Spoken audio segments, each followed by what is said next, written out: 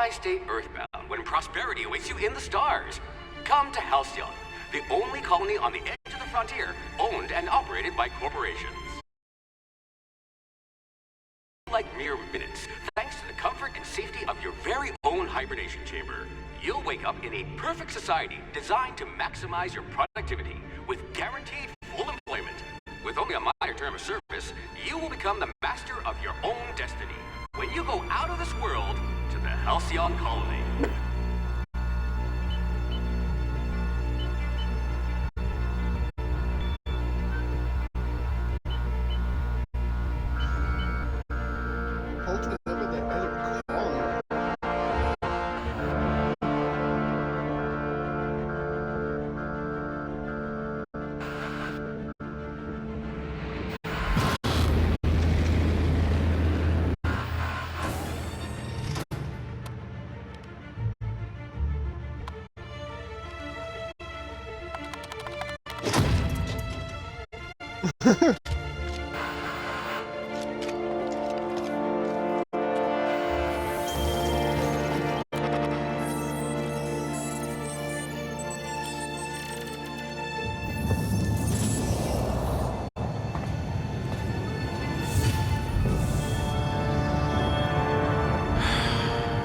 Hundreds of thousands of colonists left adrift out here forever, just to keep from damaging the board's bottom line.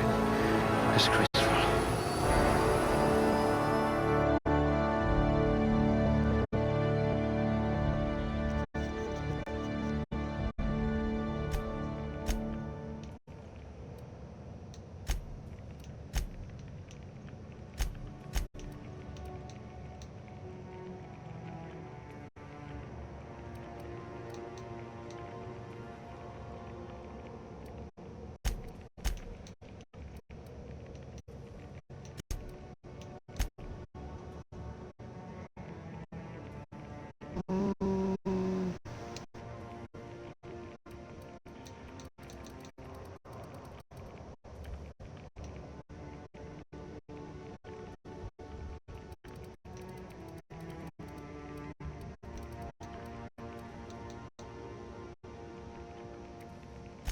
If we're ever captured, I'll let you do the talking. At last, a kindred spirit.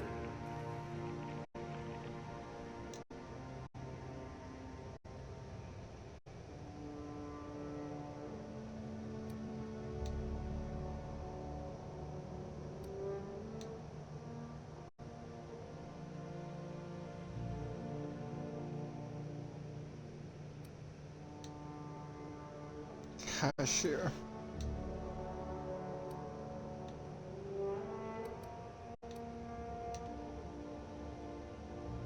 Oh, factory worker. Oh, fuck.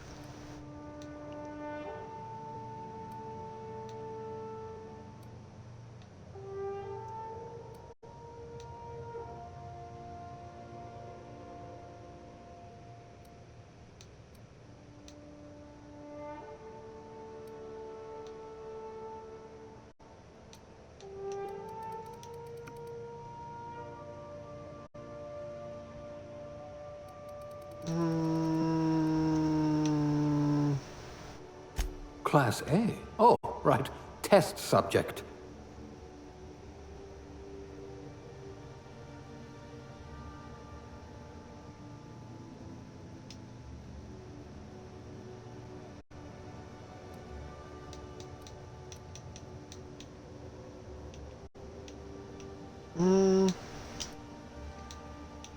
Let's do the rebellious female.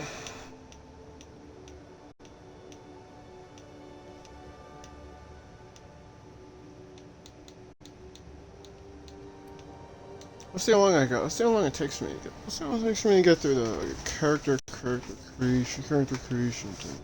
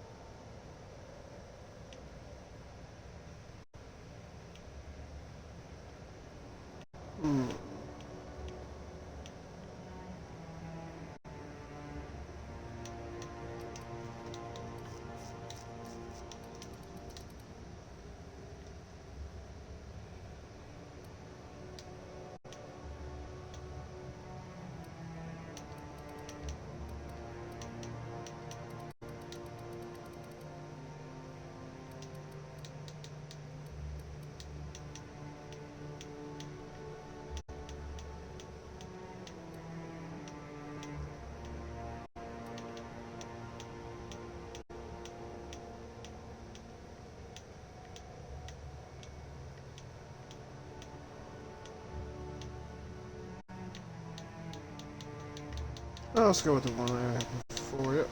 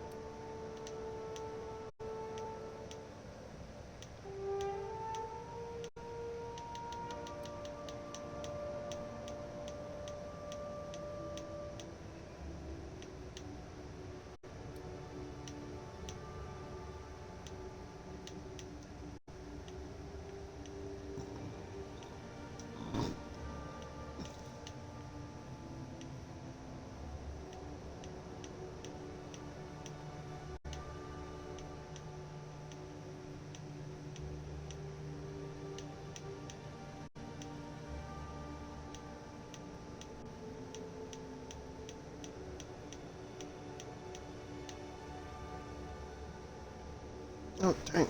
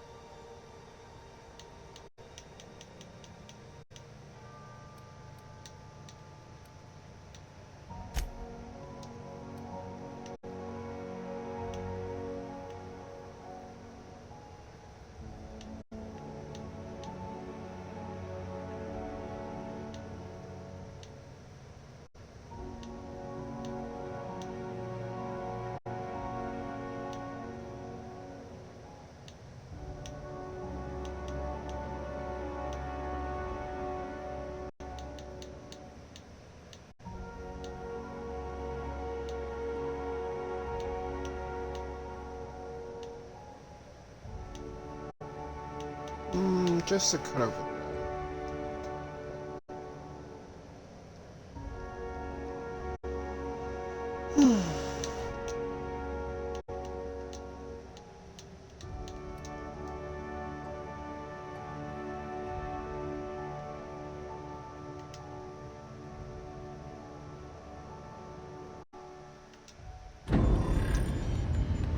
Yep, this works.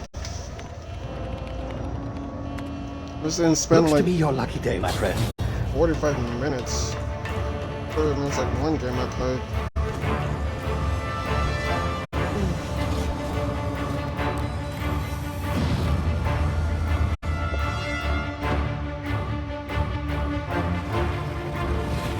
Please power down your engines and prepare to be... Not likely, bootlickers. Initiate skip jump.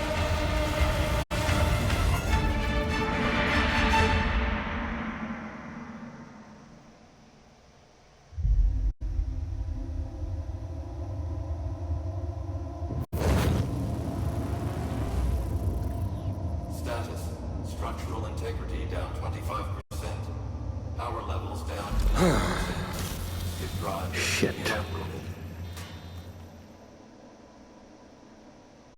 Sounds about right.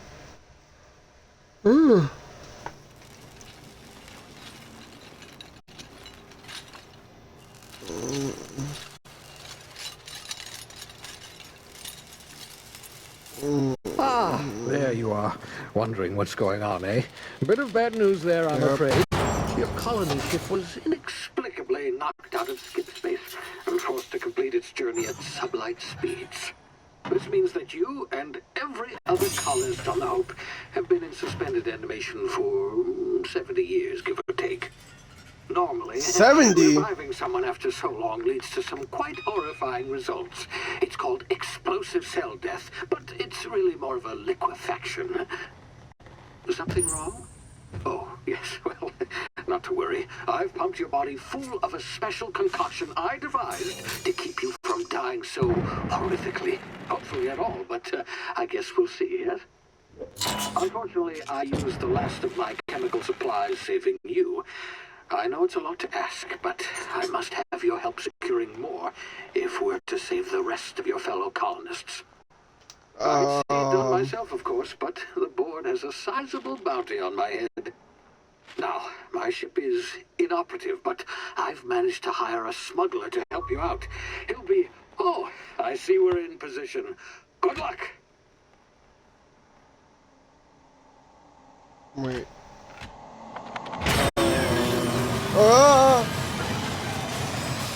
Okay, cool. So for just one thing, just for one bit of context, it's been a very long time since I played this game, and the last time I played this game, I was rushing through it because at that time Game Pass had a thing where they kept games on for like maybe like a good year or so, a couple months, and then they kind of kicked them off, and now they're keeping games on for long enough where I'm like, man, I could have taken my time, and I actually might go back and play me a few games. Can you hear me? Is this thing working? Ah, there you are. Now, where were we? Oh, yes, the smuggler. His name is Hawthorne, and he should be waiting for you at the landing site. He's to be your chauffeur, so to speak. Not to worry. I'm told he's a specialist, dashing gunslinger, one-of-a-kind, that sort of thing. You'll like him, I'm sure. I've also outfitted you with a simple wireless monitor, so I can track your progress. I'll check in with you as soon as you land. Good luck. All the colonists are counting on you. This will be fun.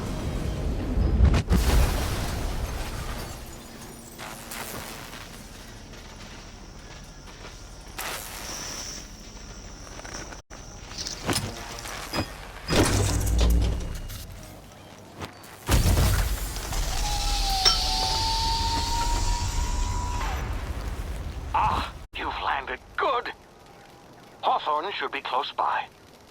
What in law's name? Is that him? Oh, that idiot. I told him to plant the beacon and move away, not stand there holding it. Oh well, no sense in letting his ship go to waste. Hawthorne won't mind you taking his ship. Better you than the board, huh? Not sure I trusted the fellow. Might have gone after the bounty on my head. Shame about the whole squashing thing. Nasty way to go.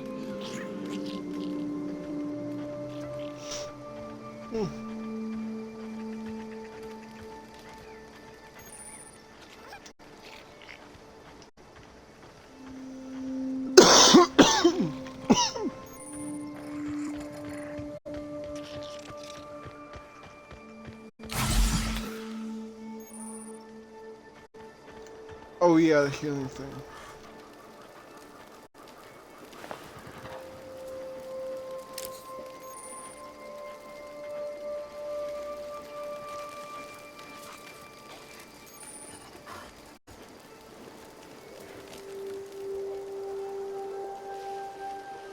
Isn't anything for use?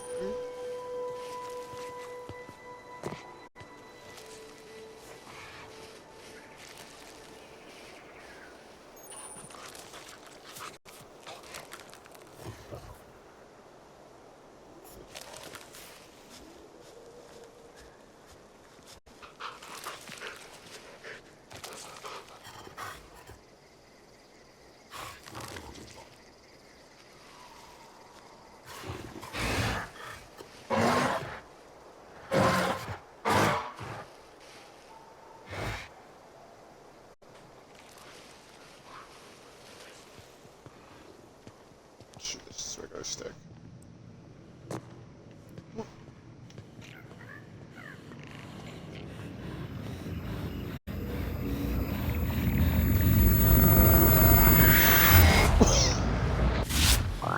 my Now, head. you've been frozen for a while. There's bound to be unforeseen side effects.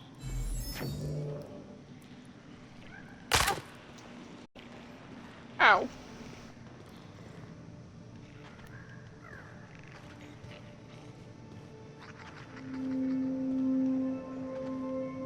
Hey, you, come here. You've tried the best now. Now try the rest. Spacer's choice. Oh, law, that stings.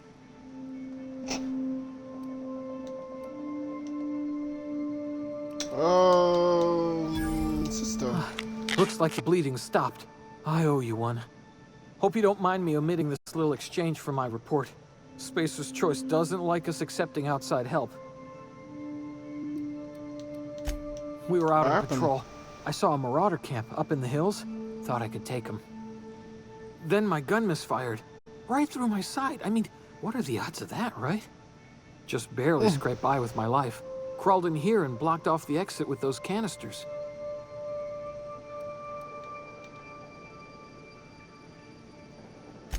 Spacer's choice policy clearly stipulates that dead and as good as dead are two completely different properties of matter. Unless I'm dead, I'm contractually obligated to attend to my post. I will report that illegally grounded spacecraft if it is the last thing I do. See those canisters by the entrance? Marauders come sniffing around in here, and I can take them all out with a single shot. Not bad, huh? How about a better idea? Actually?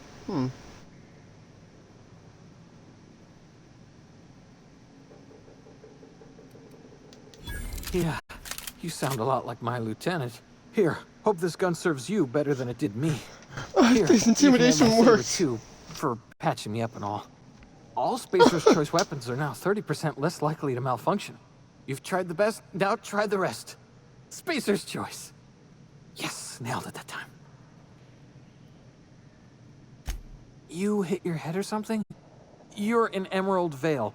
We're a Spacer's choice community. Edgewater's a little ways down. Prettiest place in the Vale. Be sure to stop by a provisioner's for a can of our famous salt tuna.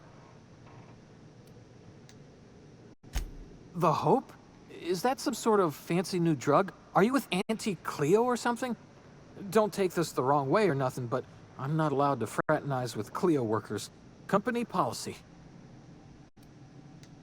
And I'm off. Damn it, my ears! Oh, what just happened? Can you hear me? What in the... This...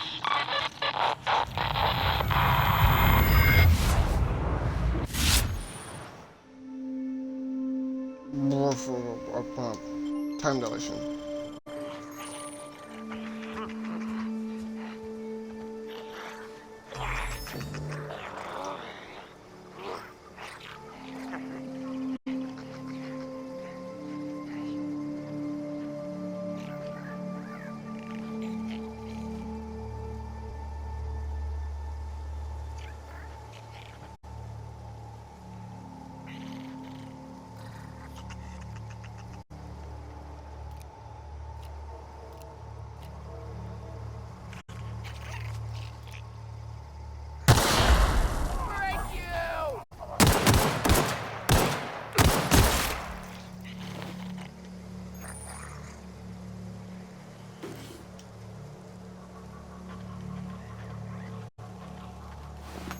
Now, if there's one thing I remember, is that whatever uniform you wear actually does make a big ass deal to who you're around and shit. So I'm not gonna do that.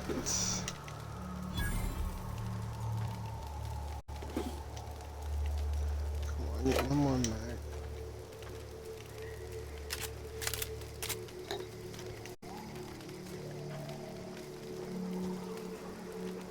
I need one more mag. I can open it.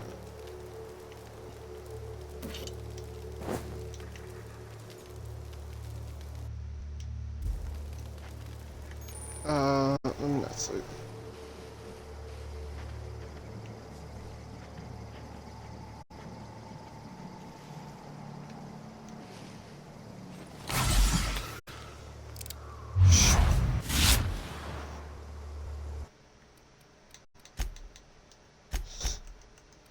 game don't want to tell you controls.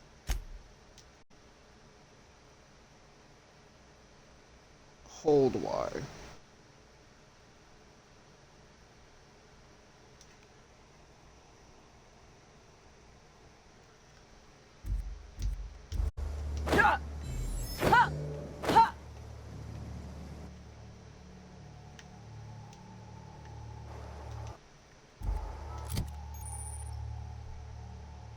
Can I have 4 weapons?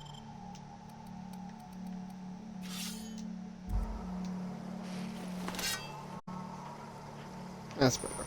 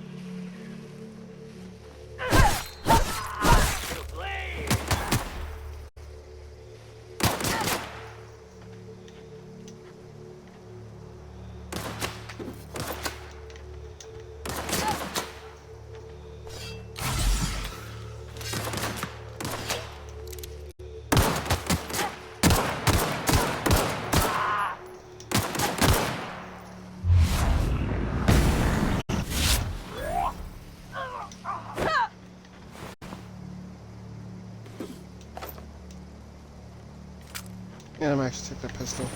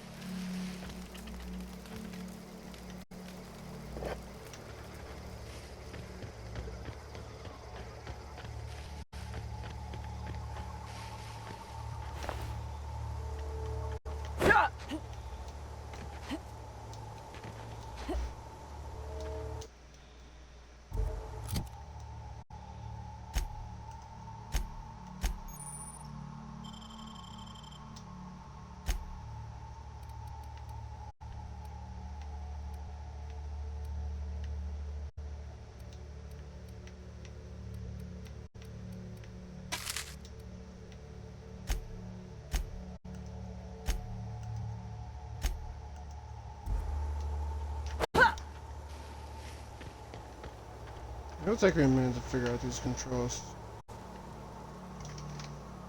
So, what's up?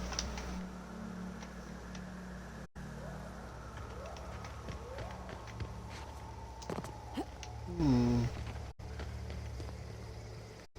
know I'm gonna have a hard time, Elo. This master. What's up? Oh, this is gonna be fun again. Hey! Get over here before you get yourself killed!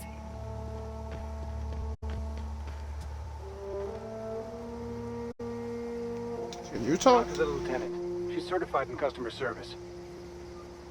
Of course you Don't know are. where you came from, stranger, but you best keep your head down. There's marauders hereabouts, and worse, landing violators. Call on that rung leech. Landing in the Vale without using an official Spacer's Choice landing pad. I'd slap him with a fine if it weren't for all these marauders shambling about.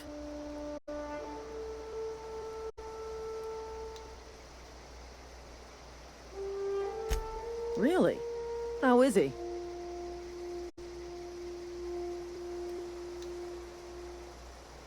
To be honest, Of course I am. I'm a superior officer. Stands to reason, don't it? Just you watch. I'll cross these marauders off with a swift, cost-efficient fury that's made Spacer's Choice the most trusted brand in personal defense. I just, you know, need a couple of winks to catch my breath. Stretch my legs some.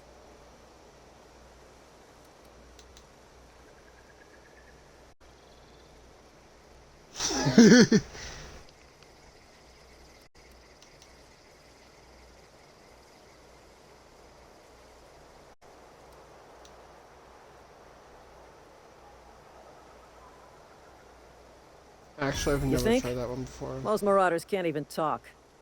But criminals do attract other criminals by their own nature. You know what? You're right. It's time we cross those marauders off, find whoever owns that ship, and file a full report. And it's gonna be fucking laminated. Here we go.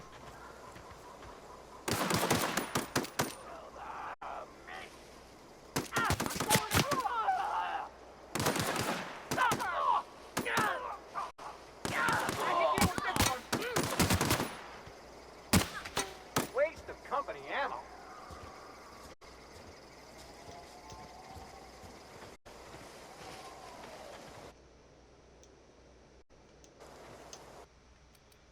Wasn't there a button to put away your weapons?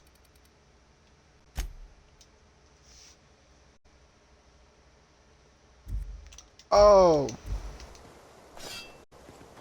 That was the button.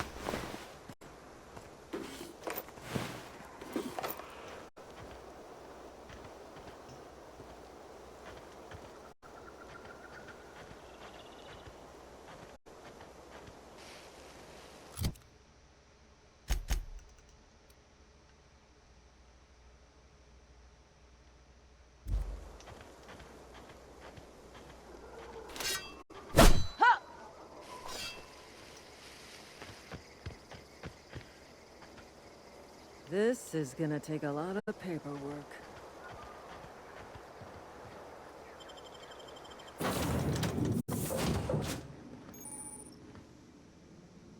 Please be informed that this vessel contains no valuable plunder. Oh god, oh god, her again. This is gonna be great. Yeah, Marauder, please be informed that ignoring me is dangerous for your health. Smile for my surveillance device, Marauder. I am tracking your every move.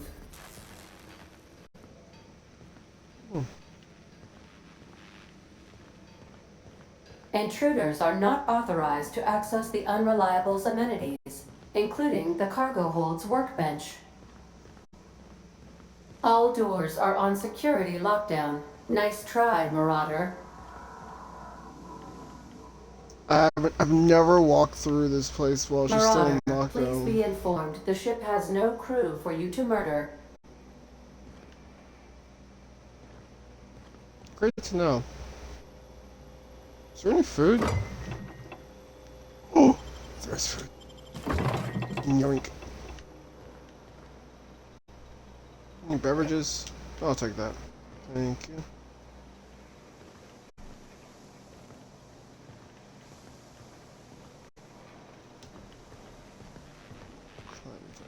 This. Marauder, please be informed that the engine room contains nothing of value. Power. I gotta stop checking that thing out. Please be advised that using the respecification machine will not make you a better person.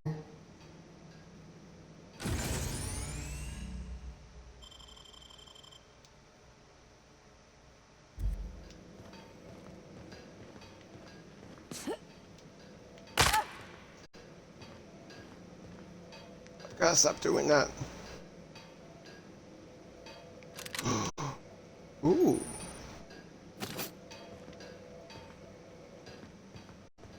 A new weapon.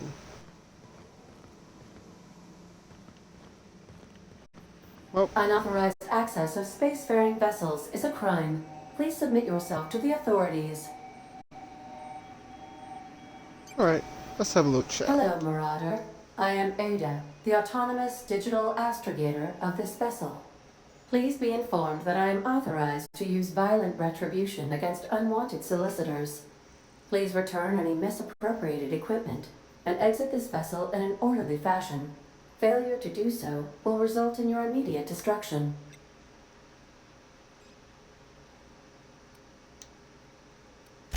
Jettison procedures initiated. Please engage in airlocks. Preparing to eject all boarding parties in 5, 4, 3, 2, 1.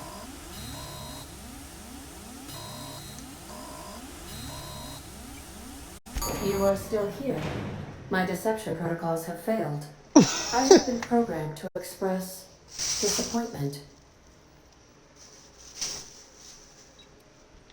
This vessel is the registered property of Captain Alex Hawthorne. I am incapable of accepting orders from anyone other than Captain Alex Hawthorne.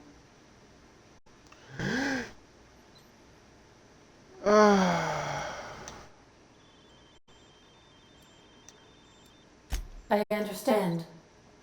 I will require some time to process this information. Thank you for your patience and for your honesty. I am programmed to take orders exclusively from Captain Hawthorne. If I accept your orders, then you must be Captain Hawthorne. Do you understand?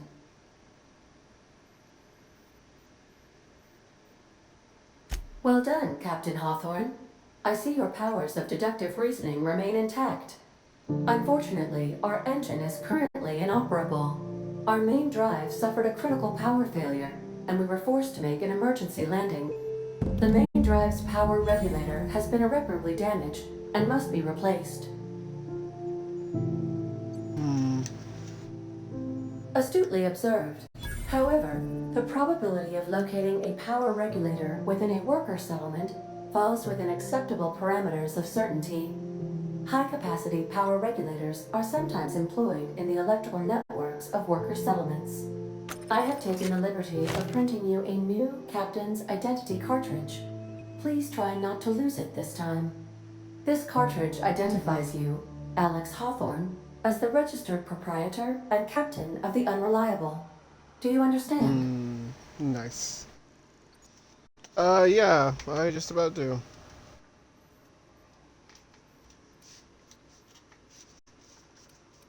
Thank you. I appreciate your cooperation. Best of luck in your search for a power regulator. Try to stay alive this time. The navigation console is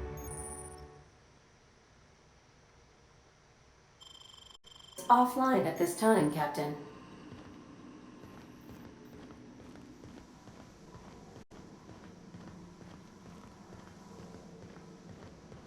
Due to catastrophic power failure, all doors will remain on security lockdown.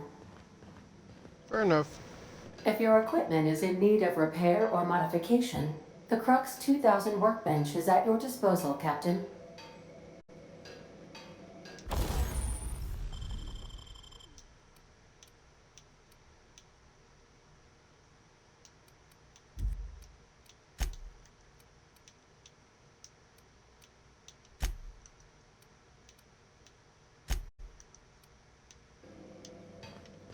Alright, and I'll work with that later.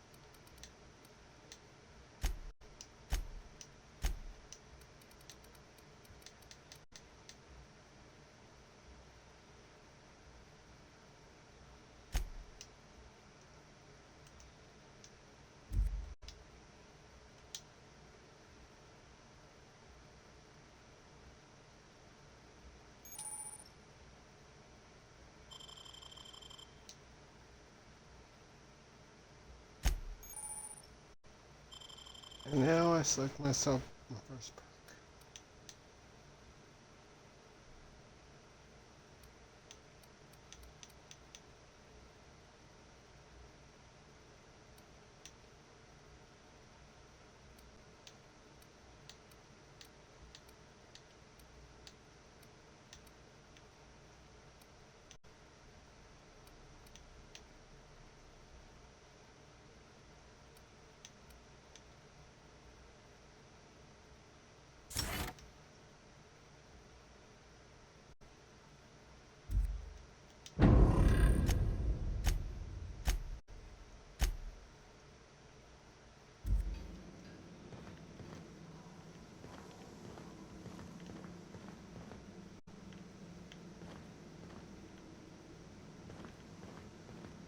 Alright.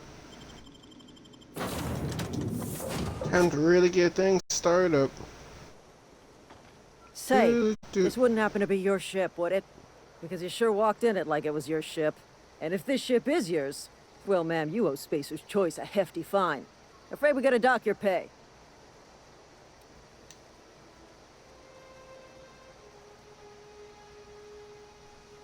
Oh, by the law. I'm so sorry. I had no idea we had an inspector coming. If you'd like to speak with my manager, I report to Constable Reyes in Edgewater. Edgewater's not too far. Just follow the road east of here, over past the cemetery. Now, if you'll excuse me, I need to inspect the crime scene before I make my report. Cool. Take care. I'm out.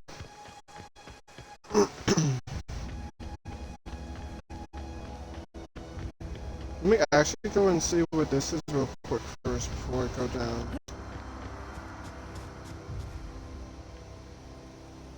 Oh.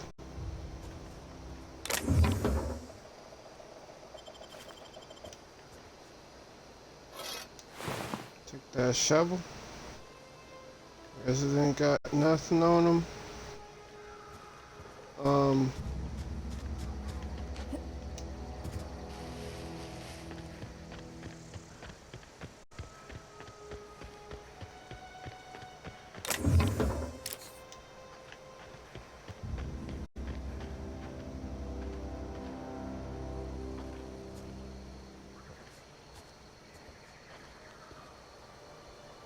That's... wait. How come I've never noticed that before?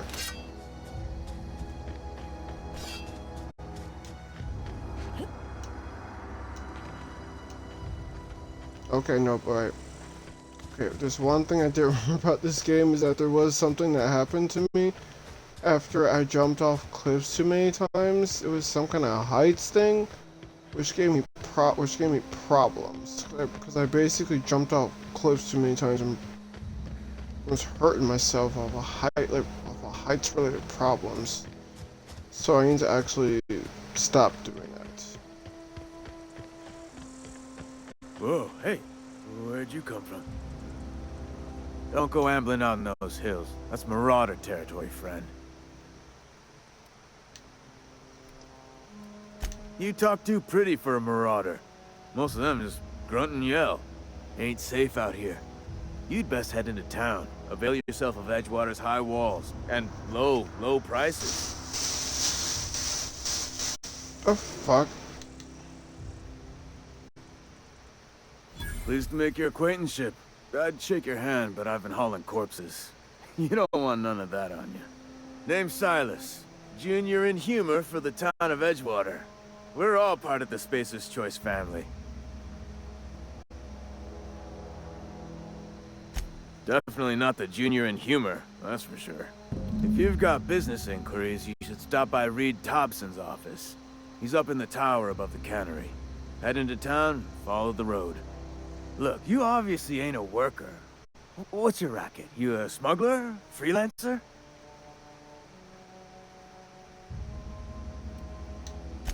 Got a knack for being discreet-like? There's money to be made, long as you keep your nose clean. Edgewater is a company town, board-owned and operated. That includes the cemetery. None of us own our grave sites, we rent them from the company.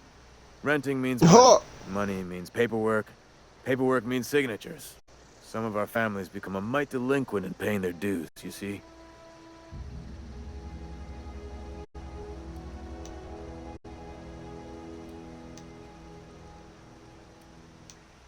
Company policy. If it was up to me, I'd put the whole town 10 feet under, free of charge.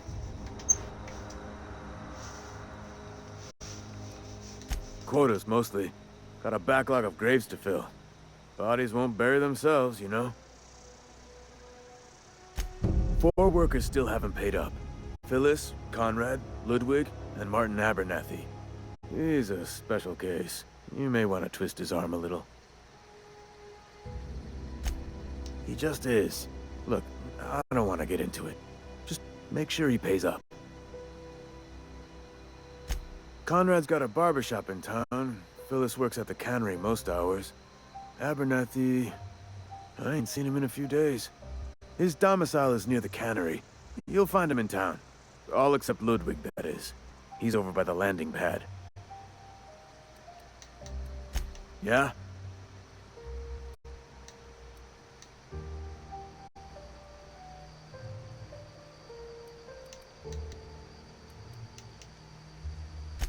Former people, yeah. Marauders been raiding my graves, you see. Hence the armed guards. Oh no. They are after the most precious loot of all. Spacer's Choice Company property. If those marauders swipe any more bodies out of my cemetery, company's gonna duck my pay. You could look at it that way, I suppose. You could look at us and say, those Edgewater saps lost near every soul to plague. But you'd be wrong. We're survivors. Loyal company folk, brave in the wilds. Every now and again, a virulent plague sweeps through our town. That's life on the frontier, I suppose. A body grows accustomed. Okay. Hang on, I'm doing some math in my head. 20, 30, carry the 1. All my life? Work's been real good to me. Fresh air, exercise. Only problem's the paperwork. Can't get anybody to pay their gravesite fees.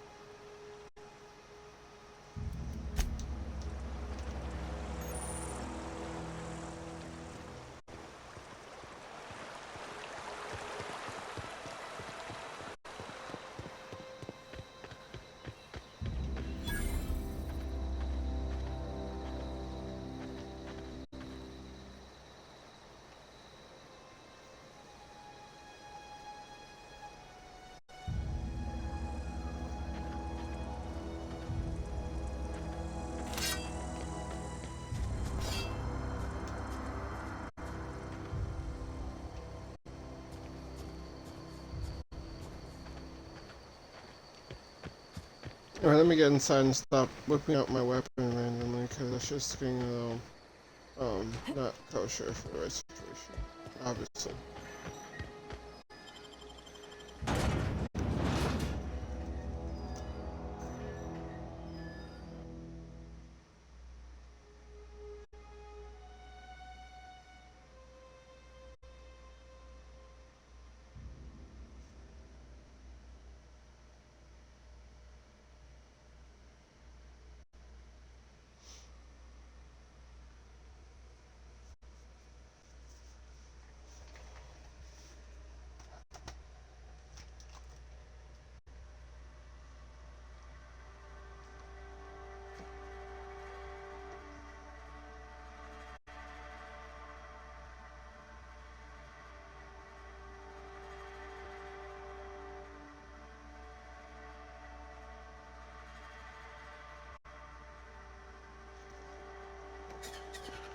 Alright.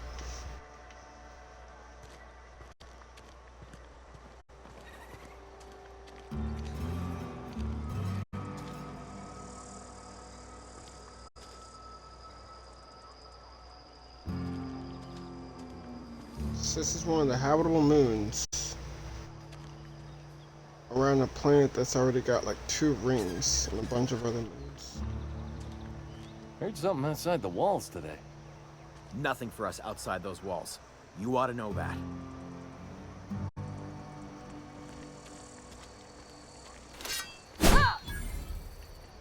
Oops. I really gotta stop doing that.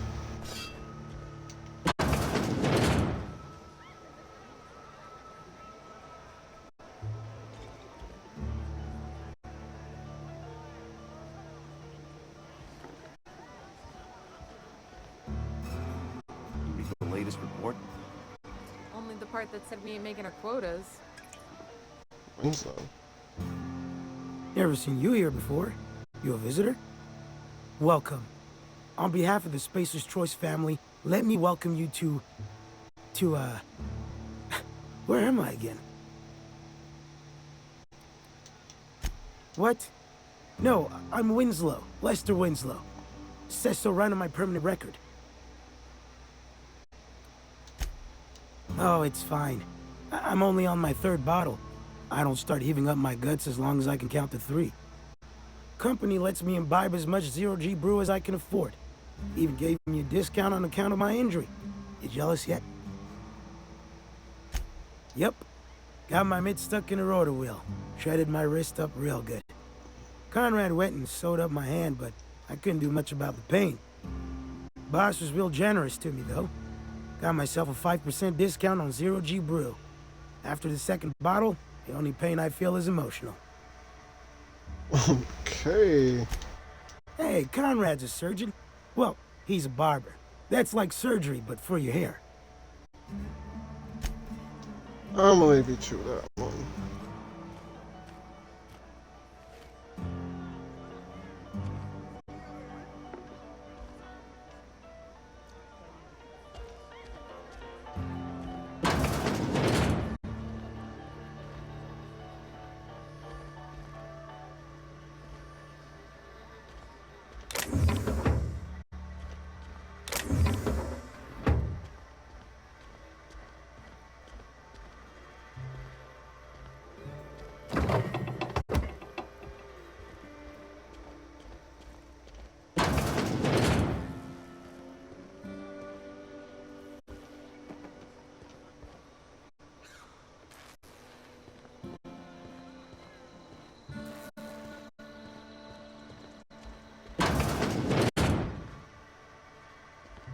Interesting.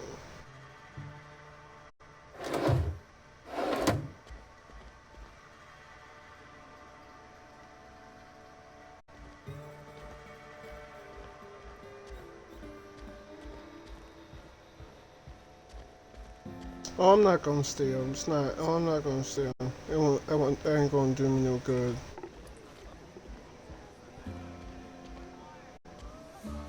I don't know you. Of course I don't. Uh-huh. The Unreliable, you say? Never heard of any company supply ship with that particular name. I don't know what you're about, but this here's a Spacer's Choice drinking establishment. We're all loyal, hard-working company folk here. You really think so? That's kind of you. I've been trying to keep the floors clean. You got no idea how long it takes to scrub the tiles. Guess I misreckoned you. Sorry about that. I didn't mean to be curt. We just got some problems lately. I can get you a drink if you'd like. Gotta ask you to enjoy your beverage within the premises, though. Can't risk you bringing a drink over to those deserters. You understand. Coming right up.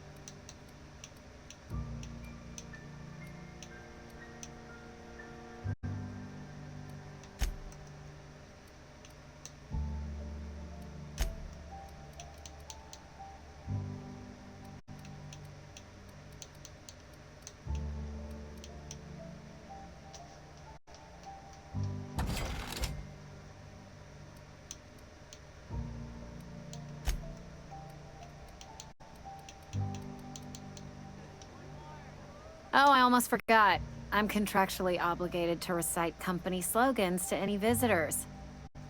You tried the best, now try the rest. Spacer's Choice.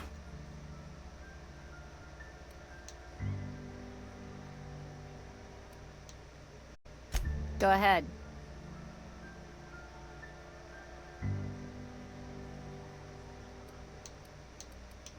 I don't see how that's any of your business. Oh, damn. Will there be anything else?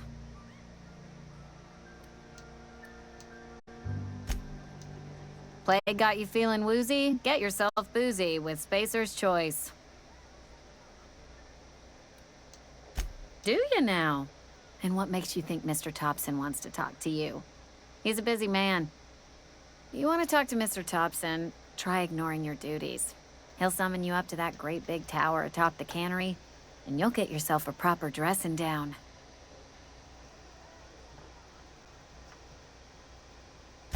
It is a good thing. If you're not pulling your weight, you don't deserve to live here. Simple as that.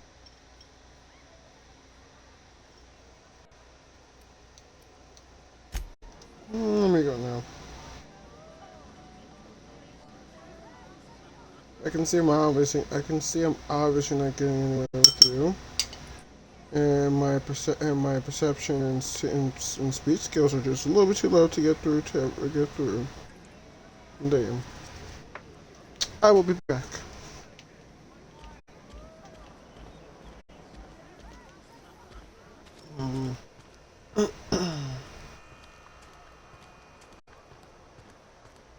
Been eating nothing but salt tuna for a year. Just the way it goes.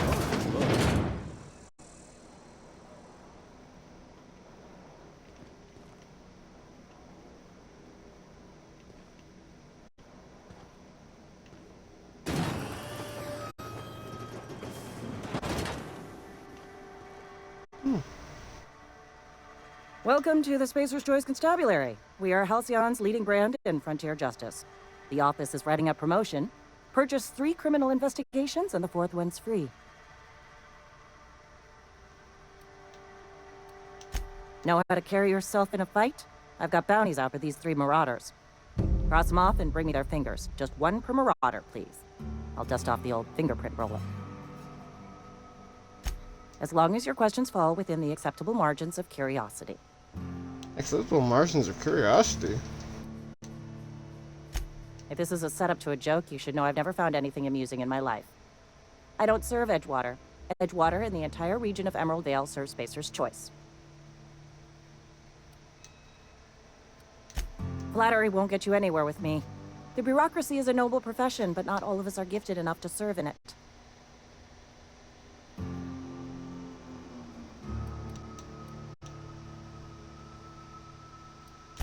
Spacer's Choice is a wholly owned subsidiary of Universal Defense Logistics, which occupies a seat on the Halcyon Corporation, also known as the Board. I must admit it bothers me that you don't already know this.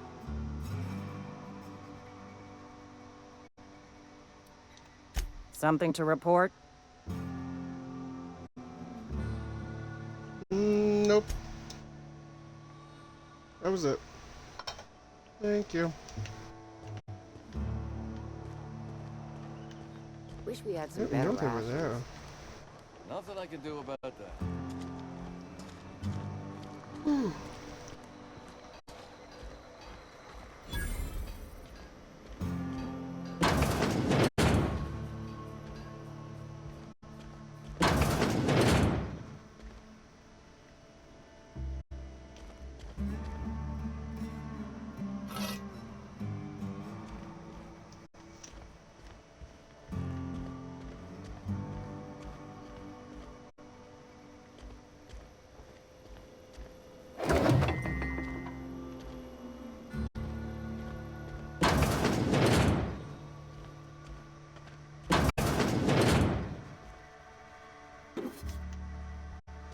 It's fine to say I have no idea where I am, but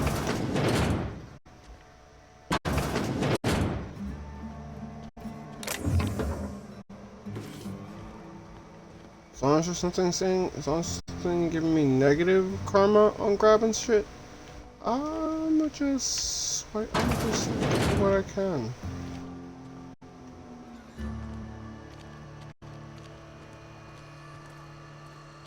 Hey, you hear about Wilson? Heard Marauders got in. Just between us, Wilson deserted. Lost his nerve. Ran off in the thick of night. You're kidding me? Damn. Always thought he was made of sterner stuff. I think he was plagued. Guess he didn't want to die in the sick house. Plague? Ah, shit. I had some of this salt tuna. You moron.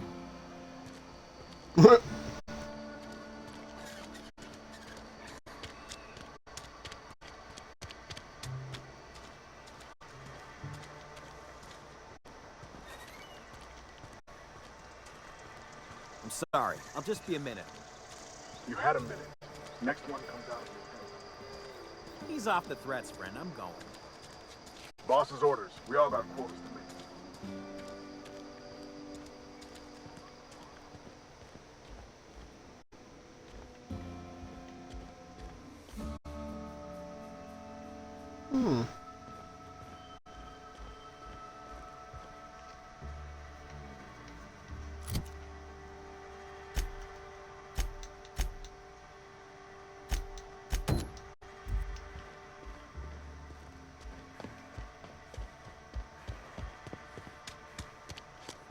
Something got you down? Nothing. Just don't want to fall sick.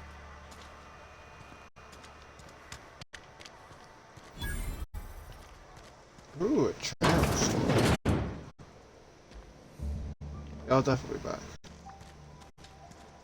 Heard something outside the walls today. Nothing for us outside those. Yes, Mr. Thompson. I'm fine, Mr. Thompson. Never been healthier. Whoa, did Mr. Thompson send you? Well, you tell Mr. Thompson I'll be right at my post. Tomorrow. Bright and early tomorrow. Because I'm definitely not plagued. As spry as a spring chicken. That's old Abernathy.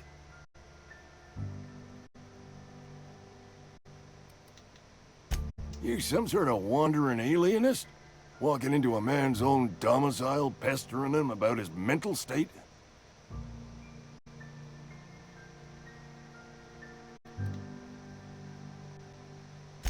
You don't know that. I could have been saying anything. Maybe I said vague. You know how words sound a mite strange when you're sick. Wait, no. Oh, okay, listen. Maybe I am feeling a little under the weather, but I swear I'm on the mend. Please, don't tell the constable.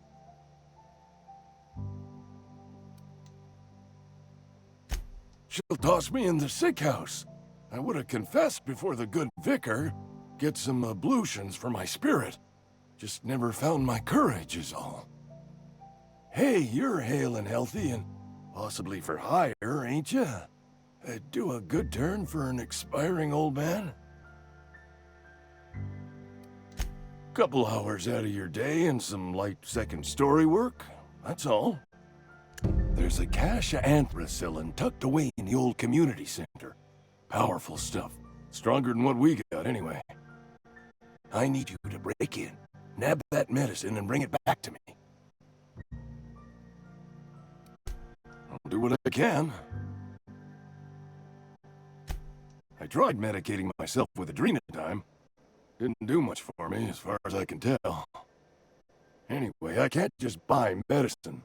Distribution of medicine is strictly prohibited to any workers beneath the acceptable margin of health. Company policy. What the fuck? More like the company won't treat me because I'm not healthy enough. You will not find any guards within sight of that old place. Marauders, on the other hand. It is a reality of life in the Vale. Grass is brown, sky is gray, marauders are outside the walls. Okay.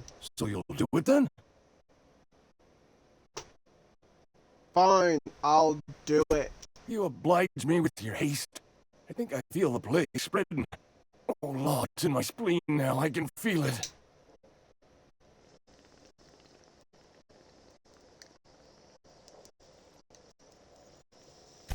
I know that, but I got nobody else to turn to. Reed would have wrote me up. Constable would have locked me up and wrote me up. Could have gone to see the good vicar, but I never did find my courage.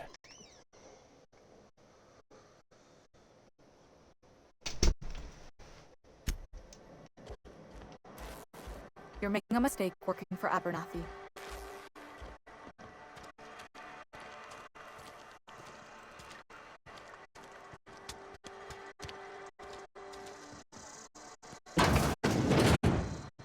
It's okay, I have a good heart. Please don't touch anything. Your hands are probably crawling with germs.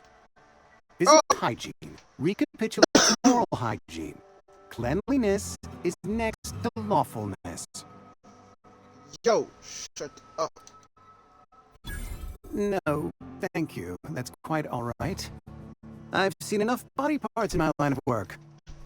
I'm Conrad. You will report to me if your hair fails to meet Spacer's Choice aesthetic standards.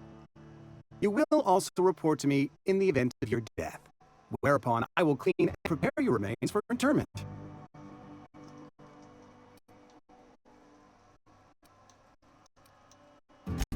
Ah, gravesite fees. Silas and I talked about this at length. I thought I made it clear my pecuniary situation precludes the necessary restitutions.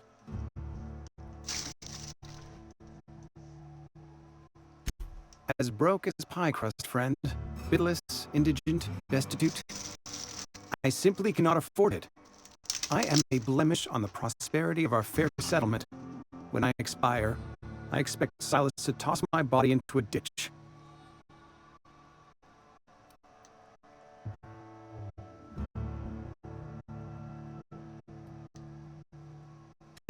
Thank you, no. I despise the cereals. Tell Silas I can't afford to pay, and that I fully expect to have my medical rights revoked for this dereliction. With my apologies. Some time ago, I fell ill with the plague. By the grace of the law, and through my own hard work, I'm proven worthy of treatment. Frankly, I don't imagine I'll earn that right a second time. Barber work hasn't been profitable, you see. I've had to keep this old place running with my own savings. Not a bad idea. But I'd need some kind of collateral. My pair of lucky clippers. No, that won't do. Your idea intrigues me, but I'm afraid I don't have anything to give Silas. I'm open to suggestions. Much obliged.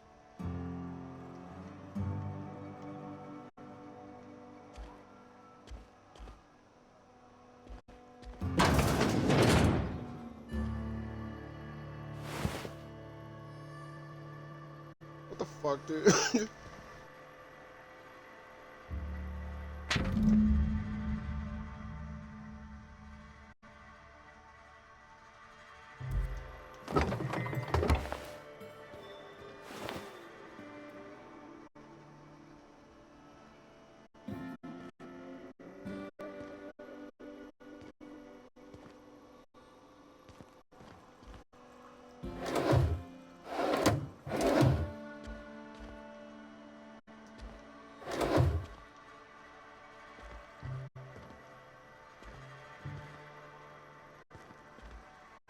What can I do for you?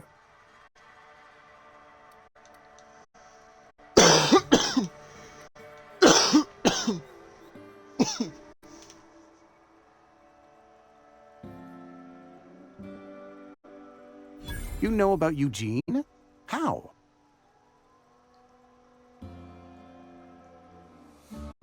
Then, you know Phyllis suggested selling off Eugene's gold teeth. I didn't approve of the idea then, and I don't approve of it now. Eugene's golden teeth were a family heirloom, representing 3 generations of poor dental hygiene. He took them to his grave.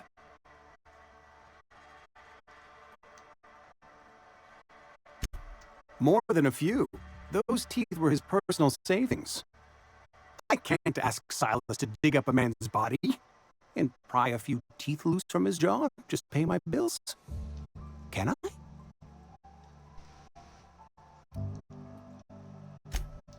Yes, I suppose I must. Here you are. Gravesite papers affixed with my signature and an IOU.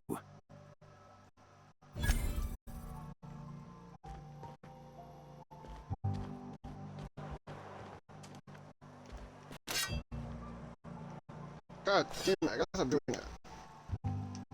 What can I do for you? Oh? Am I in the company of a fellow doctor?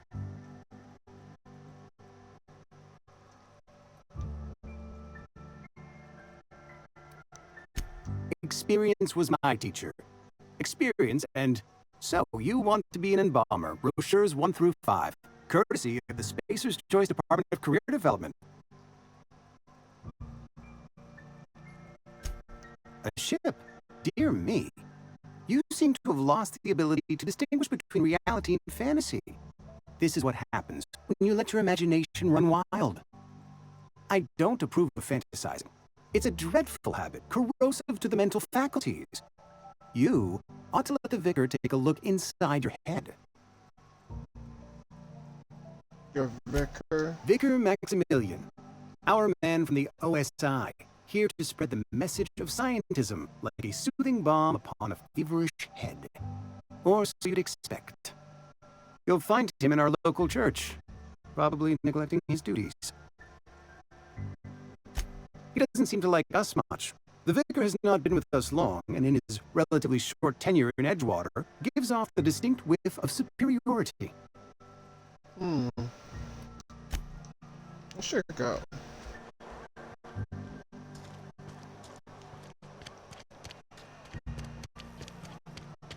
Wish we had some better rap.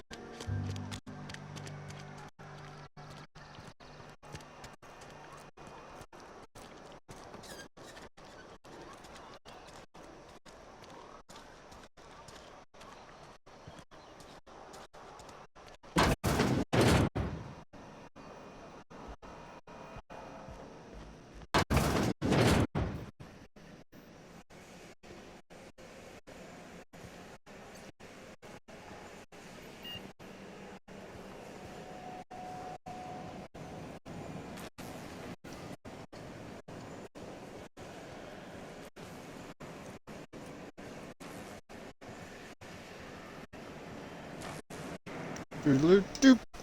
You the new worker? Whatever. Make it quick, Tenderfoot. I'm busy. Foreman Granger. Mind those words don't come out of your mouth unless preceded by yes, or right away, or thank you. Shit. Silas still on about that. Here, take the fees. I'd appreciate it if you didn't tell Reed I was late on my payment. Because they're not my fees, and not my gravesite. Guy I worked with shot himself. I paid the bill. I could do without the sarcasm. Wasn't acting out of the goodness of my heart. Law requires delinquent gravesite fees to be paid by the deceased party's closest living relative, which meant me. Shame, though. Eugene was a good worker. Woke up one morning and put a round through his upper story. Can't imagine why. The kid was doing all right at his desk. We all thought he was an upstanding receptionist. Just between the two of us, I'm pretty shocked his weapon didn't misfire. Spacer's Choice handguns aren't the most reliable. Not half as awful as the bill Eugene left us with. Suicide's a crime. The legal term is irreparable damage to company property. What Eugene did to himself was vandalism. When one of your workers commits a crime, the entire town pays for it. In other words, Edgewater would have been penalized pretty hard. Whatever Eugene was worth as an asset, we would have had to pay out of pocket to Spacer's Choice. Well, excuse you. I'll have you know, Eugene was an asset to us all. May his atoms be commended to the law. All I know is Silas asked me for Eugene's gravesite fees, which means he was approved for burial, which means his papers went through, which means that the town's in the clear. I'm just glad to put this whole ugly affair behind me. Eugene can rest his bones in peace, and the rest of us can get on with our own lives. I totally forgot about that one aspect of this world. It's corporal out to fucking hell.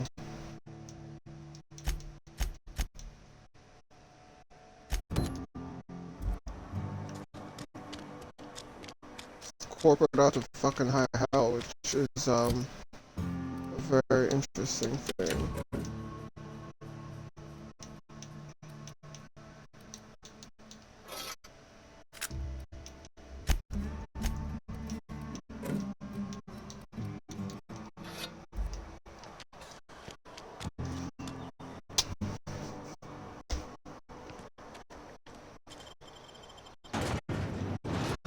Alright, time to go outside to look for a few things. Also, what the fuck is this text message? What package? I never ordered a package. What the fuck is going on? Yo, what the fuck is actually going on with today's shit out there? It's just getting really creepy.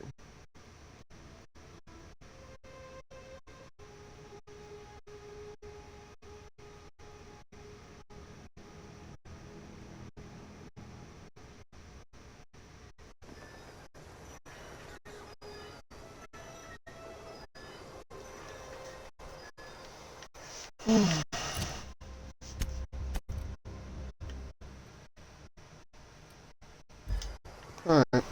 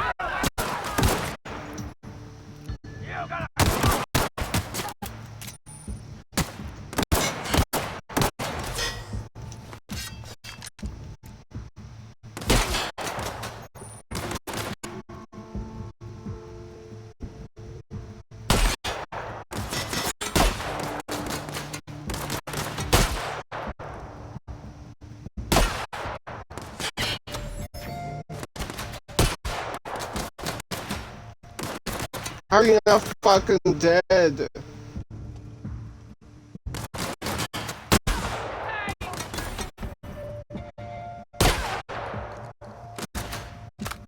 Oh, I know why.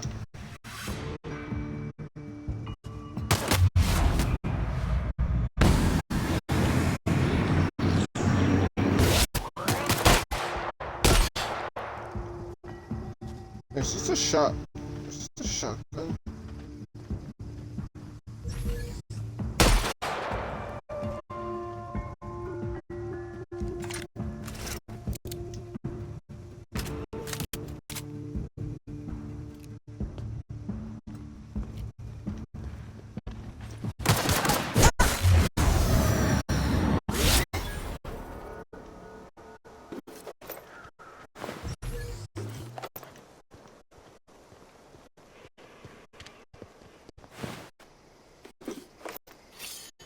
Ooh.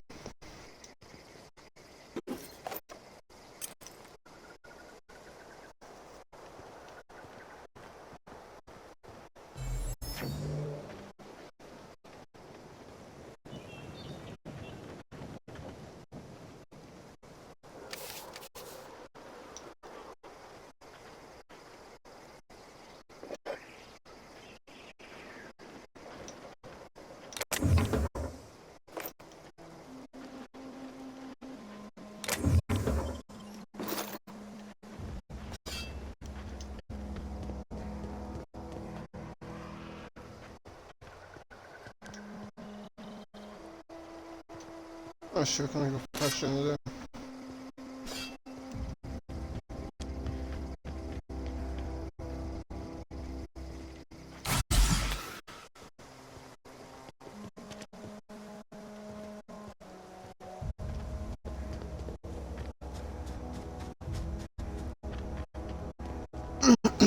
When I come back down, I'll actually turn right before I head back. I smell blood.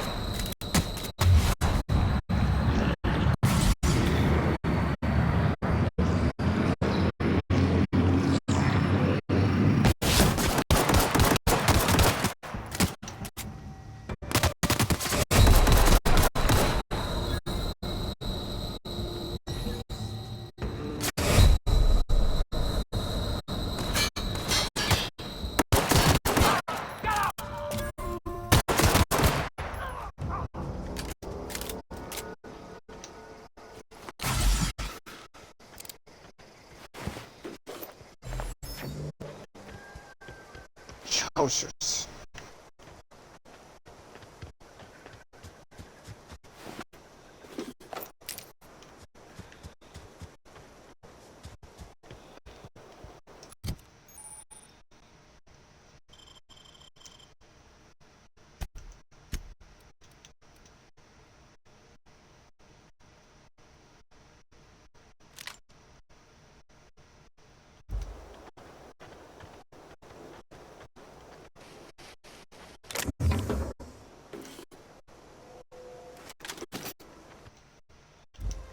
Wrong one. Wrong gun.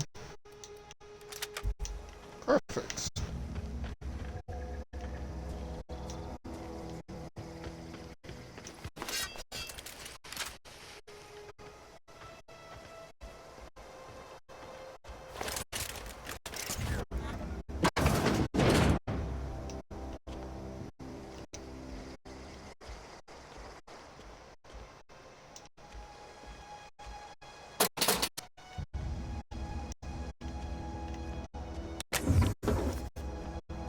Oh my gosh, I have 4.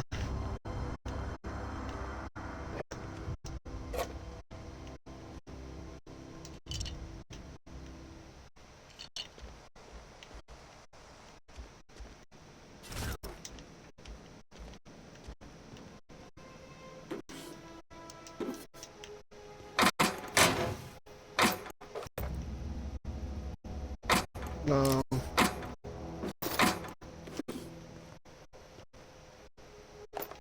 I'm actually staying away from Marauder stuff just because.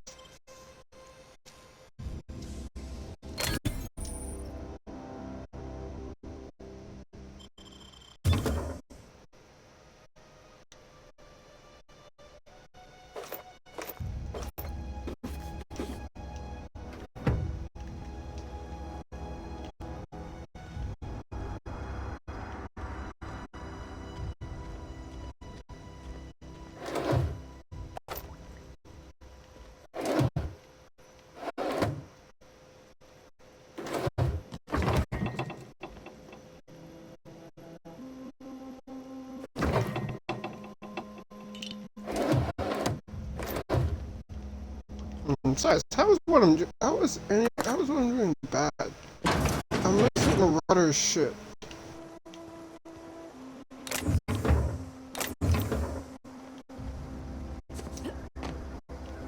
Nope, forgot. Can't do that. Can't do that no more.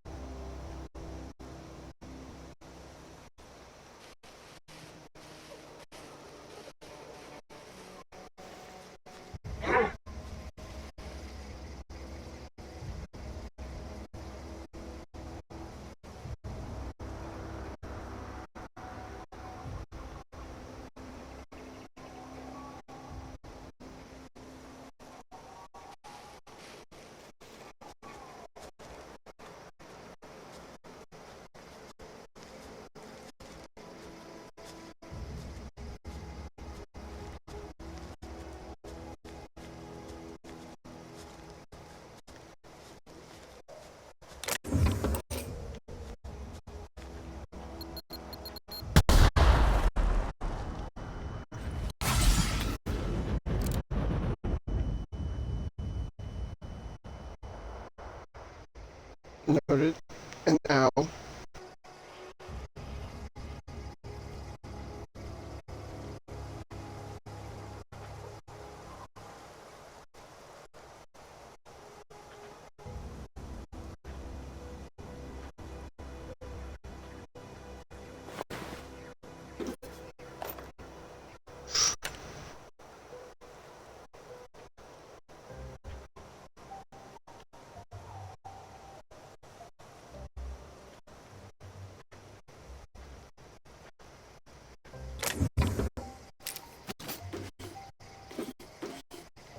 I didn't know that was back here.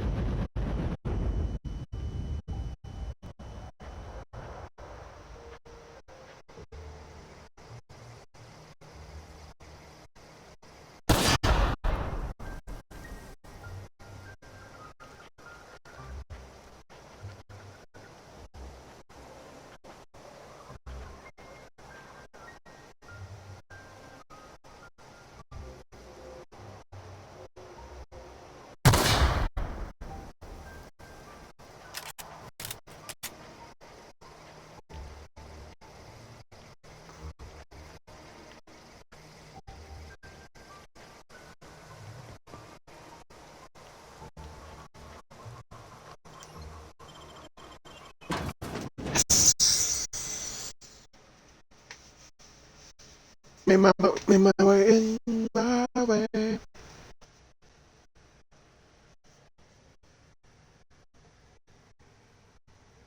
There's more people with me, then I will actually enforce and or push for the louder entry. But until that comes, I will just deal with things. I'll just do it in the other way.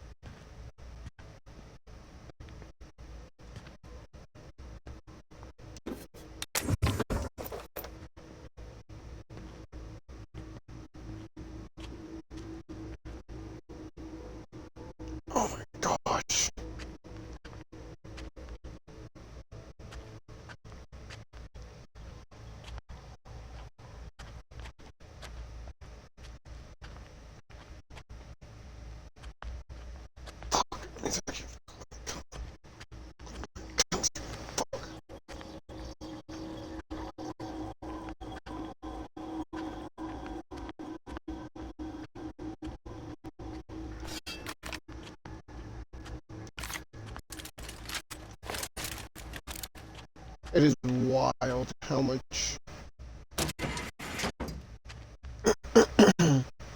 heavy ammo I sourced. You hiding?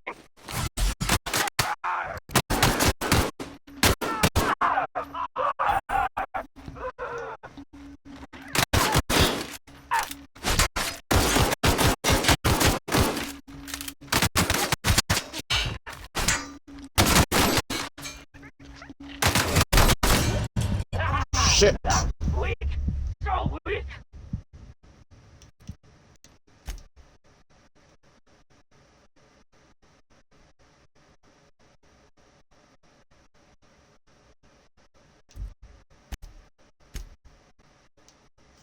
I wonder if that's the one that was when I load into it to the sneaking point.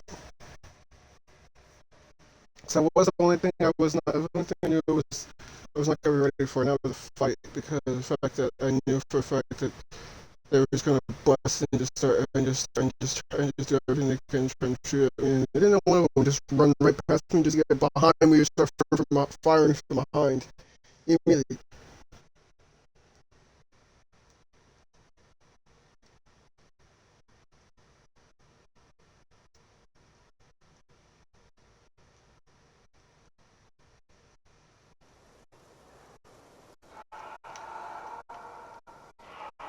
Okay, so I'm at this point.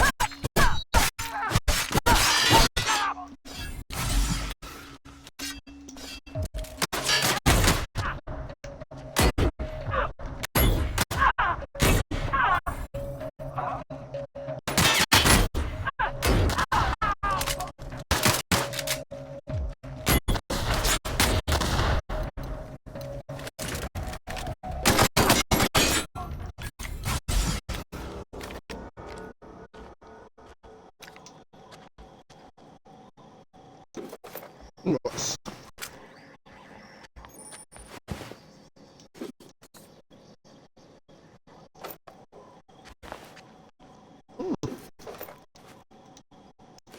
Hey, finally ended.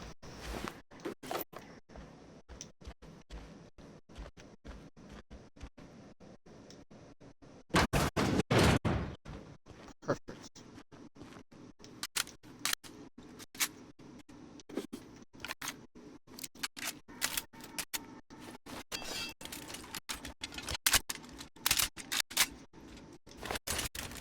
I somehow got through my first crazy firefight without any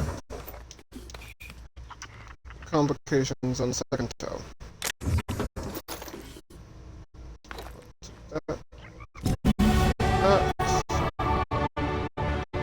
Hey.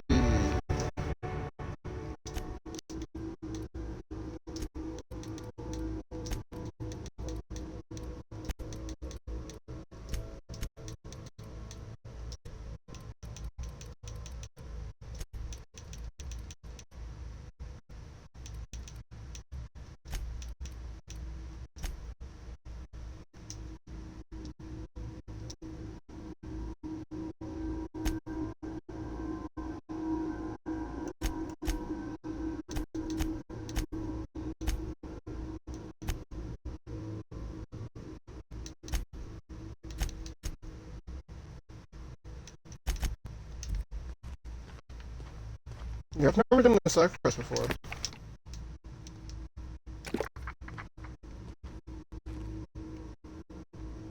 First time I played this, I just made them pay.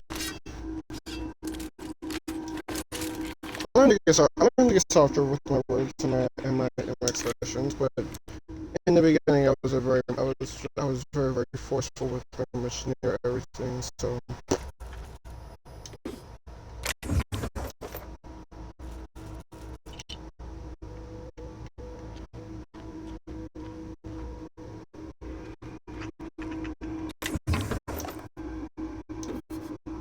Plus, I don't even think I came in here.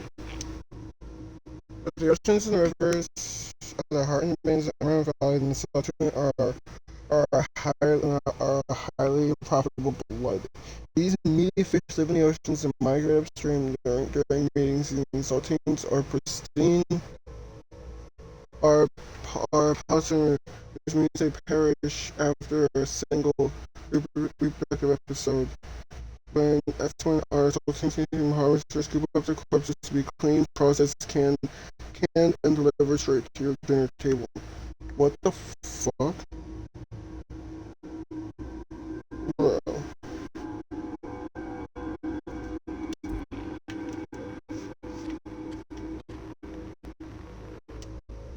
Slave fashion of mighty primals require precise one of the signs for the rituals gave their lives in pursuit of authenticity. Jesus. Characters can be found all over Emerald in two distinct varieties: domesticated and feral. Ferals and packable. Domesticated kangaroos can be loyal subjects. It's important to remember that Canadians still wild animals should be treated with caution. Yep, definitely so, especially with face like that. Coming soon. Something else. It was never obtained. Shit. That. Oh, interesting.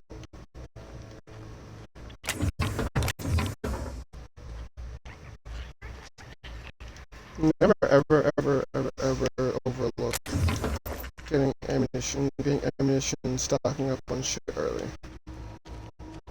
You never know what it's gonna do.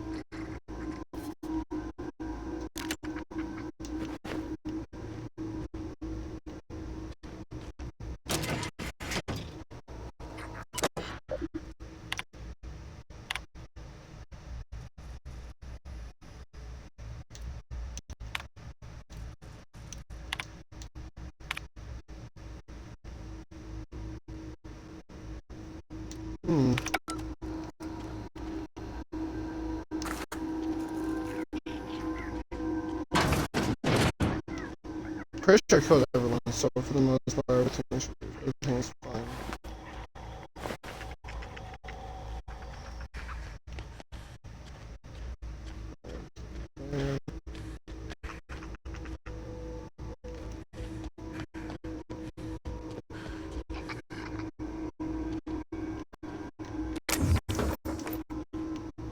That gunfight should have attracted pretty much everybody.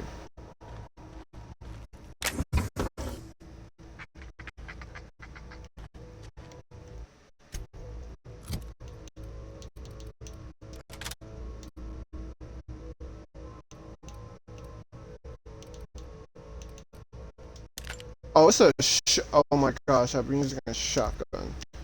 Using a shotgun, I guess a rifle.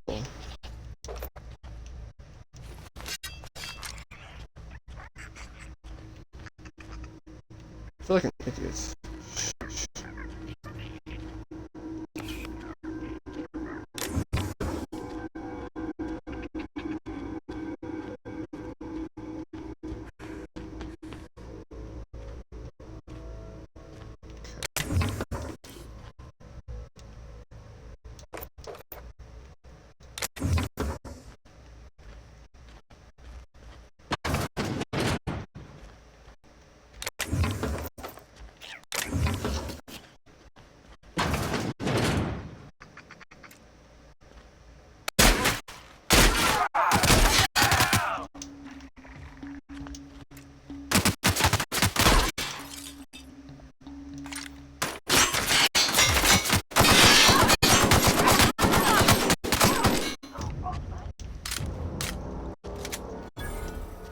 I guess there were two that didn't notice what was happening. Whew.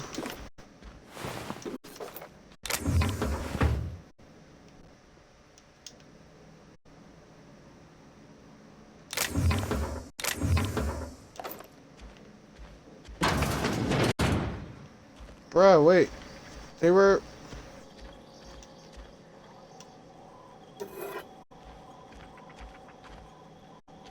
Sorry, the two people that were in here did not hear anything that happened over there.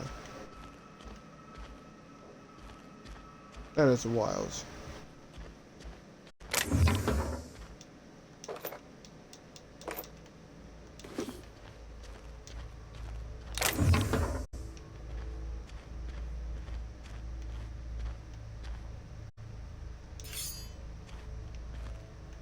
Ancient sword.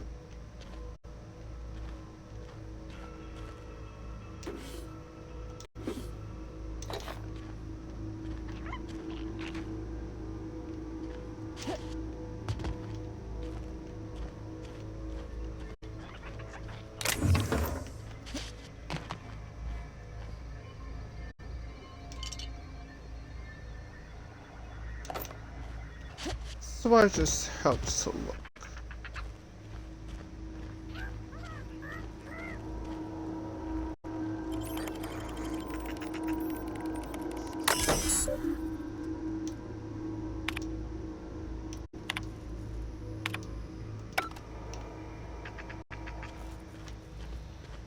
Alright, everything's good.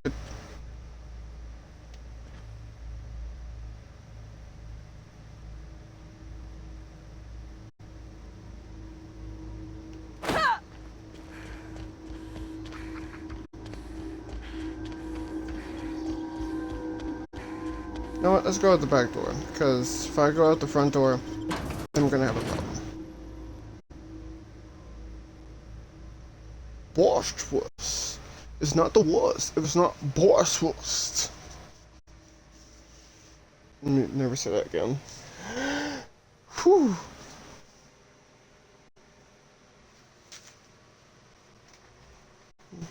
There's just a literal level of shame I feel from saying that.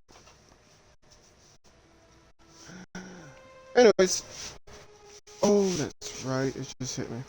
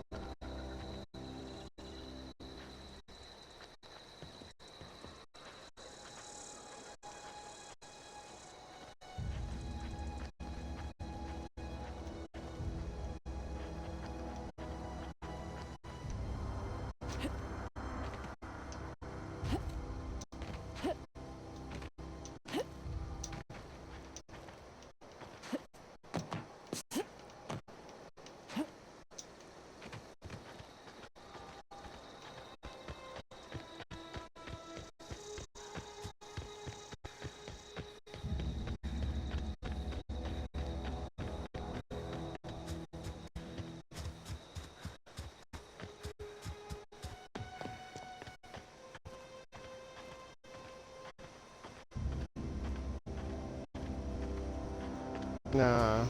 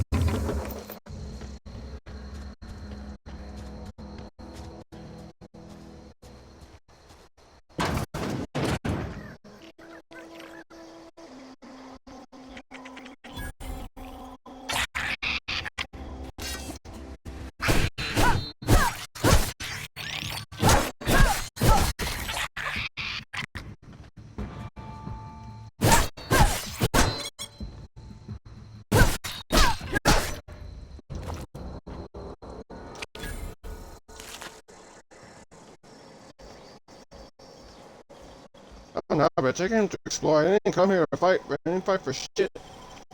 Y'all want to pick a fight, not me.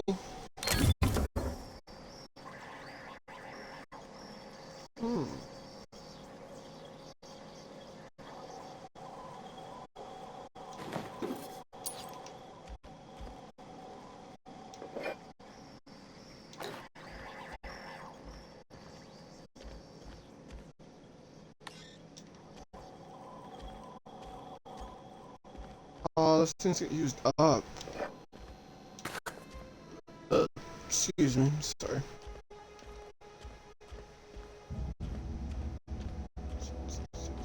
Stairs.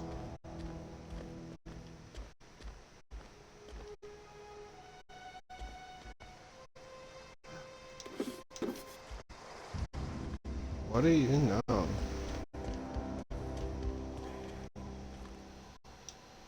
Bada bing, bada boom, up, and I'm in.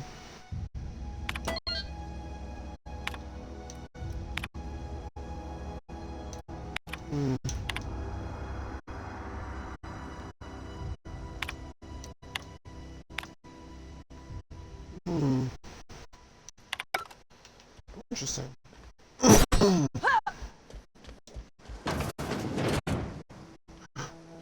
Ooh boy.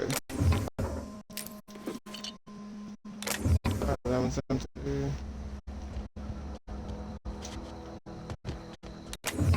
And oh yes, sir. Oh, that was great. That was worth it. This is why it helps to explore.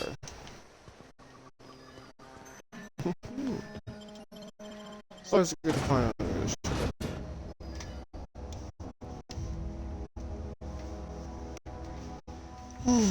Alright, let me just quick this was right now.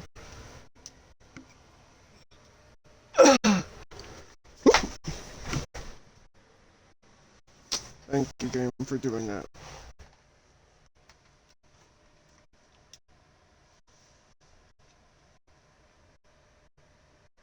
And thank you, Chair, for doing that as well. Bruh. Oh, I'll be right back.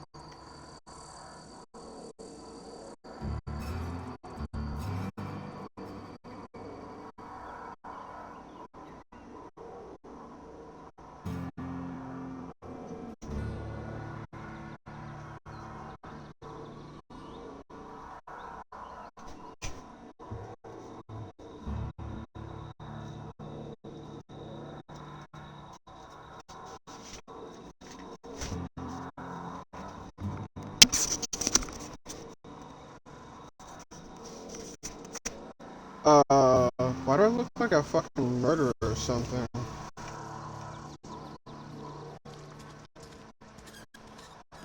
Casually looking at my fucking knife. Oh, no, put that back.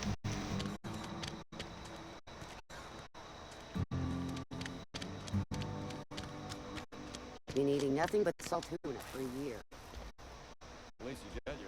Hey, I need to talk to you. 1 second. I need to give him something. Hey. You wanna mingle, go try the cantina. Now that Let's see medicine it. wants. Don't keep us waiting. Here. Sweet life-giving nostrum. The first hit's always the best. Scratched together all the bits I had around the domicile. It ain't as much as you deserve, but it's all I got.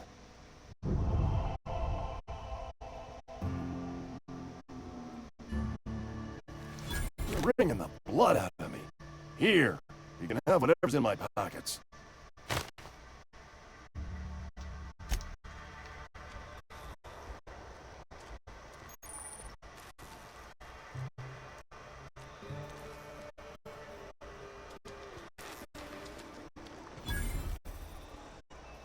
I've got some time.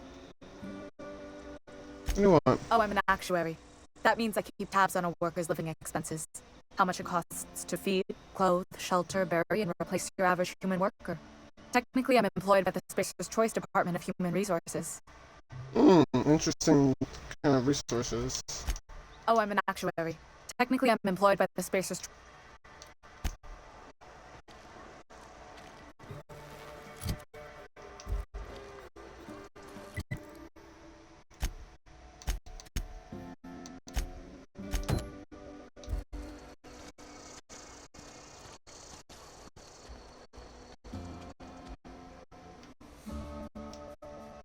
Nothing like a good hit of ampicillin.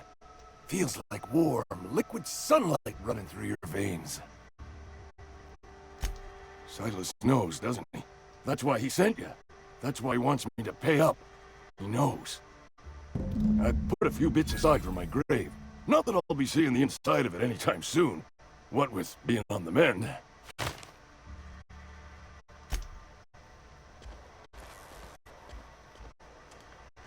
I guess I didn't talk to her. Whoops. Wait, did I not go to the last person?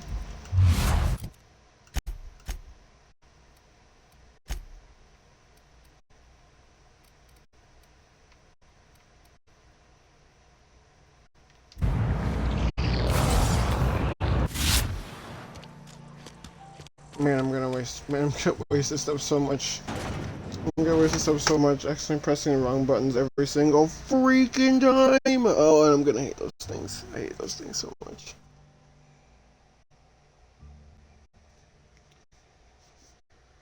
Oh, I could enjoy those things at all.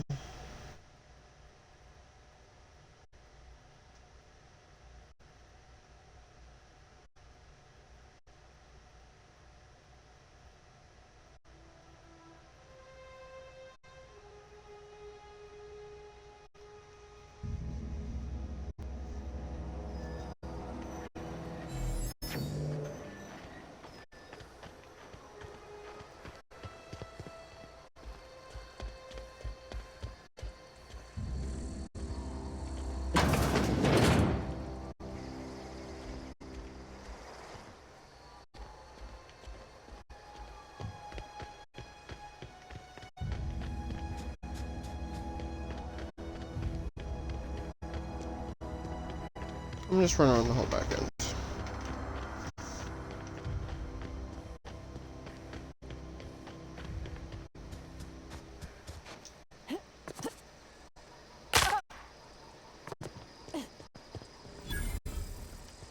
Yeah, I've got to stop doing that.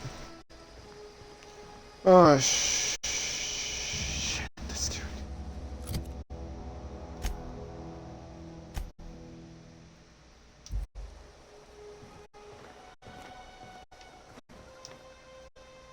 Thank the law. I've been requisitioning backup for months. Guess the boss finally came to his senses. No. You ever swung a truncheon? Let me see your wrestling stance. I want to make sure you're up to snuff.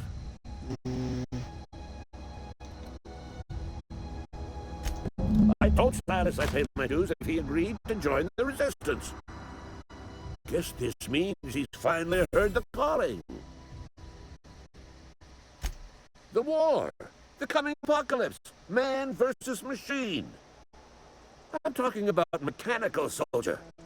Cold, heartless automatons made of iron and lies. Just my luck. I asked for backup and the boss sends me one of them simple folk. All right. Listen real close. Auto-mechanicals. Creatures forged in the fires of malevolence. I seen them over by the old power plant. Clattering about. Firing at the birds. Orchestrating their uprising. When the swarm of mechanicals come clanging on over that hill, where will you be? Cowering beneath your cot? Or standing, shoulder to shoulder with the resistance? I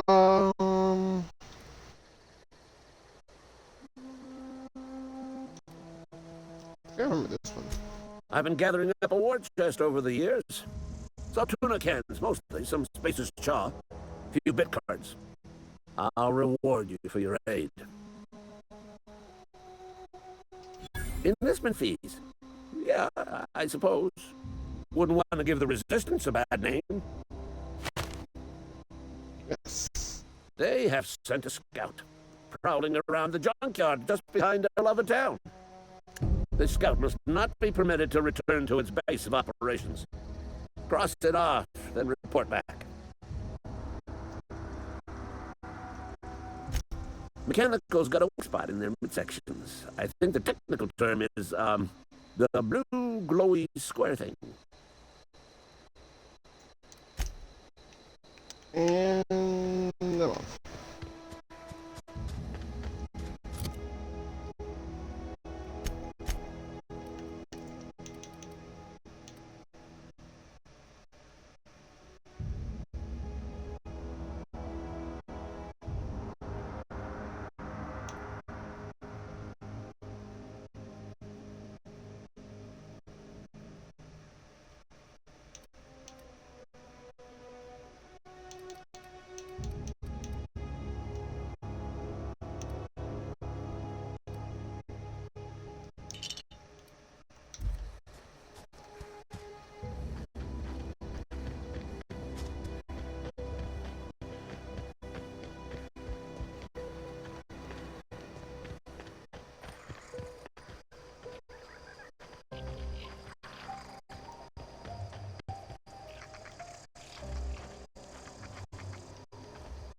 Oh, I know this one.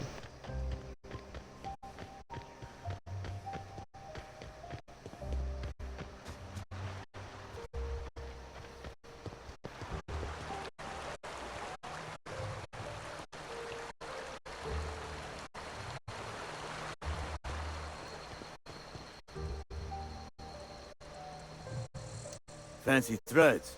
That some kind of hibernation suit?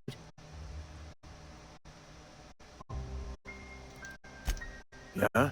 What about him?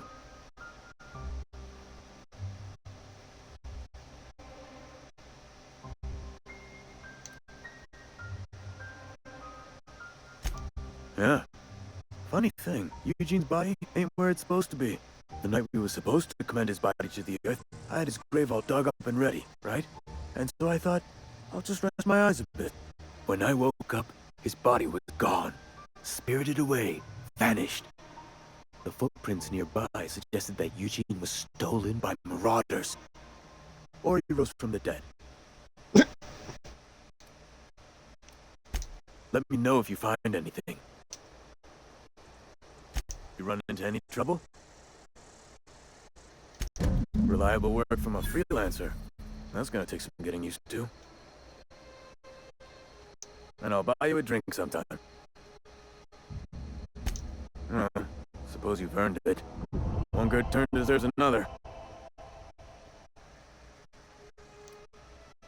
Yeah? The colony ship? Are you talking about that old rumor? Some great big starship packed full of colonists what got lost in the aether, never to be found again? Ain't heard that one since I was but a stripling. Can't say it was terribly convincing as far as rumors go. Is there a reason you asking?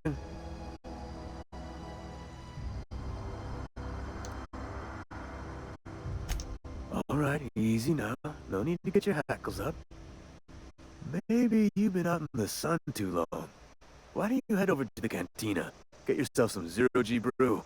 It's a brew that's good for what ails you.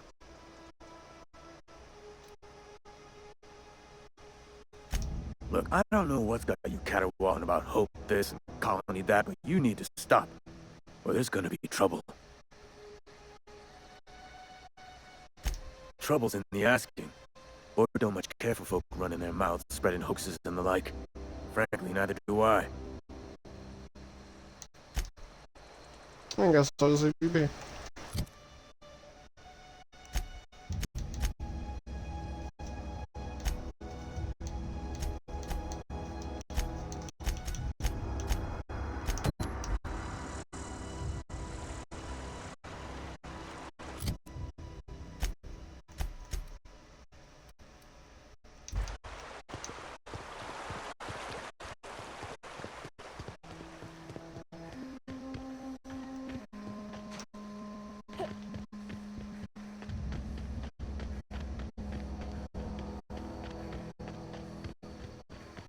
I'm just going to the side. I should just complete this one down the south quest and then done.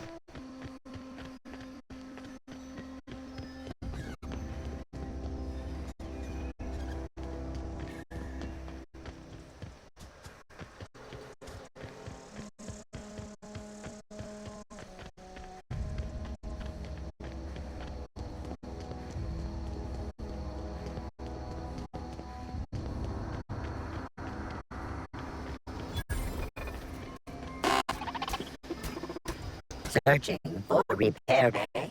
Error. Navigation systems failed. Unable to comply.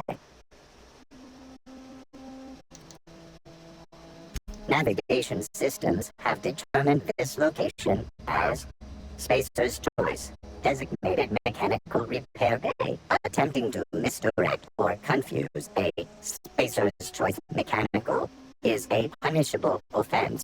Please report yourself to your supervisor. Damage to navigation systems detected. Attempting to return to designated repair bay. Error. Navigation systems failed.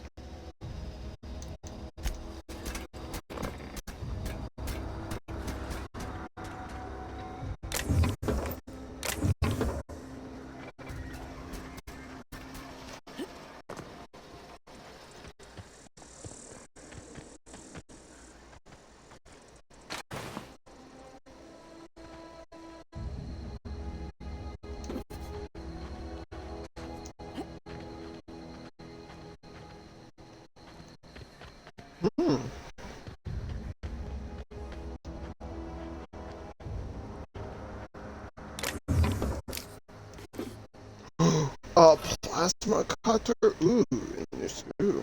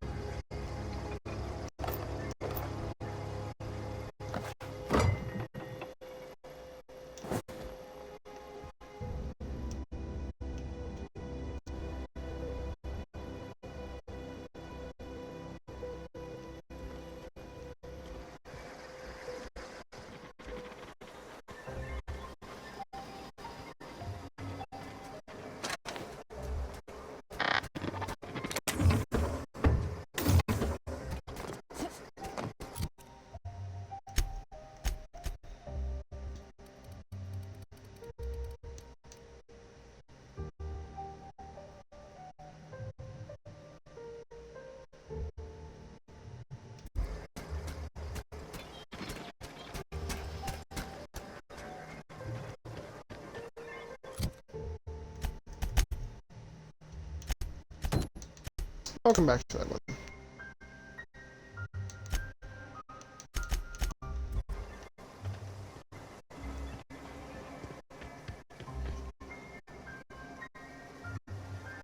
That's the one for them actually do half of this on that one thing.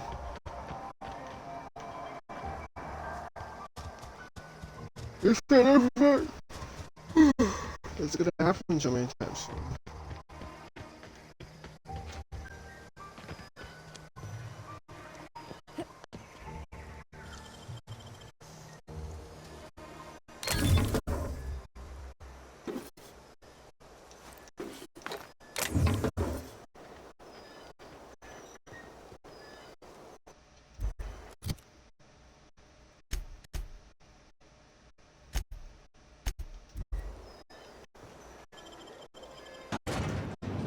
Alright, time to actually progress on to the main soul things.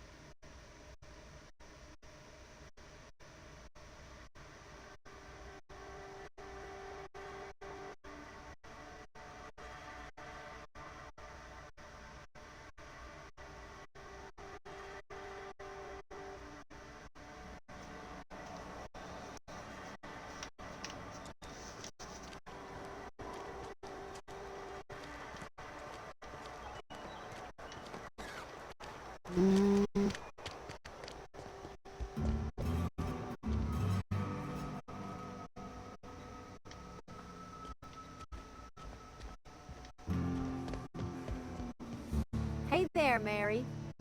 Don't see you around here too often. Oh, I just came to talk to the vicar is all. None of us are above confessionals. What have you got to confess? You ain't thinking of deserting, are you? Yes, what is it? You're an outsider. Fantastic. Vicar Maximilian de Soto at your service. Or Vicar Max, if you're the sort who prefers brevity. I so rarely get new people to talk to. Name your poison, anything at all. Spiritual counseling, this season's tossball predictions, the quickest way out of town. Not to put too fine a point on it, but your choice of wardrobe is not precisely common hereabouts. Also, you lack the distinctive worker gaze. Usually either a deadening behind the eyes, or in some rare cases, a wild-eyed frenzy, like a trapped animal. Oh, Jesus. An ass? Who do you think... Please, excuse my ill temper. I fear you've misunderstood.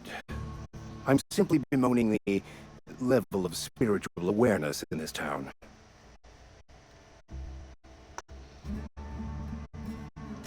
Yes, but there are few who hear me in this miserable place. I must double my efforts to elevate my flock. These are good, hard-working people here. Yes, and thank you for pointing it out. It is wrong of me to succumb to distress. This place could be so much more, and I will continue in my quest to make it so.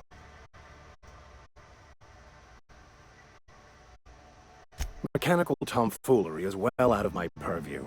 I suggest you take such matters to Mr. Thompson in the cannery. Oh, and a word of warning. If you're considering wandering around outside the safety of the town, you'd best be cautious.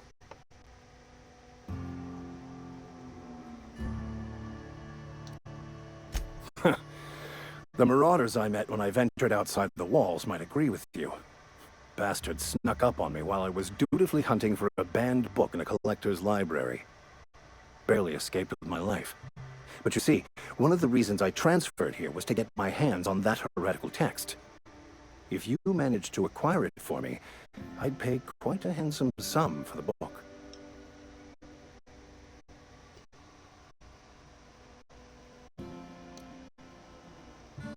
I just want to keep the writing out of laymen's hands. It wouldn't do for such information to fall into public consumption.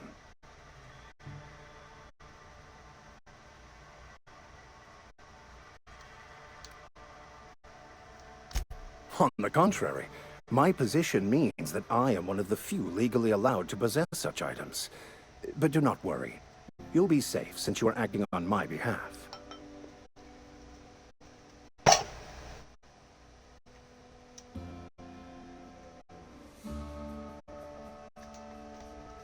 Glad we see eye to eye. It's a handwritten journal, a faded blue cover with the name M. Bakonu handwritten in the lower corner. I'll mark where I saw it on your map. Assuming you're serious?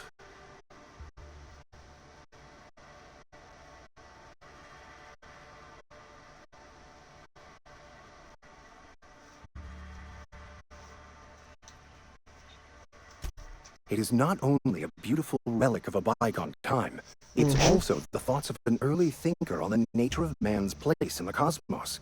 Okay, keep Not talking. many in this colony could understand its true value, should they ever read it.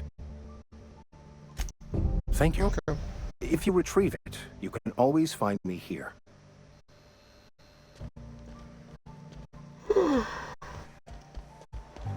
It's always fun having these deep conversations with these people.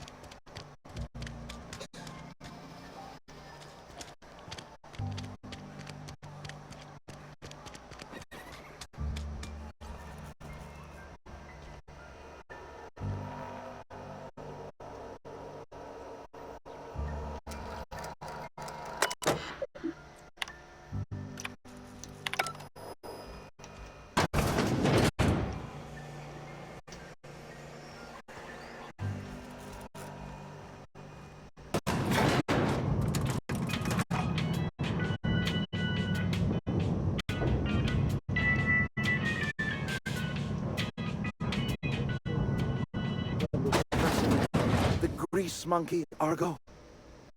I'm sorry, Mr. Thompson, sir. You asked why it's taking so long to fix. The answer's technical. Don't apologize. Just try using small words for me. The can's bust open in the oven because she's set to cook saltuna, which isn't what we've got. Mr. Thompson? I think there's someone here to see you. Focus, Miss Holcomb. You and I are still talking. Let's start over. Walk me through the process. Show me where it's going awry. Well, sure. It's, mostly on account of what we're feeding into the mechanism. It puts food in cans. We have food, we have cans. Why won't it work like we need? She's expecting saltuna at a certain size. We're filling the cans with, well, not fish.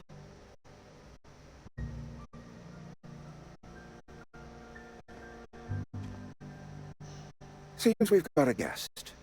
Really now, Parvati, I do wish you'd spoken up. I do apologize. I was given no forewarning of your arrival, or I might have welcomed you at the gates myself.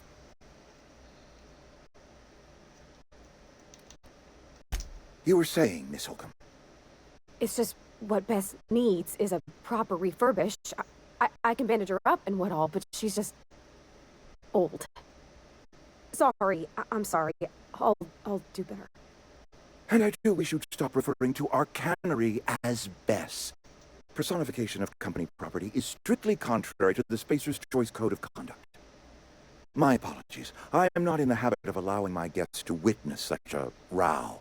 Now, what can I do for you?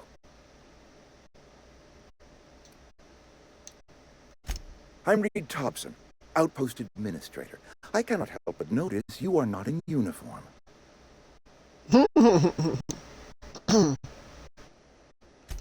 Shirt, pants, work boots, company-approved colors. The, honorable apparel of a loyal worker?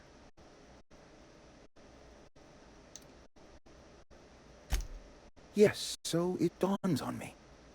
Seems I allowed my excitement to run away with my wits. Been a few seasons since we've had a visitor pass through.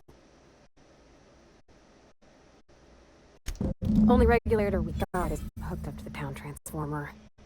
Mr. Thompson ain't liable to be keen on dismantling it. I beg your pardon. I am most emphatically not keen on any such thing. I can't let you have our power regulator. But I happen to know of another one. And I happen to know exactly how you may retrieve it without frying yourself in the process. Oh, yes. Saw someone put his hands on a regulator while the power was running. His legs were still twitching when we buried him. There's a power regulator in the old botanical lab. It's mostly abandoned, so all that power is being squandered. Go down to the geothermal plant. Reroute power from the botanical district over to us.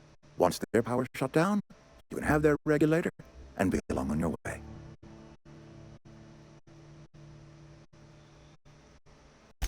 I was not entirely sure how to tell you this. The botanical labs are not legally inhabited, but there are people who live there.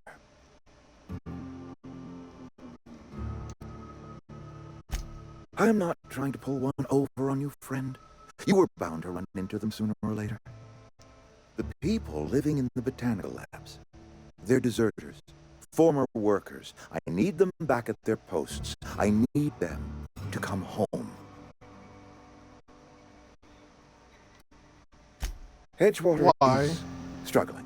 We haven't hit our production quota in years. If we don't meet our quotas this year, the company might shut us down for good. I need those workers back at their stations.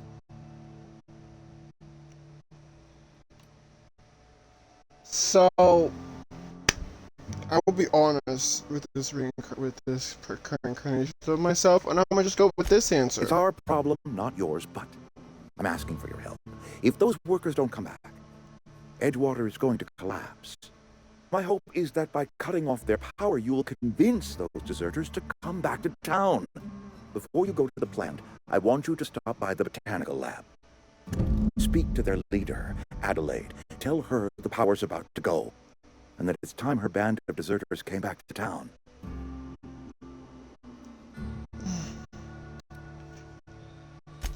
Adelaide's older than the other deserters. She's dignified, kindly. From what I understand, her camp looks to her for leadership.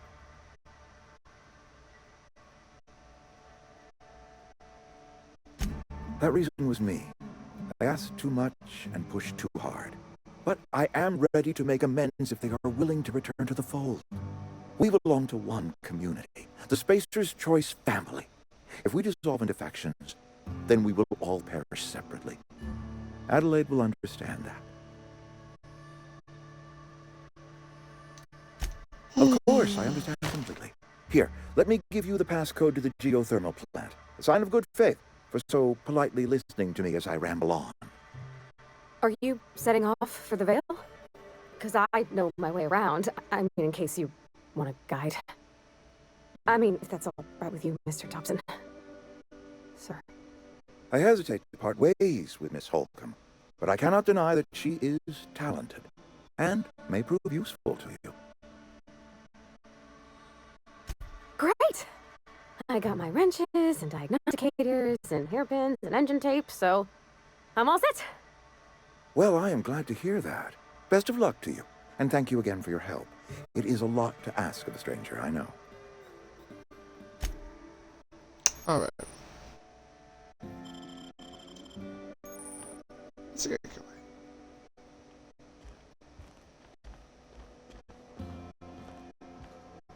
We're gonna go down the elevator first. Come on.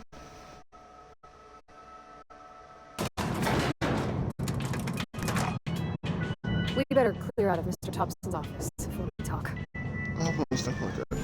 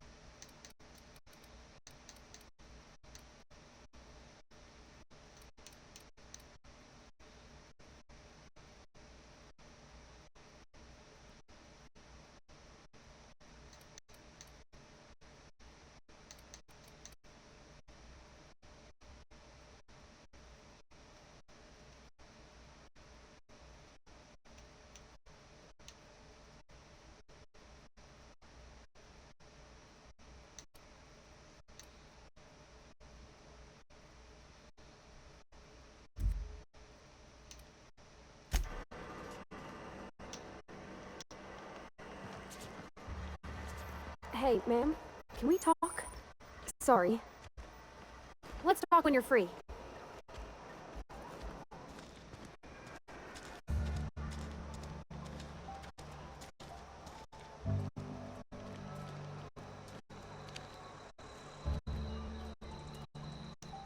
Sorry. You just want to get out of here. And you likely don't want to tag along like me. It's just, Mr. Thompson has his own view on matters, on account of it's his job and what all, but that's not the only side of the tale.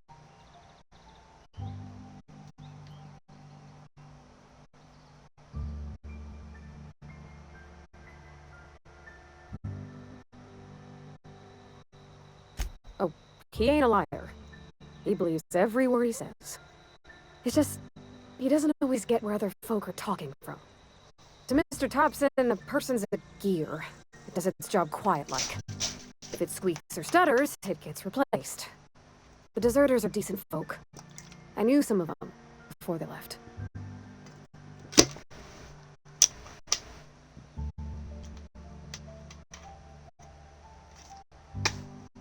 Okay. So... I don't know you know anybody him? well. I mostly listen to them talk, kept my head down. There was a boy named Thomas who used to follow me around, asking questions about the stuff I fixed. He was real sweet to me. Not any sort of dissident.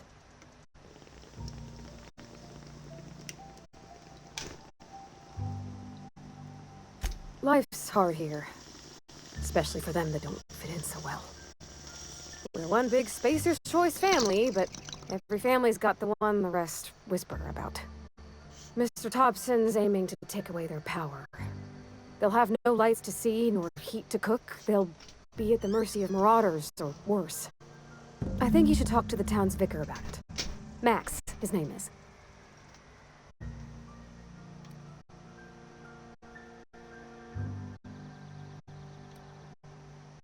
Books are for rich folk. I wonder what he wants with something like that.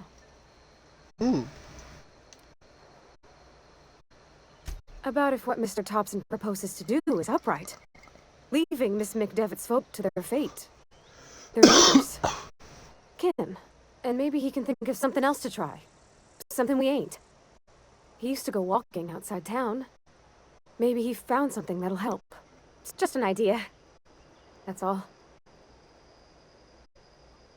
Thanks, ma'am. I just think when you gotta make a decision that'll hurt somebody, it's best to think on the right and wrong of it. That's what my dad used to say anyways.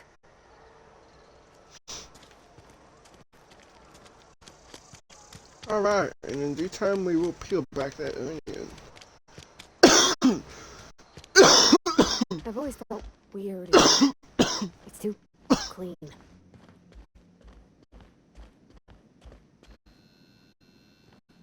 Alright, come on in here.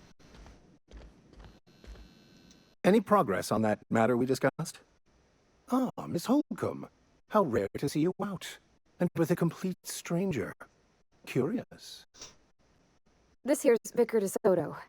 He's always offering spiritual counsel to those that need it. Thank you for the kind assessment, Miss Holcomb. I admit, I've been quite interested to make our outsider's acquaintance. Please, get it.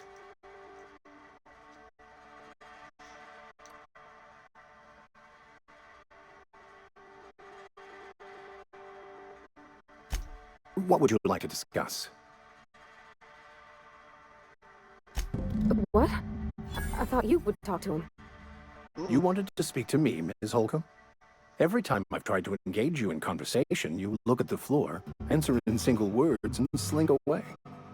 I can't imagine what would be so grave as to drive her to my mission. What has Mr. Thompson asked her to do?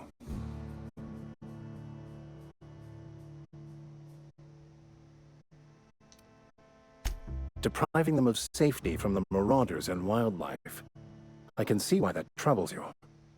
Miss Holcomb has a soft heart. Always has, if you believe the talk.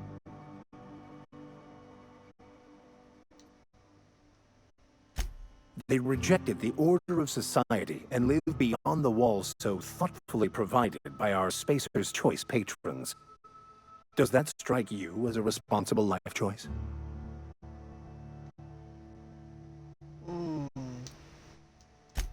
Assuming your goal is to save as many as possible, then you should bring everyone together. Send the power to Edgewater and convince the deserters to return to the fold.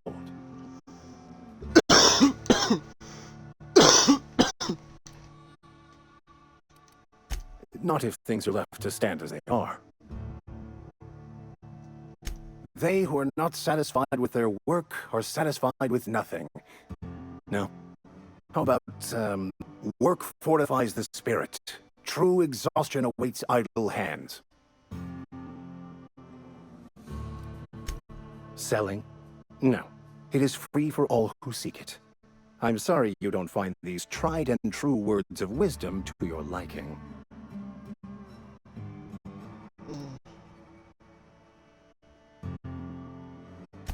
Have you? These people need something. Anything they can grasp to survive. Delving into the metaphysical minutiae of the grand plan would be nonsense to them, if not worse. My apologies. The townsfolk are having a tough time of it, and it's been difficult for me to enrich their lives. They are good people. It is just difficult to reach them. Alright, I guess we've got our answer. Let's get going. This is not gonna be fun, I am not gonna lie about that. You think corporate's ever gonna visit? I'm not holding out hope.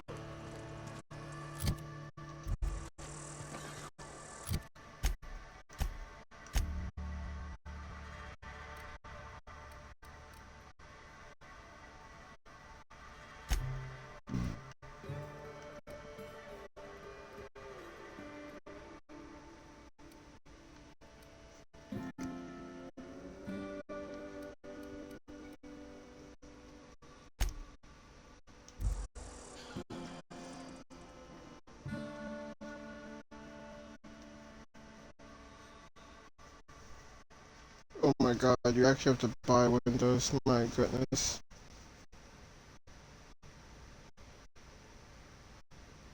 I can say, alright, here's your building, but where are the windows? Oh, you gotta buy those.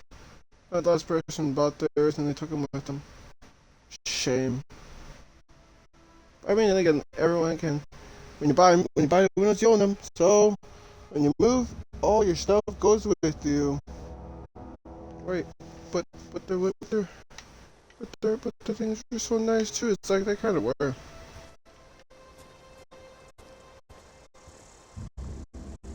Come on, this way.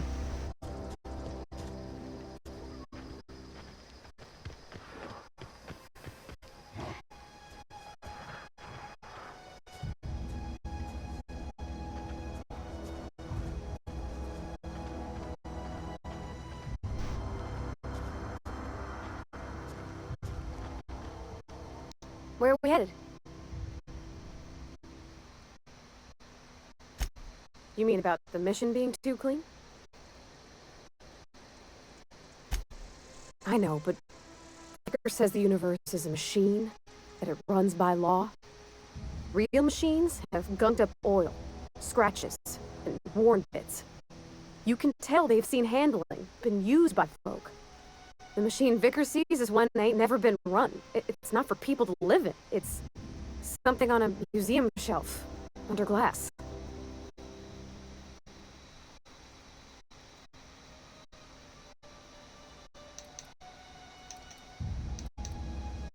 The Vicar's about the only soul in the Vale who spends his time thinking on what is and ain't right. It's just that when he looks at me, I feel I disappoint him.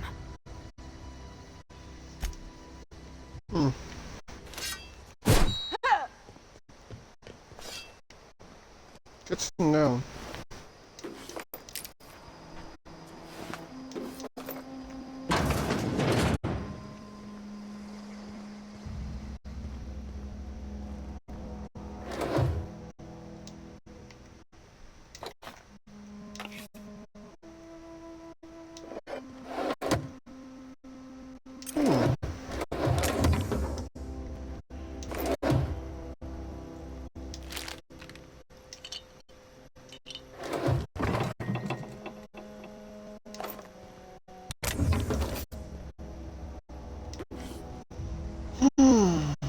So when this one time, so last time I went for full rebellion. I mean, when I mean full rebellion, I mean like I literally rebelled 100% against the corporation, like 100%. Fought for the people 100% without any in the immediate sense, without any real look into how it would save them for the outcome. But this time I'm going at it from a different perspective. I'm going at it for the people, but I'm trying to see if there can be a way where things do work out for the better. Excuse me, sorry. Is it gonna be the same for everywhere? No. Some places I'm gonna still liberate in a certain way, whereas we're still gonna be probably the same. But it all depends.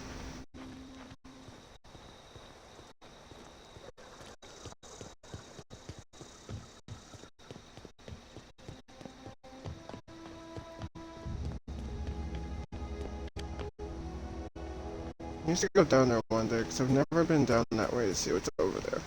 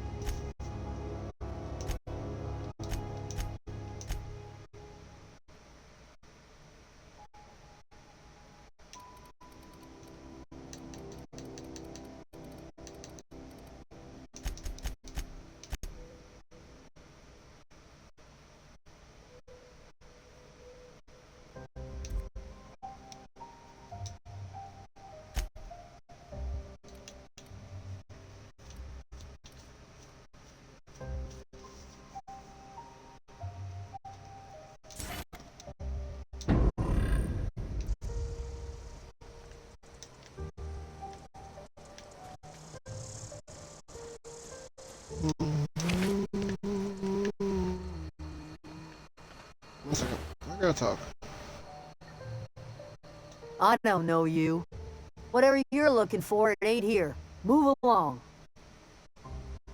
Let me start with that one. Armed strangers wandering into my camp for one. Some of my camp wandering out for another.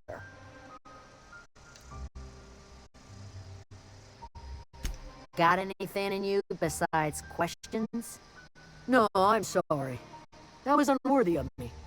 Lady named Zoe went missing some nights ago. Just up and vanished without a trace. Now I'm pacing around wondering if marauders got to her.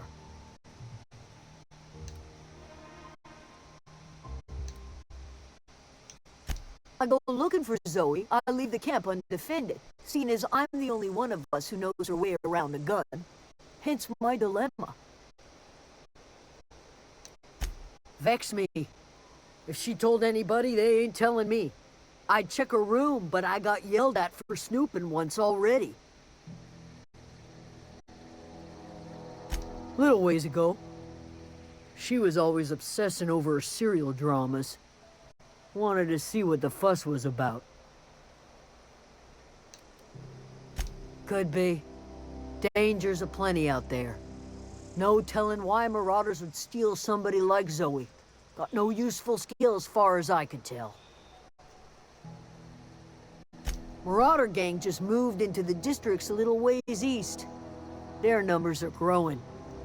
Gotta come from somewhere. It's not like Zoe to go wandering. Figured she might be out scavenging, but that ain't exactly her talent. Can't imagine where she's gone. It's a wide place. She could be anywhere. Unless Marauders got him. Could do without the gallows humor. Sorry. Do you know where I could find... Over in the hothouse. Tending crop. And I'll leave you at that.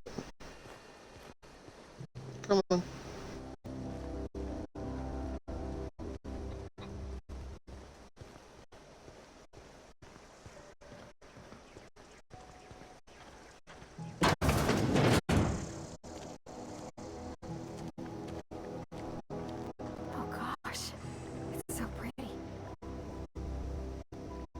It is. If you're hungry, there's meat turning on the spit outside. If you're bearing illness, find a place to lay your head down and I'll fetch you a poultice. Whatever your troubles with Edgewater, leave them at the gates and be welcomed here. Any questions, dear?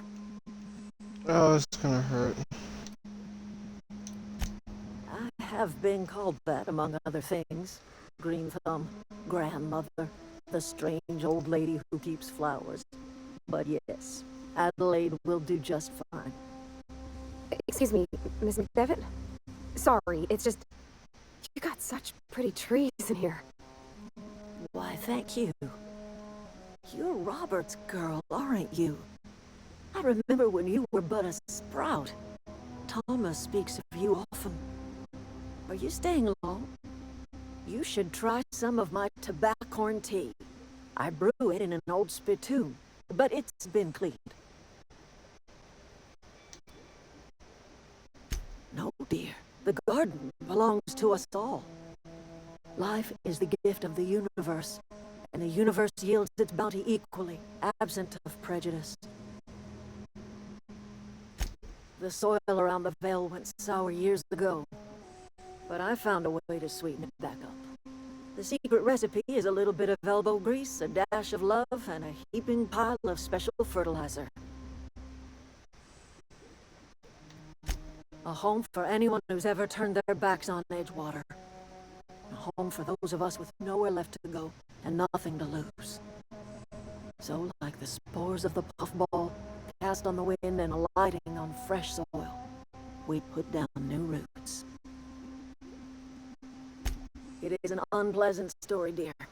But the short of it is that sometimes one wakes up and realizes the place that was once her home for much of her life has changed.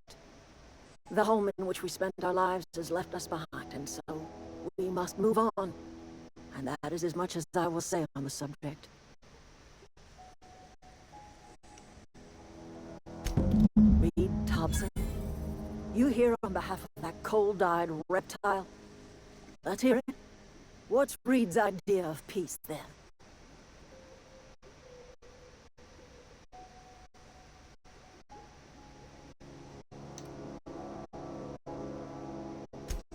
Make amends. Spare me. Only thing Reed knows how to make is a mess.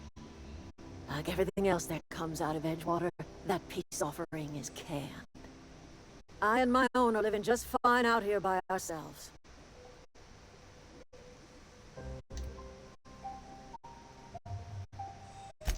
You're doing this, Reed. Why?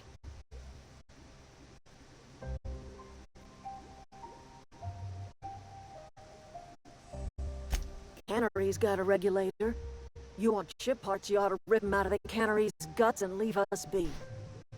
If you're going down to the plant, you should divert power away from Edgewater and toward our end of the grid. Think about it. You'd be liberating an entire town from a lifetime of service to that odious cannery. Seems the sort of thing a hero would do.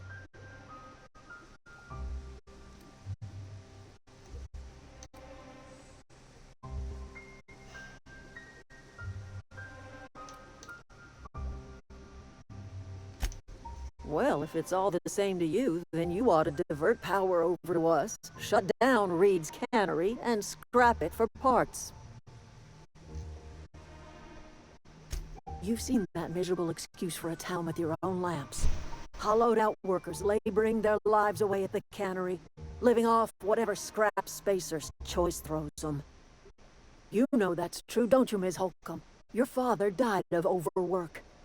His heart gave out. He was tired all the time, sure, but he was old, ma'am, and he raised me all by his lonesome. Look what they did to this child. Lost her family to the company, and still she defends them.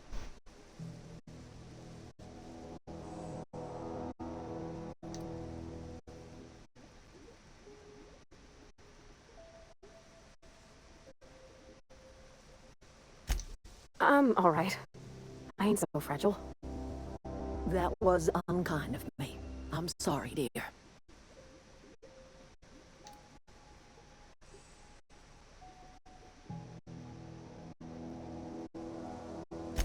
It's not much of a living. Every single person in that town has sold themselves to Spacer's Choice. The company owns them. Body, blood, and bones. You've been there. You've seen it. All anyone ever does is toil over a cannery. They give their lives for some heartless corporation, and then they're tossed into a Spacer's Choice brand cemetery.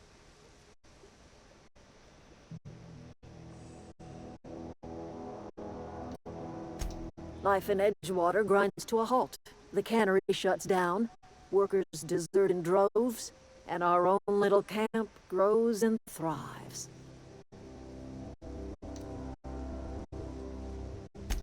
You bring power to Reed's town and you'll be killing us.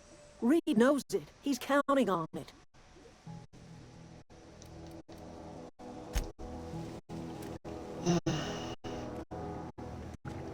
Oh, there is no getting around this one.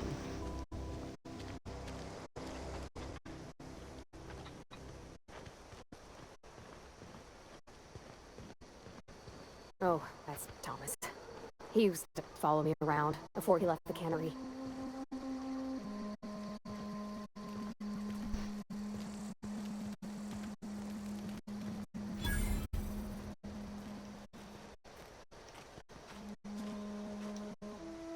Oh, didn't see you there.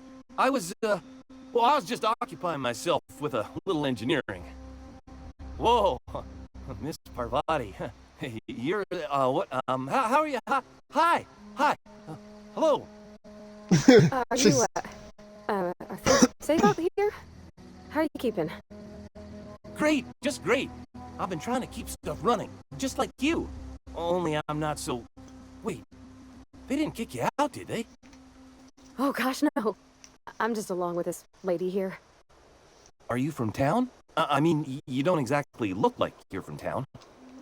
No.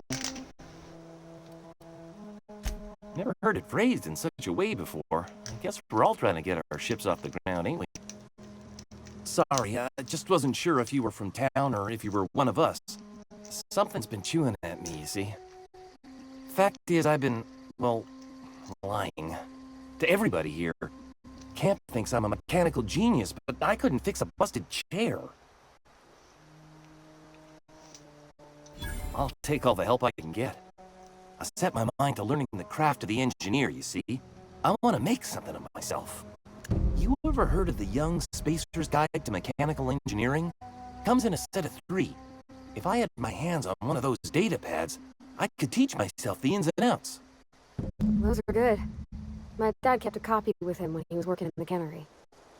I know the old community center kept a copy. Should find another one back in town. If you could find me even one of those pads, I'd be greatly obliged.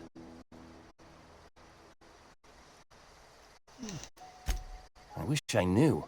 I wagered the town had the full set once upon a time. Where the third's gone, I can't say. Would you? I'd be grateful.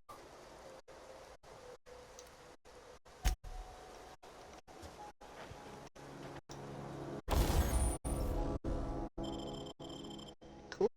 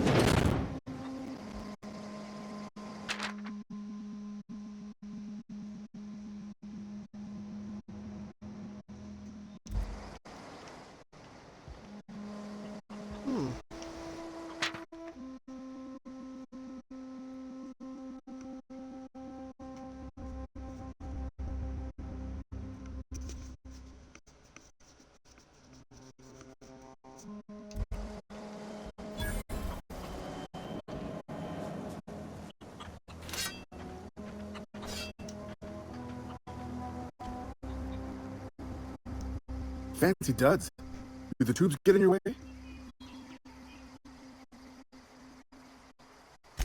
You mean Zoe? Yeah, we were pretty close.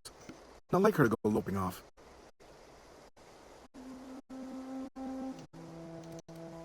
Can't say I recall Zoe ever acting strange. Well, except for her habit of writing things down on scraps of paper. She called it journaling, but I think it's just plain odd. You sound like some type of corporate fixer asking all these questions. Hey, I got time. Fresh off the limb, and that includes canid meat.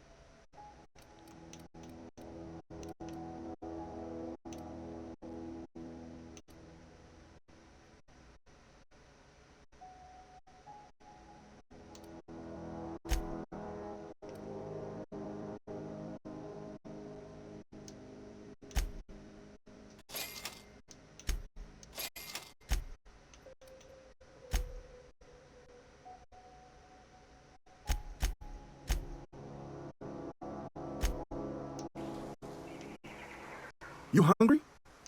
Something.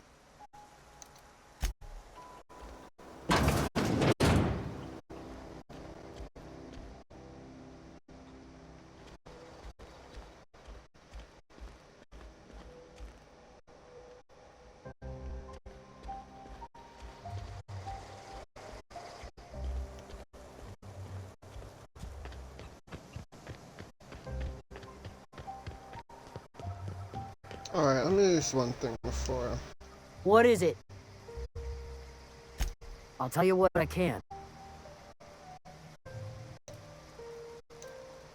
Well, enough to know we never got on. Zoe and Stefan were close. If anybody knows the workings of her mind, he does. She was lazy and thoughtless, but she's still one of our own. What is it?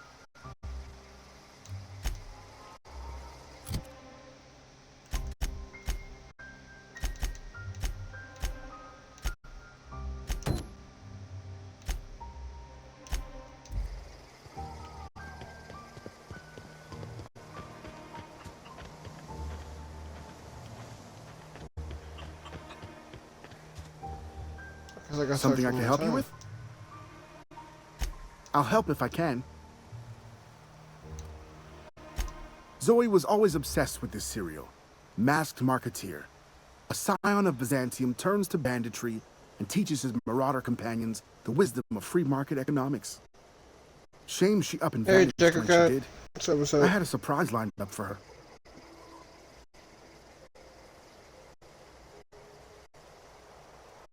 The other day, I got my hands on a genuine copy of the latest Masked Marketeer.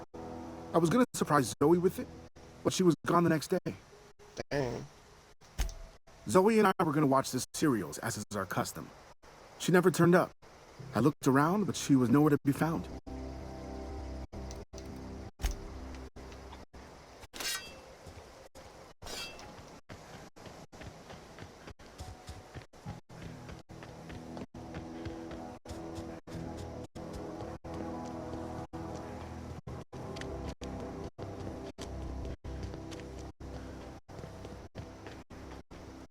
Alright, let's go. Did I pull from this? Alright, yep.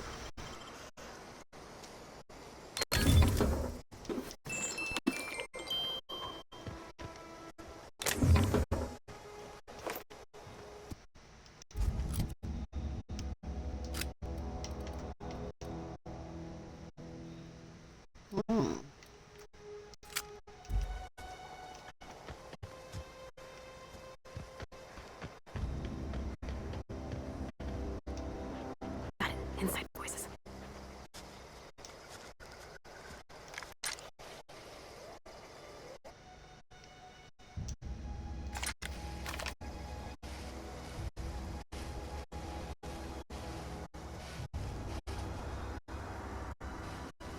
All right.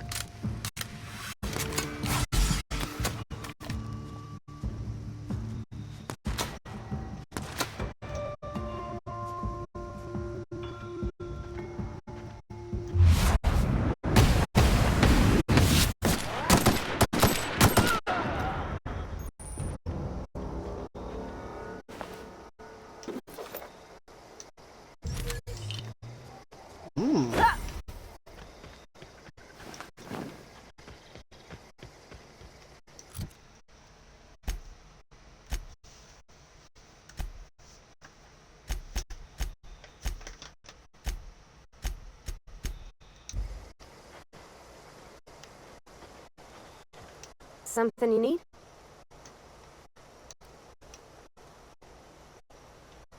That's on account of how I never met her. But I don't rightly know. She was in another division of the Spacer's Choice family. She worked in the Vale a few months, sorting the cannery computers. Her contract said any kids she had, expected or not, belonged to her office from the time of conception. So when I was born, I got sent here. It's sensible. Dad just fixed machines. She did some kind of crazy math, high-level stuff. Better to raise me on his time than hers. He's just interested in fixing stuff. He always used to follow me around, asking me to explain what I was doing. Like a puppy, kinda. He'd never told me a word to that effect. And since he didn't, I didn't have to say nothing about feeling different. And nothing had to get weird. If he wants to learn about engineering, we should help him get those data pads he wants. I'd like to do that for him. Alright.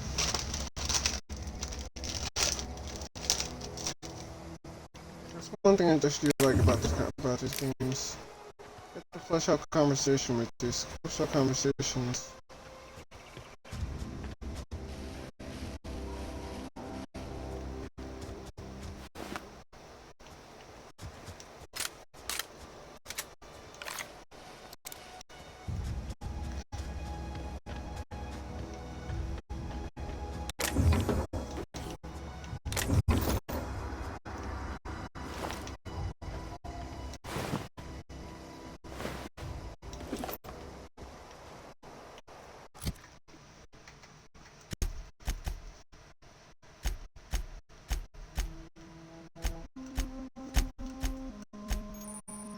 There we go, that's what I was looking for.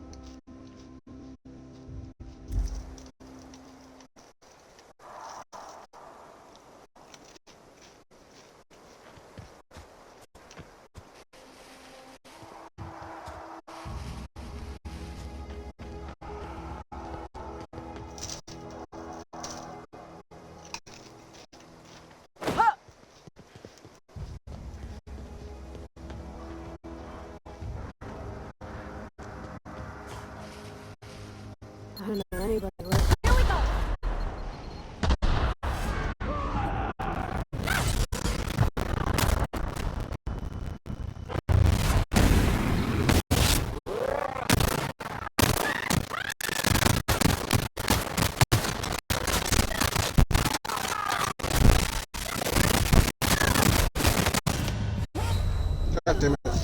I got...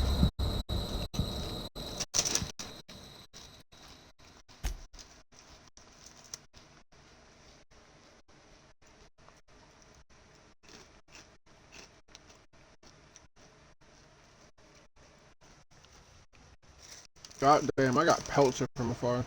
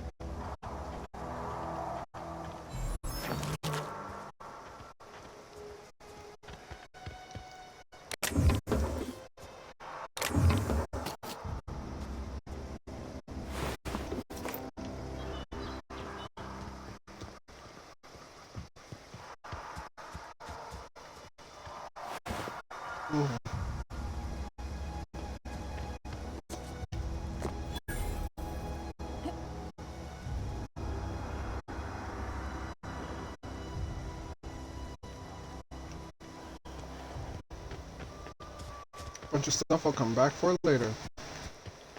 I never actually came back for the first time I was here.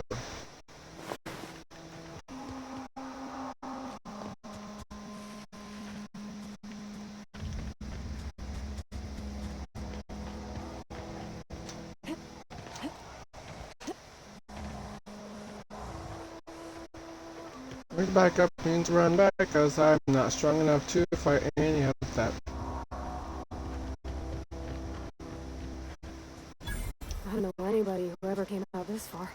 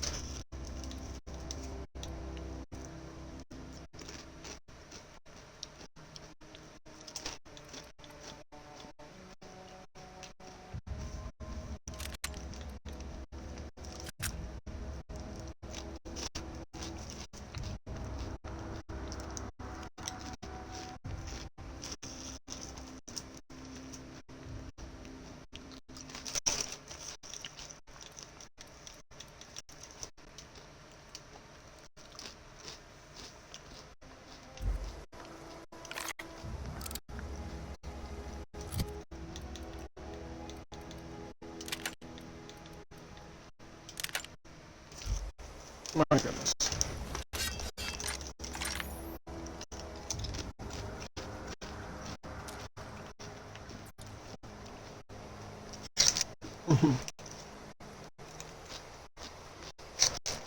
Oh, look at my bad.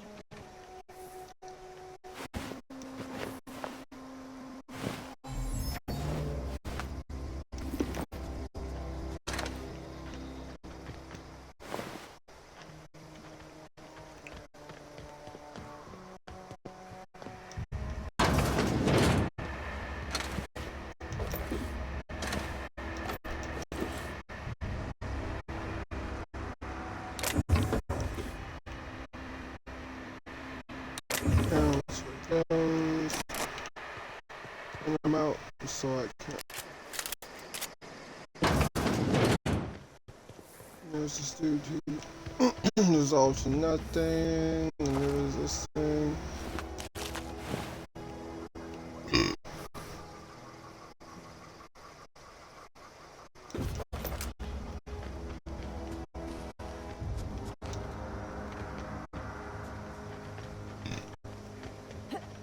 Wow, little lady, you were so goddamn lucky I didn't accidentally blow your fucking brains out, because I almost fucking did. Sit tight.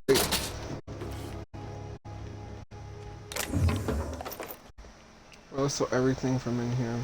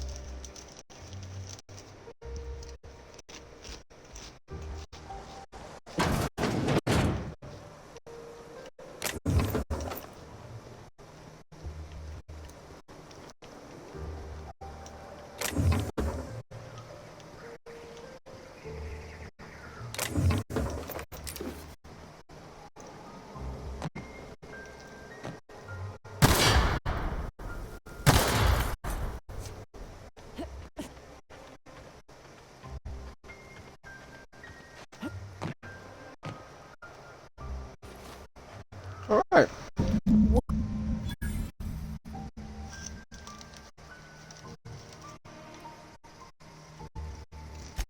Only thing I'm screwed around here is the head of that marauder you took down. Never seen moves like that outside my serial dramas. You, on the other hand, you were a sight to behold. If I had half your skills, I'd be the greatest outlaw the coast has ever seen.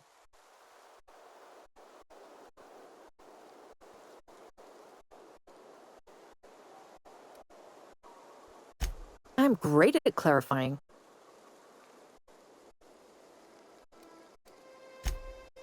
No. I insinuated myself into their company, see? And they didn't seem to mind one whit.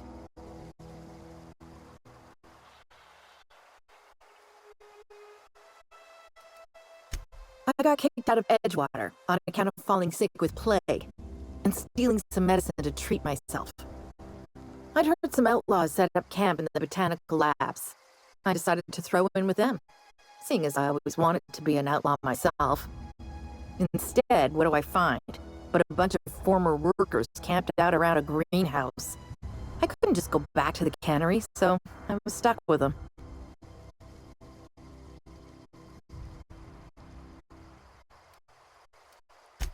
I don't know. The vital processes that constitute the miracle of life are mysterious and unknowable. Oh, you mean around these guys? The Marauders wouldn't hurt me, they love me. I'm practically their queen. Yeah, must be my natural charisma. I may have bartered them a few boxes of Adrena time, but I'm sure that's got nothing to do with it. I've got all the time in Halcyon. Why? Adelaide wants me back on garden duty or something? Thanks, but I'm not going anywhere. This is where I belong.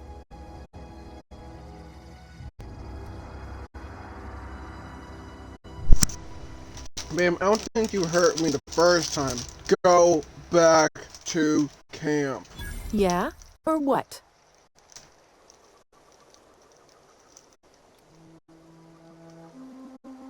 Do I look like I want to play games? Do I look like I want to play games with you? You know, you make a very convincing point. This place was getting dull anyhow. Good. I'll take my stuff and head on back, I suppose. Grace is gonna be glaring knives at me, so I've got that to look forward to.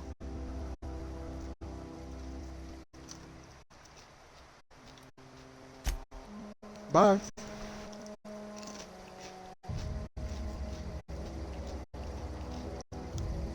Where are we headed? He's just interested in fixing stuff. He always used to follow me around, asking me to explain what I was doing. Like a puppy, kinda. I'm just glad he's alive. That he's okay. I mean, when Mr. Thompson said he was fired, we all expected the worst. If he wants to learn about engineering, we should help him get those data pads he wants. I'd like to do that for him.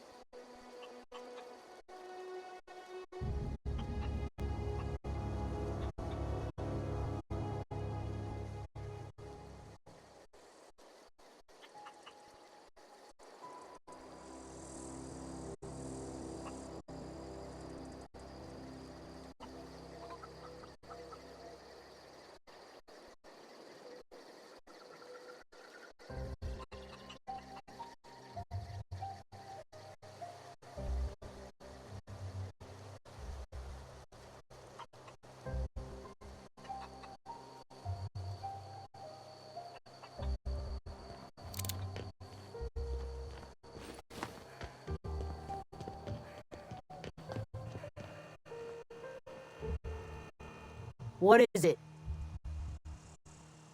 We didn't always get along, but I'm glad to know she's safe. What happened, anyway?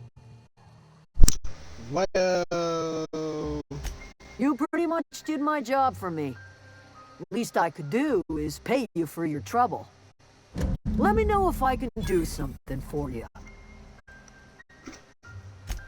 Oh, shit, no.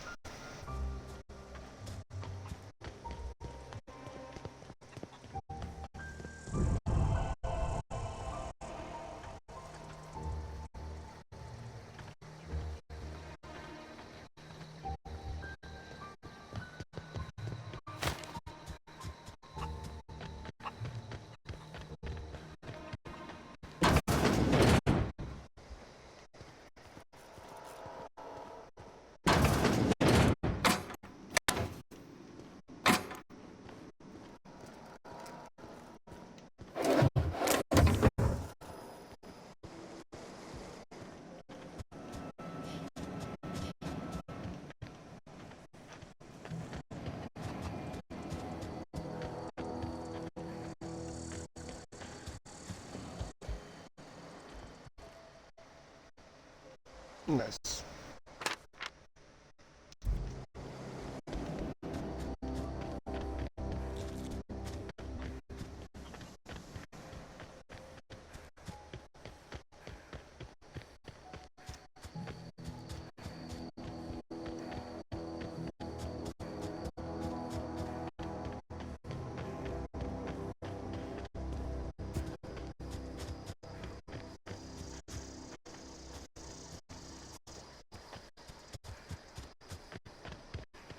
What's over here?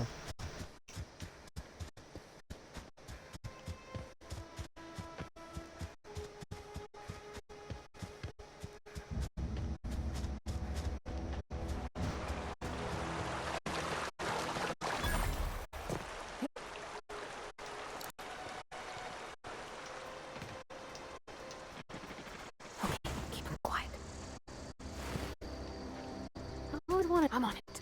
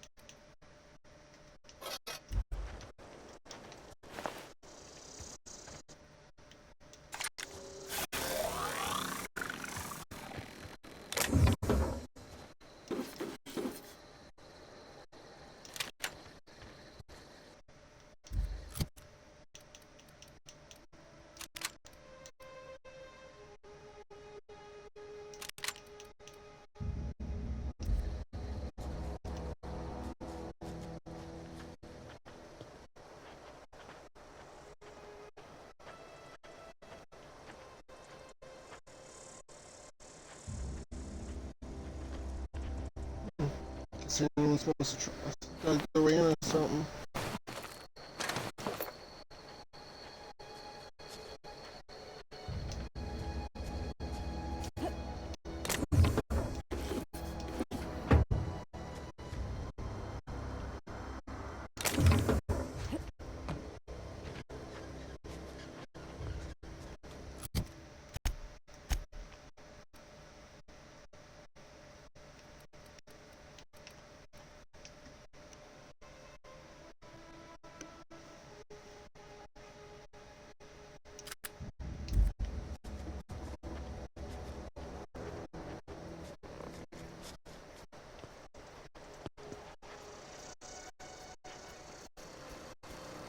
System.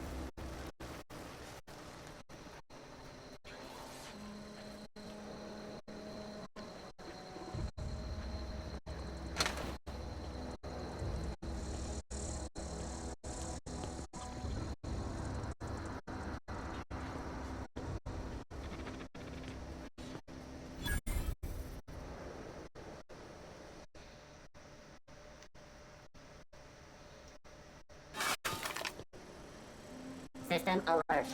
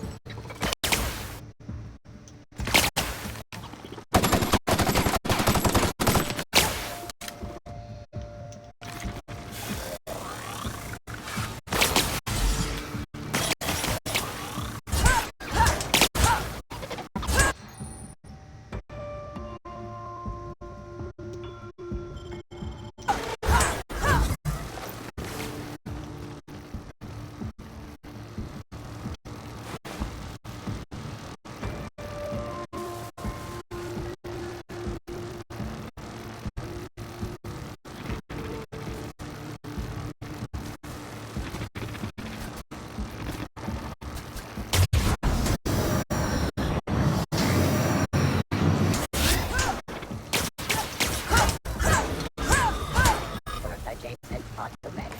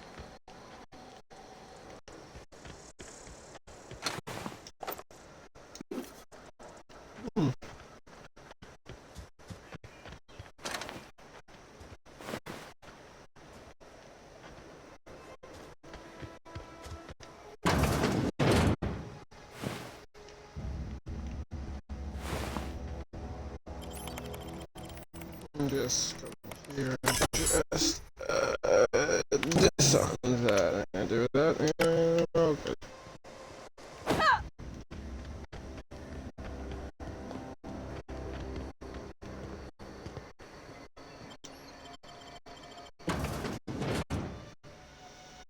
No, I gotta do the best for everything, but it's gonna do what I need for myself for the time being.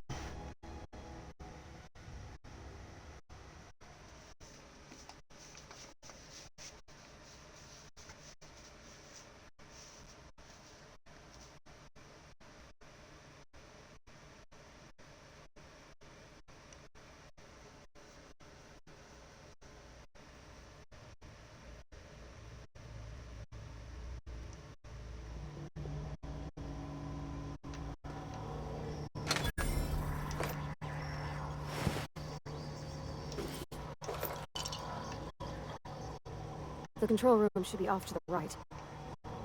We're doing the right thing.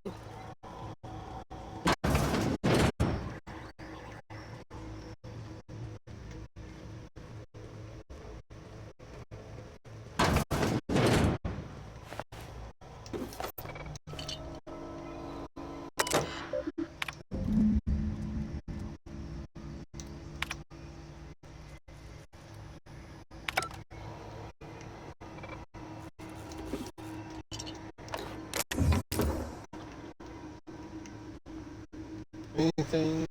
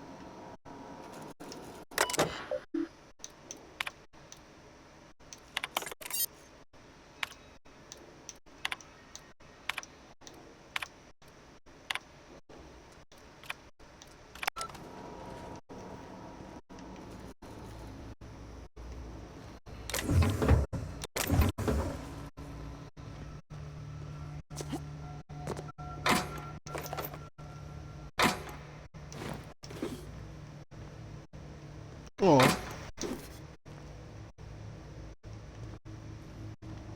I'll save those.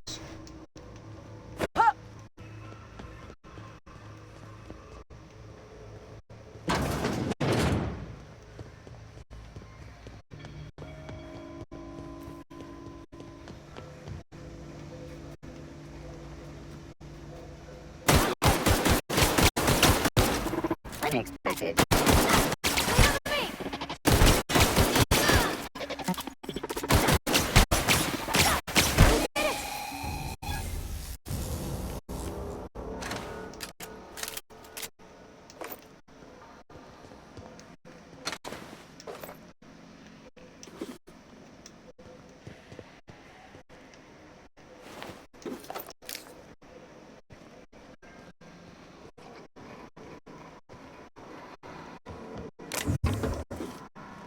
Ooh, is that the silence?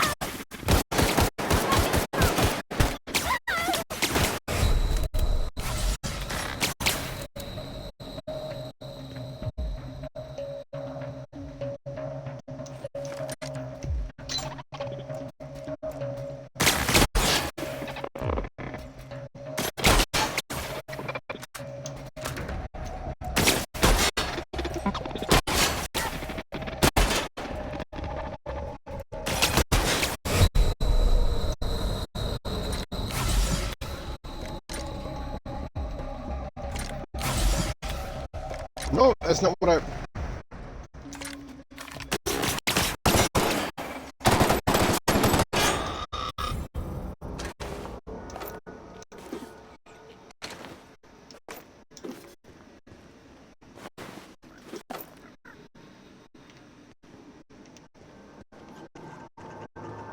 You're not real. You're not real.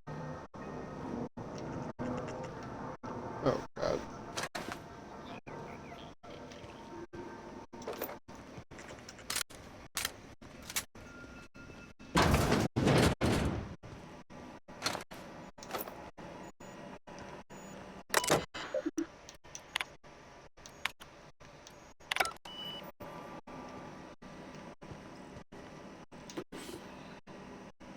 And all of those.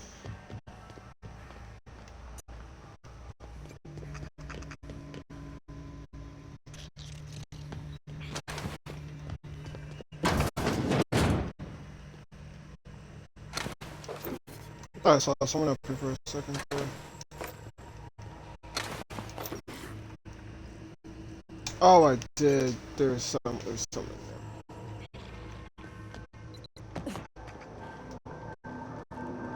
No, just leave me alone.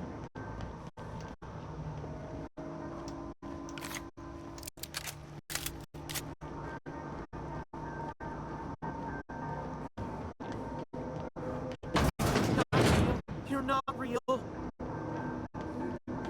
And one level away.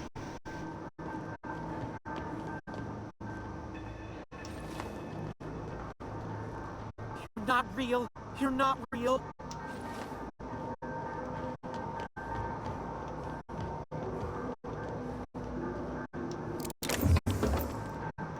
And a little lower. Get away!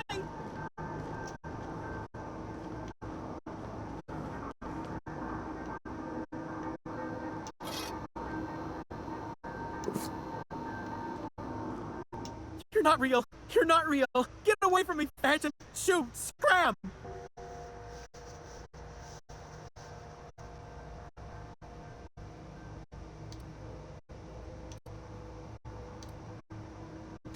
Don't you talk down to me, Phantom. At least I know I'm real.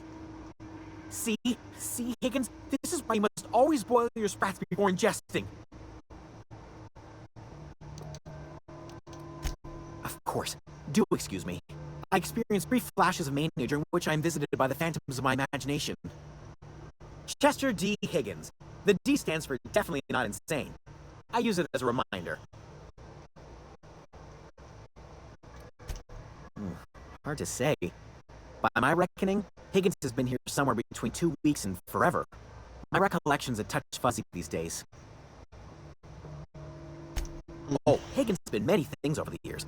Sprat Wrangler, Saltuna critic, Aetherwave personality, chairman of the board, Galactic Defender, Sissy Pig Tycoon. I've come a long way for someone who started off as a simple engineer right here in this plant. I specialize in automechanicals, drones, sentries, repaired them, maintained, upgraded, did it all from my old workroom just over in the next section.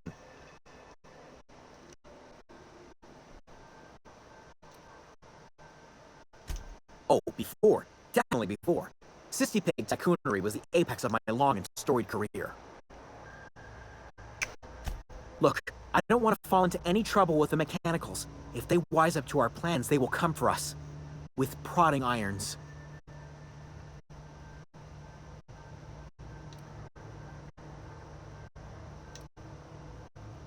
You know, you remind me of myself back when I was an intergalactic adventurer. I discovered a flaw. Their hostility levels were hardwired to maximum. There's no changing that, but you could rewrite their targeting protocol so they attack each other instead. Yes, that's exactly it. I see you're also versed in the noble art of mechanical engineering. There's a behavior control terminal in the other room. It should have options to change how the mechanicals act, including whom they shoot at. Oh, now that reminds me. You'll need my passcode to access the behavior control terminal. Here, let me just write it down for you. The tail. Definitely start with the tail. If you're Oh my feeling gosh. adventurous, the ears are a particular delicacy. Jimmy'd opened the vending machines. That lasted a good couple of months. Eventually, I had to resort to more unconventional means of filling my insides.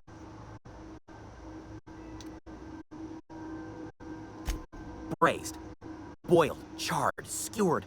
Sprats are good eating, friend. Chock full of brain food. Mechanicals lost their bolts. Opened fire on anything that moved. It was pandemonium. How did You that mean, happen? why did the mechanicals go on a murderous rampage? Same Yeah, reason any of us basically. do, I suppose. The voices told them to do it. I was on cleaning duty at the time. My old boss had me scrubbing pipes when the killing started. So, as usual, I missed out.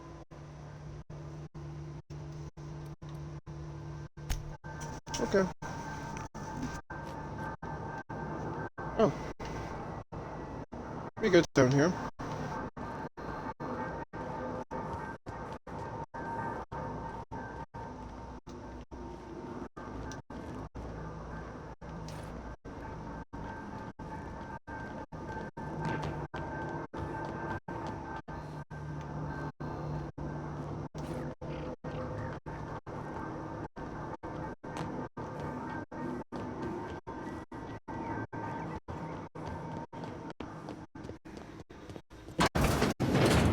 Mine's Dean. You're liable to get scalded. Processing. Sweeping the No! area.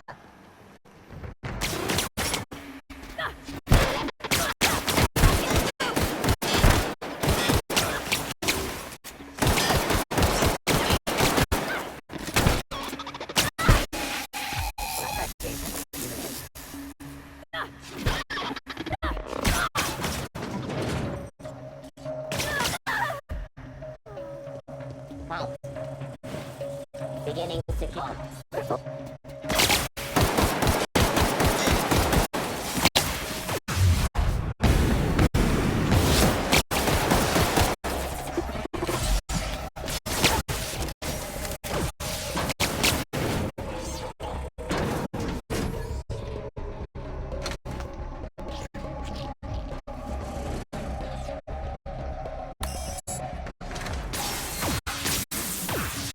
Oh, I hate this. How is that even fair?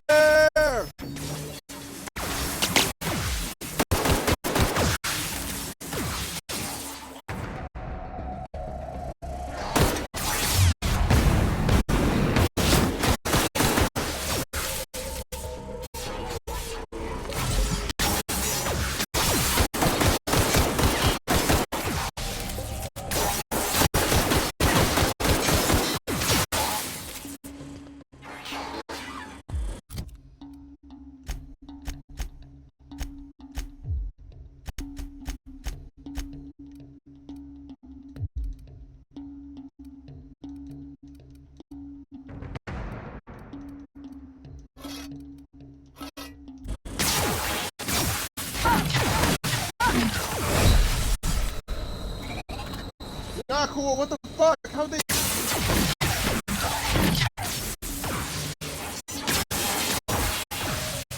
Processing.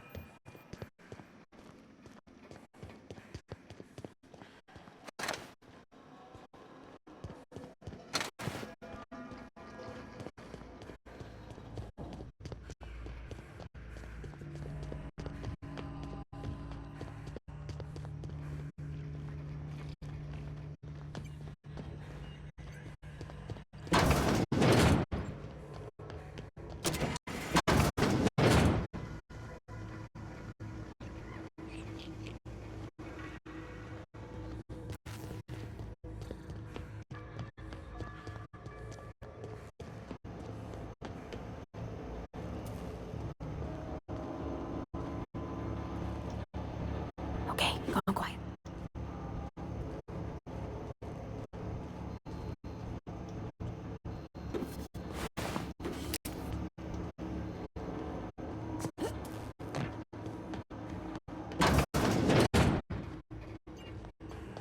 It's gonna be a painful choice because I really don't want to do this, but I realize I have no other choice in this matter.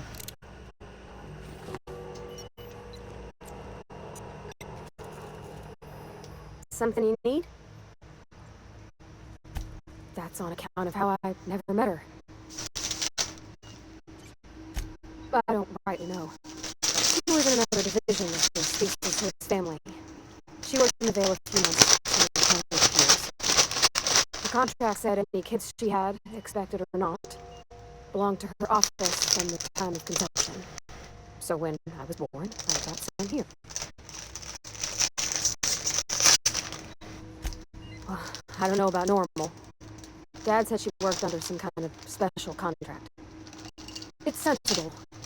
Dad just fixed machines. She did some kind of crazy math, high-level stuff. Better to raise me on his time than hers.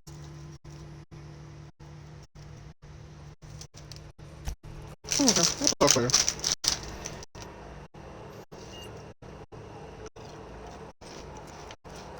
Oh.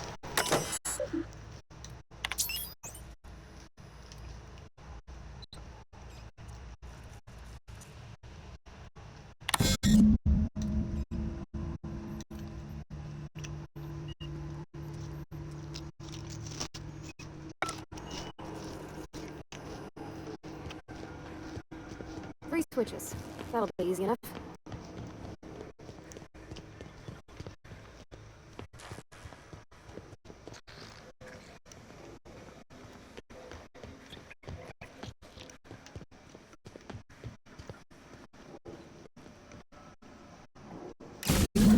Two more. What'll happen to Miss McDavid's folk if we send power to the Vale?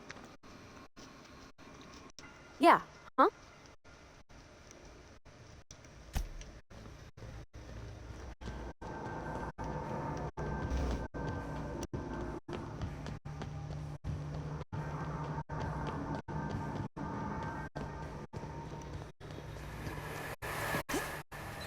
Investigating.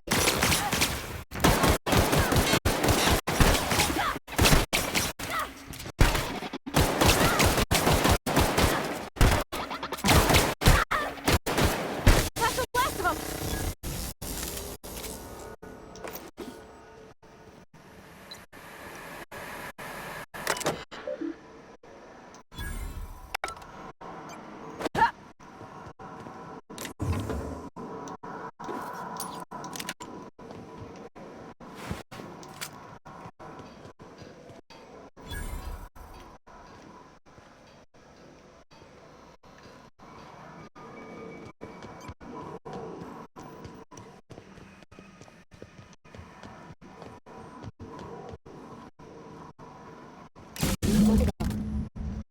If we send the power to Miss McDavid, what happens to the Vale?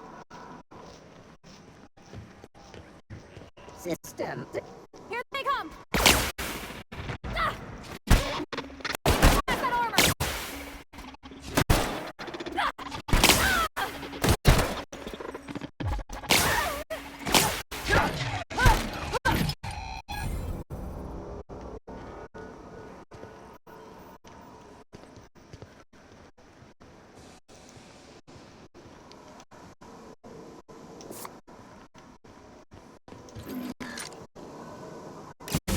Last. I'm not sure what the right is. All I know is the decision's final. Mm-hmm.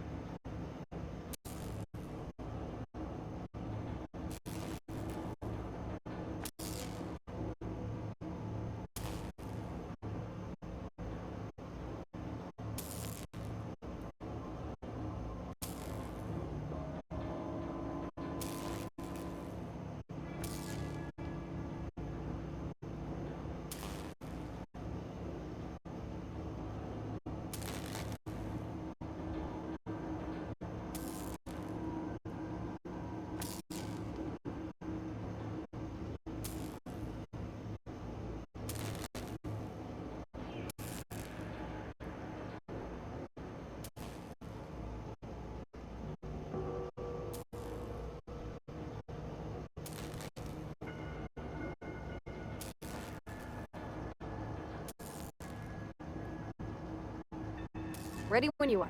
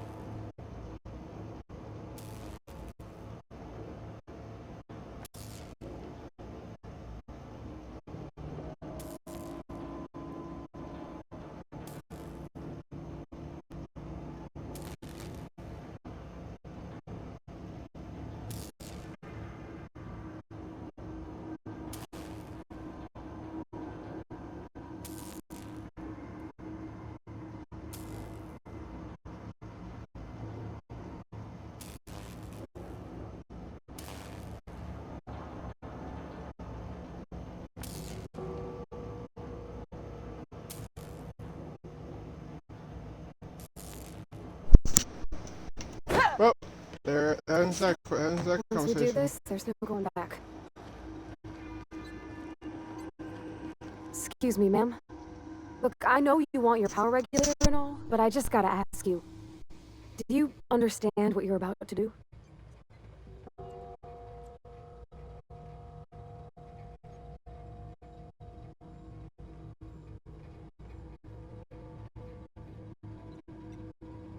I don't think you should cut off Edgewater's power. I think it would be cruel. I'm sorry. That just sort of came out all at once. Edgewater's hurting. We've been losing workers year after year, and corporate hardly ever sends replacements. There's barely enough Saltuna to fill our bellies anymore. But the town's got some good people in it.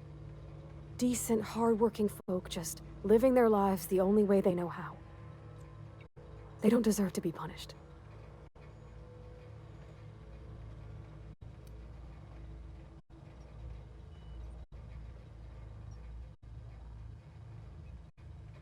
That sure sounds like Mr. Thompson. If he was standing here, I imagine he'd remind us of how we're all one big, happy Spacer's Choice family. In Mr. Thompson's eyes, those deserters are still part of the Spacer's Choice family. The family must work together in order to survive. I hate to say it, but I think Mr. Thompson's got a point. Unless those deserters come back, Edgewater's as good as dead. Cutting off their power might be the only way.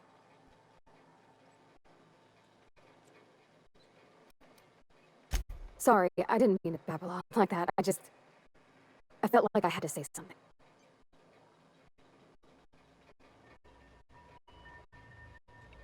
Really? I mean, wow. Thanks. No one's ever told me those words in that order.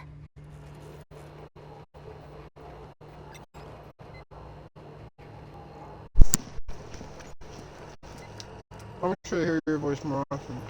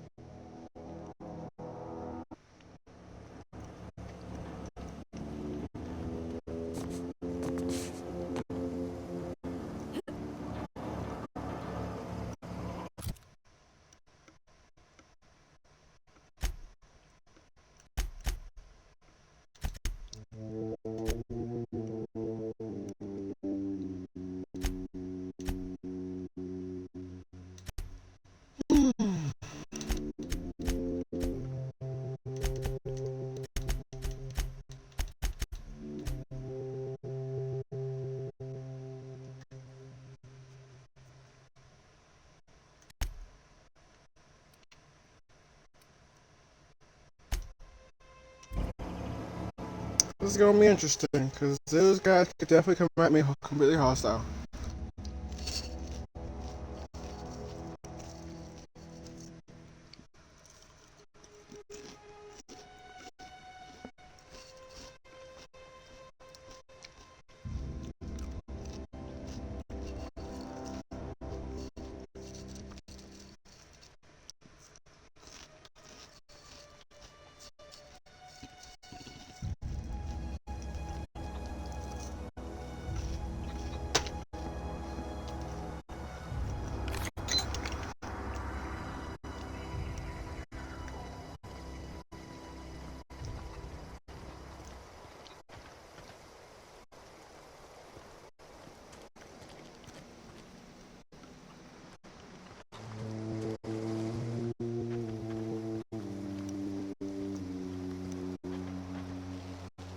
Home is where the heart is.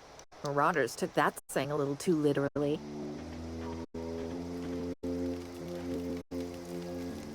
I know, I'm trying to think. Food's bound to spoil at this rate. What happened? Sprat fell into a transformer again? I don't know what you did to talk some sense into Zoe, but I appreciate it.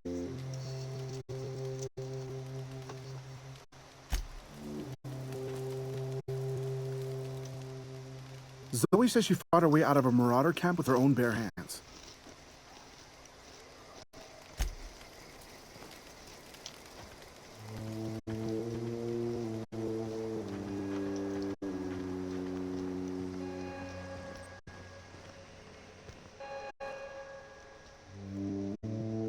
That's the thing about growing old.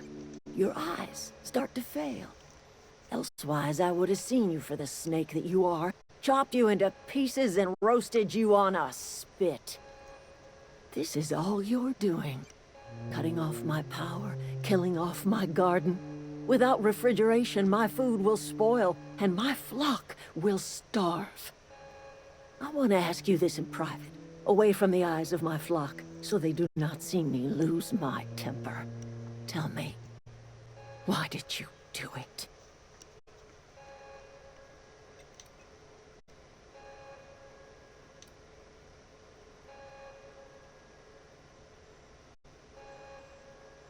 To be honest, You know what? You're right. The Eternal made you a loathsome reptile, and it is not in my power to change the color of your scales. Go talk to Grace and Thomas. Look them in the eye and tell them their life here is over, and the only thing left to do is go back to Edgewater. This is now your responsibility. And you tell Reed Thompson that I will never return to Edgewater. I would rather die among my flowers than live under his management.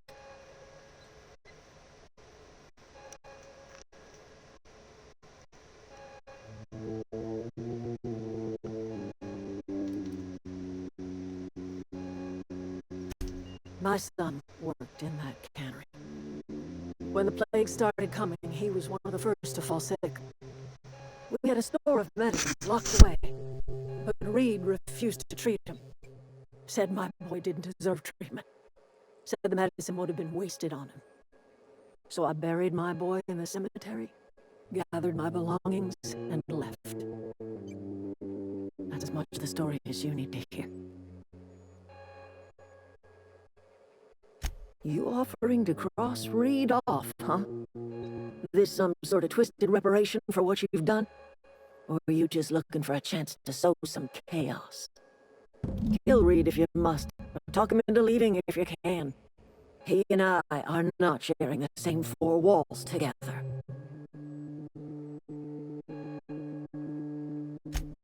Tell Reed that I can make his people healthy again. I can end their plague. Start a new garden right in the cannery. 3 square meals for every man and woman in Edgewater. Tell him how I've made the Vale bloom again. The soil has whispered its secrets to me, and I alone know how to breathe life back into the earth. The secret is human corpses. I've been grinding them up in my fertilizer for years. Marauder, worker, don't matter much to me. The human body is rich with nutrients.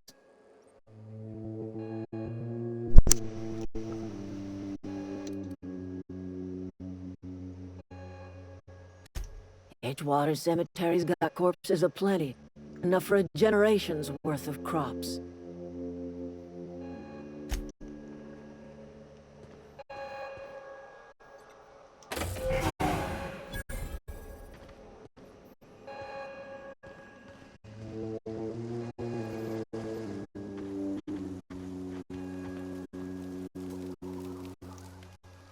Everybody keeps staring at me. It's not my fault the power's dead.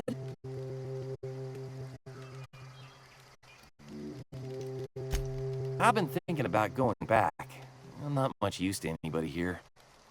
I get sick thinking about working at the cannery. I can't do that again. I mentioned those manuals on mechanical engineering. Suppose if I had one of those, I could go back to Reed and make a real case for myself. What's on your mind?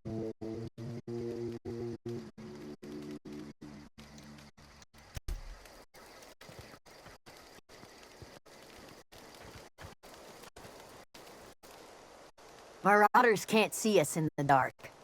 Wild canids, on the other hand. The matter's been weighing on me.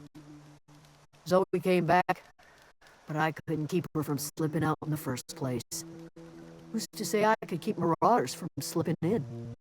I don't see us lasting more than a couple of weeks out here. I'm loath to admit it. We're gonna have to make our peace with Thompson and hope he takes us back. Listen, we go back to Reed, hat in hand, begging for our old jobs back. Well, Adelaide's not gonna forgive us. She'd never talk to us again.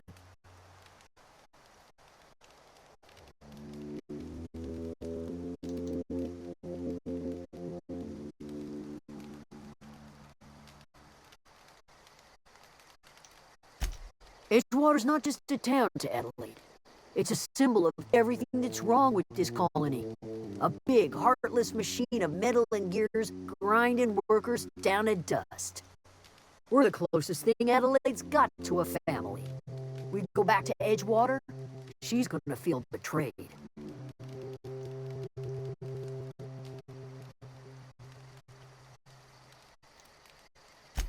Sure, suit yourself. I'll be here.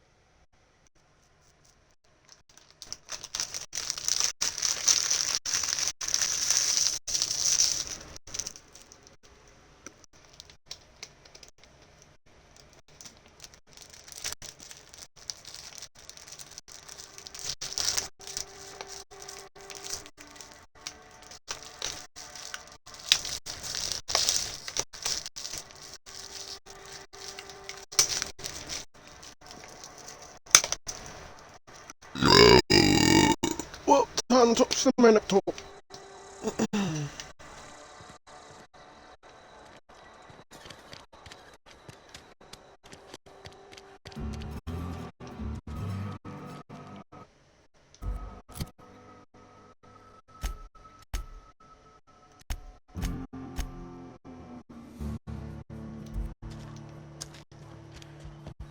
You're not a big drink.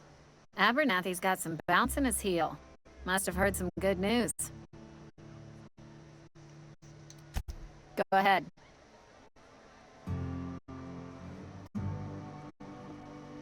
I don't see how that's any of your business. You're the first to ask after me in some time. I'll give you that. But I don't have a story to share. My family's worked Spacer's Choice for 2 generations, and I've lived in Edgewater just about all my life. Wanted to work in the sciences once upon a time. Would you believe it? That was a wild fancy. Glad I disabused myself. What happened, you ask? What always happens when you're dreaming? I woke up. I just didn't have the brains for it. Asked too many questions. Wasn't suited to the work. So I did the right thing and worked the life I was always meant to live. Now that I'm behind a bar, I can ask all the questions I want. Important ones. Like, when are you gonna pay your tab? And would you like another round of cold, refreshing 0G?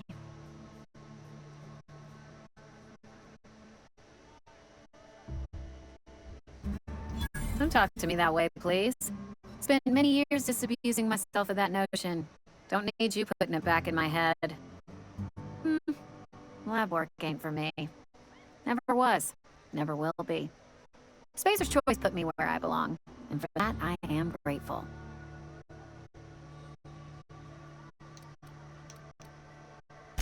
They did. They gave me a life. Gave me a purpose. This is where I belong.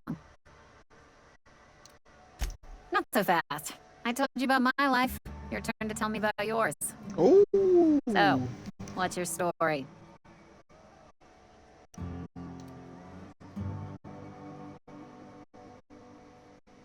What's there to figure out? Stands to reason you work for a company. You ain't Spacer's Choice. Could be you're with Auntie Cleo. Oh. Girl, might as well just believe me on that Don't one. see what a Cleo worker's doing in Spacer country. Trying to eyeball the competition, are we?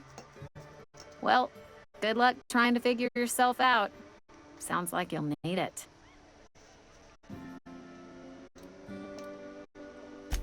Coming right up.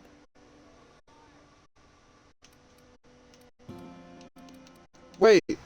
Bruh, wait, she lowered the prices because I talked to her? Oh my gosh. Bruh, what the fuck?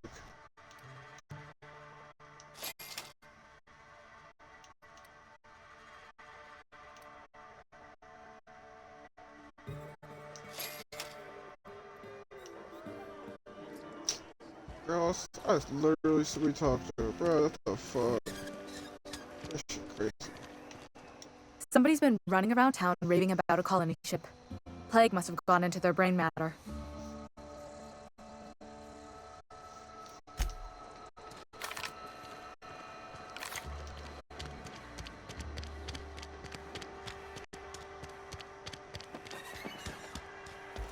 Come on. Time to go up.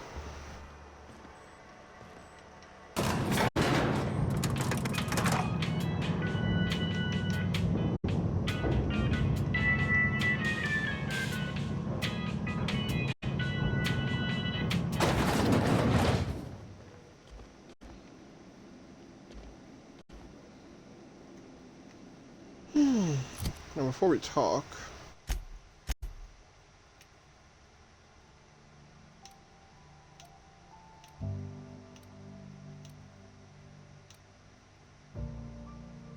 nope, nothing with banter. Fine. This will be all raw skill. This is a fine day, friend. Power flows through our town like a cool stream of water. I trust Adelaide's people have seen their way to reason. So, when can I expect them back at their posts?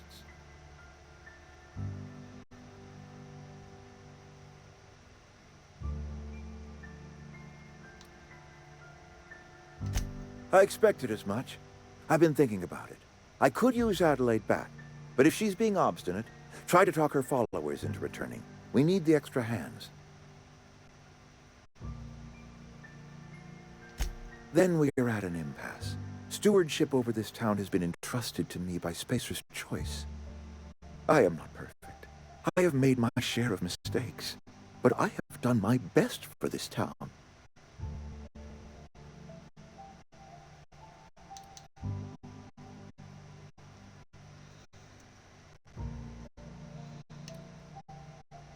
Reed, your town's a I mess. have been holding this town together with both hands. You can't just expect me to leave. I am a Spacer's Choice man. My father was a Spacer's Choice man. Edgewater may not look like much to some buttoned-up freelancer, but it is my home.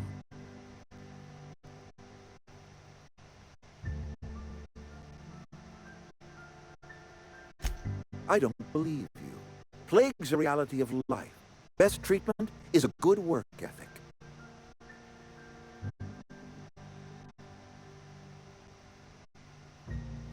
You are disparaging our parent company, and it is not appreciated. We are a Spacer's Choice Saltuna cannery. We eat Saltuna here, and only Saltuna.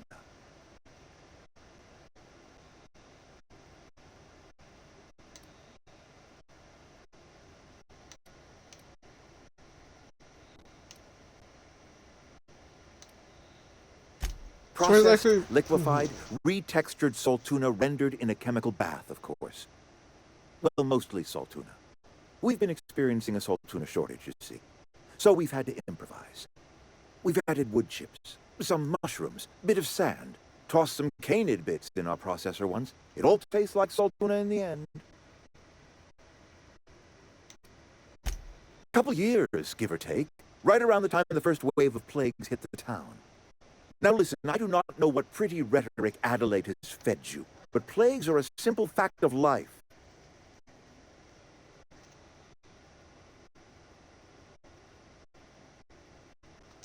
You will excuse me for being skeptical. How exactly is Adelaide growing crops in barren soil?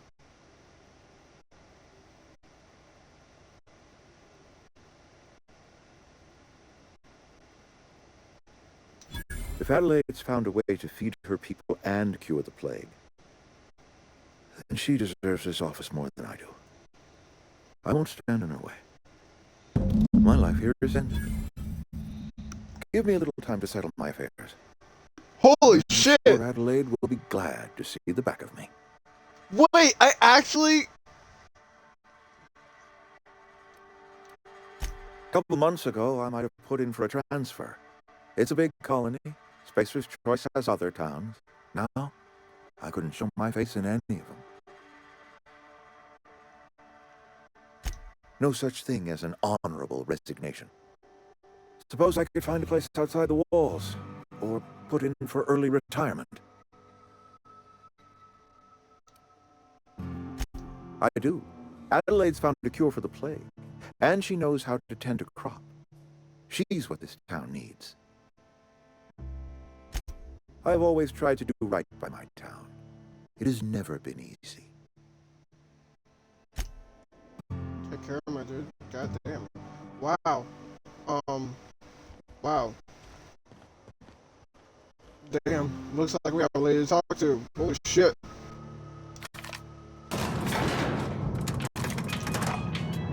Wow.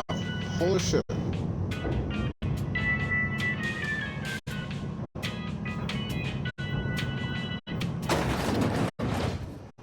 I never saw this as an outcome. This I never saw as an outcome. Holy shit. I never saw this as an outcome. What the fuck? Hey, yo, I still literally sided with the deserters in the physical end. What the fuck? Threw a little white line persuading, of course. I almost said out loud what the actual words were, but I was like, you know what? Actually, you know what? Let me just lie to you and just say it's a bunch of weird math and shit like that. And you know what? The fact is that as long as you step down, shit works out. Shit works out for them. So you know what? So you know what? Wow.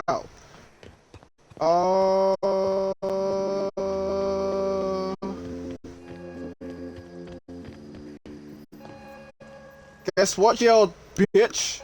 You now run a town. Congratulations. Look at that. The snake's come back.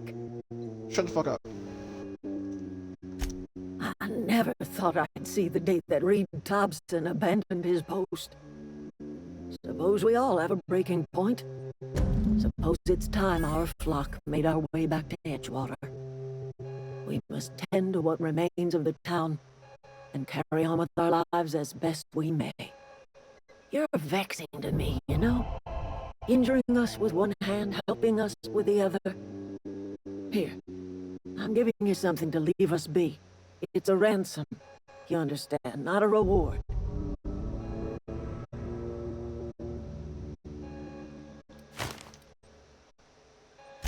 You're telling me you did all this just to put me in charge of Edgewater?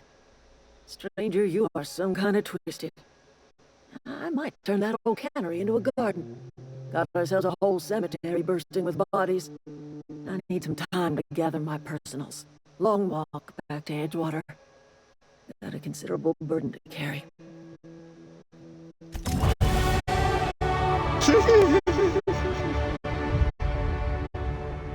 That was a good thing you did, Captain. Helping to bring the deserters and Edgewater folks back together. I hope you rest well on that. I will. In the bar? When I asked if you were a drinker? Yeah. Sorry. I know, it's none of my business.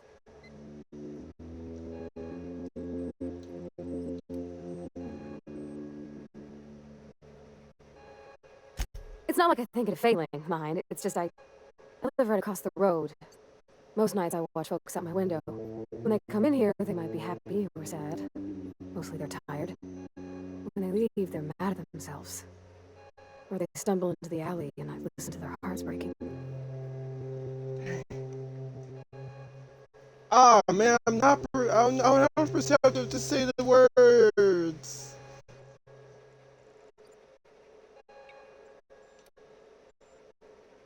There's been scary nights. But Constable Reyes is right at the road. She keeps an orderly town. Let's go back.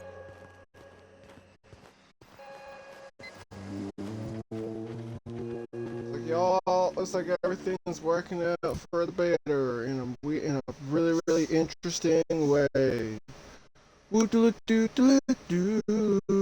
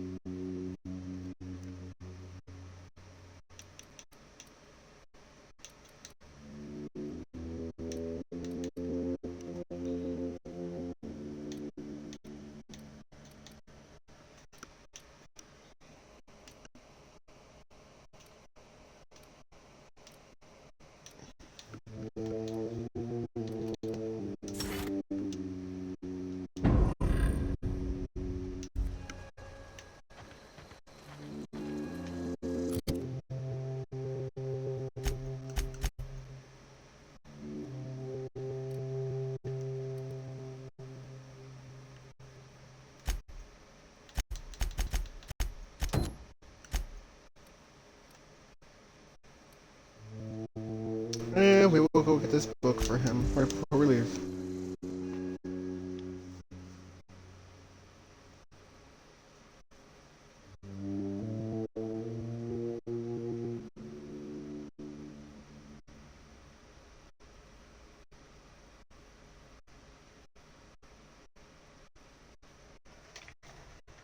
Pristine atoms are more than just simply something to be acted on. They also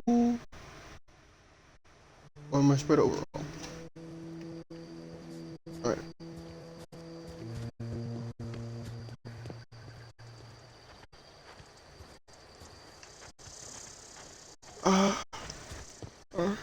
Let's go around this way.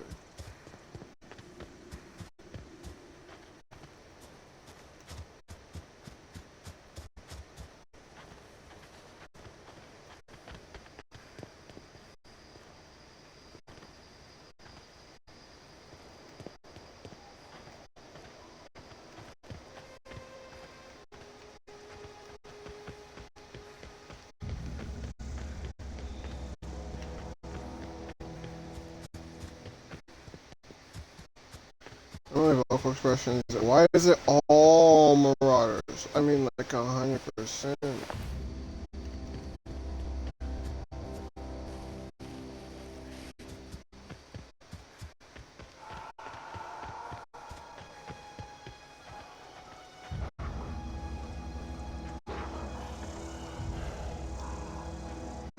Got it. Inside voices.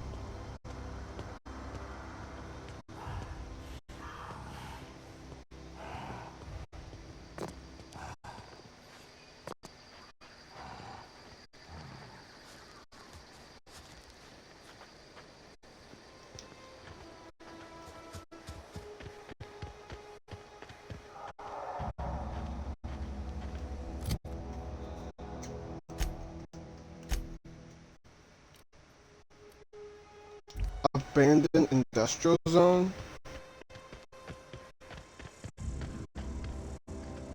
Is there a bunch of like stuff there?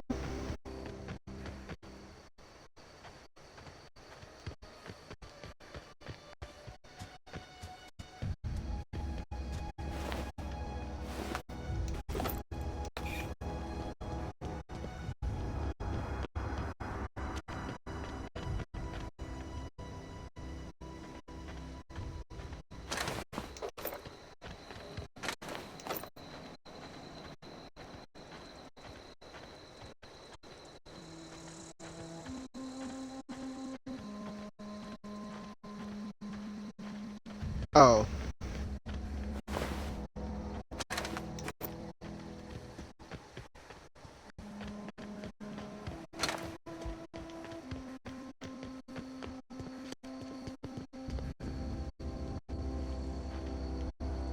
This is where I came. This is where I came. This is where I came to rescue Zoe girl.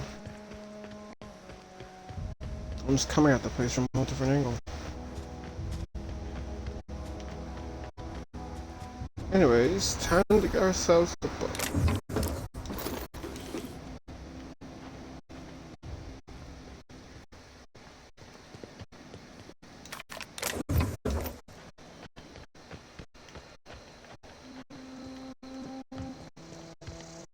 Oh, cool. Actually, I should not say oh cool, because if everyone's dead, that means that something else came around and killed them.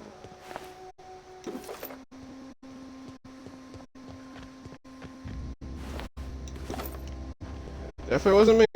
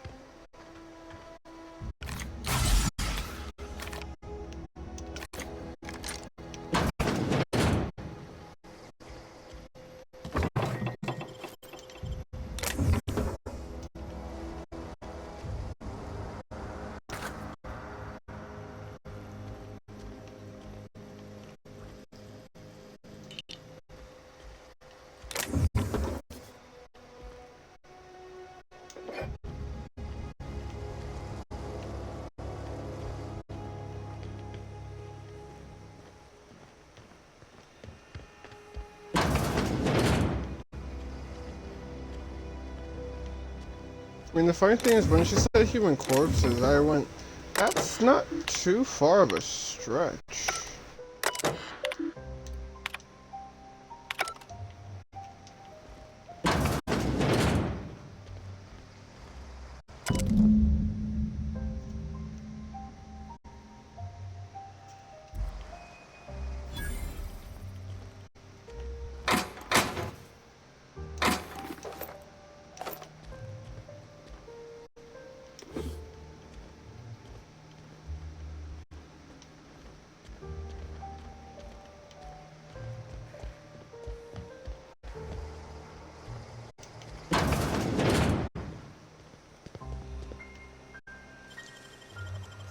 Worth it.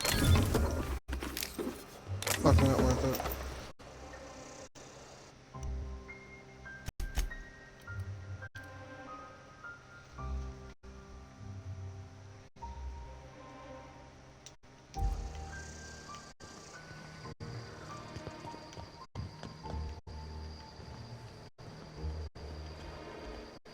Oh.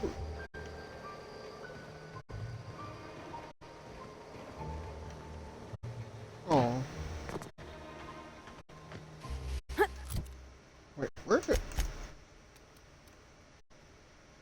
Oh,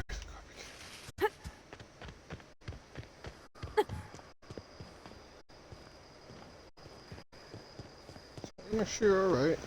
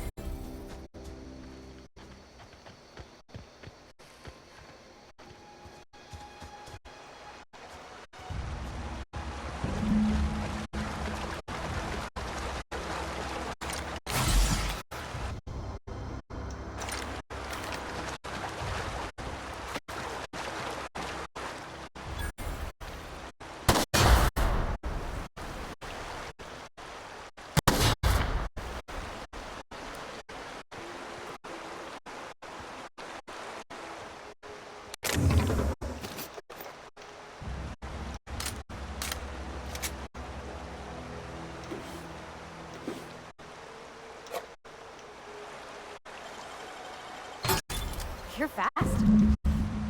Thanks.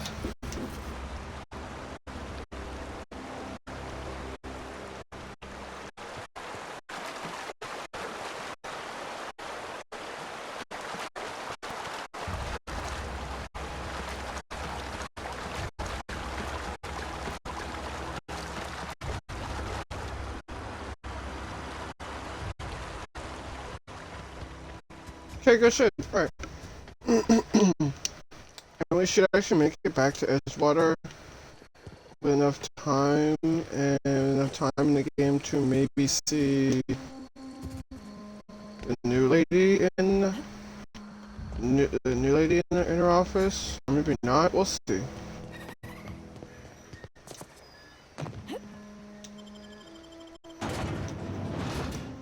Anyways, I might just be taking off with two people coming on my ship immediately. It would be interesting if it was the case.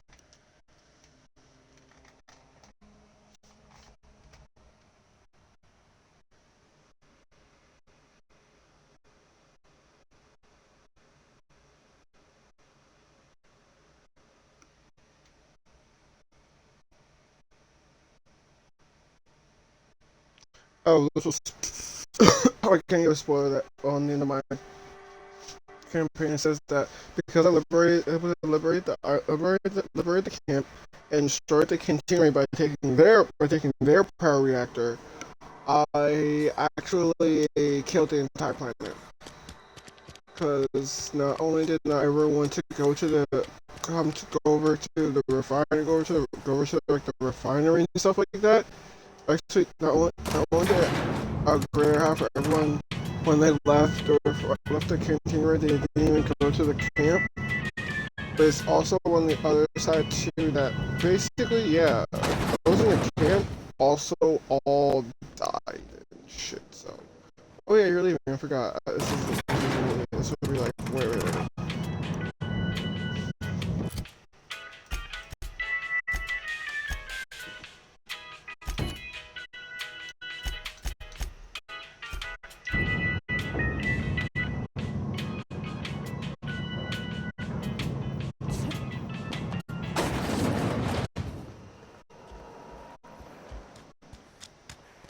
Alright, so before we go to reliable... Oh, I forgot. Oh, that's right. Wish we had some better rations. At least you got your health. I've never actually been in here. Seemed scary from the outside. Hey, thanks for helping me back in that cave. You got a real knack for curative work. Nice. Y'all are back. If it ain't the Starship Inspector, here's hoping Edgewater's up to your standards. Interesting jumpsuit you've got. And by interesting, I mean suspiciously reminiscent of contraband. We pay by the finger. What do you have for me? Gil Antrim. Real name, Guillaume. Duly processed by a freelancer on behalf of Spacer's Choice. I remember him. He was just a kid last I saw him. Shame. I'll just need your signature here, here, here, here, and here. Got any more fingers for me?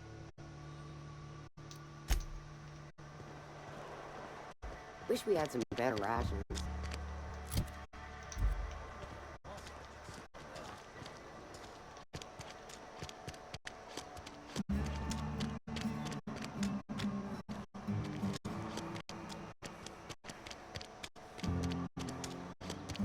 Now we go for...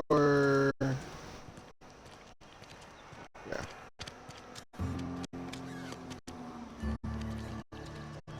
Yeah, this one. This is the entrance. And just under 5, and in just about 4 hours and some minutes, it took me to get off this damn planet. Beautiful. Boom, boom, boom, boom, boom.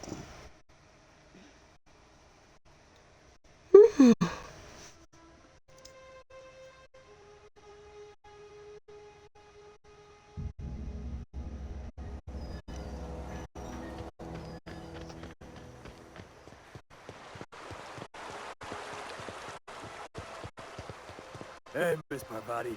Come for a visit? Not today. Just helping this lady.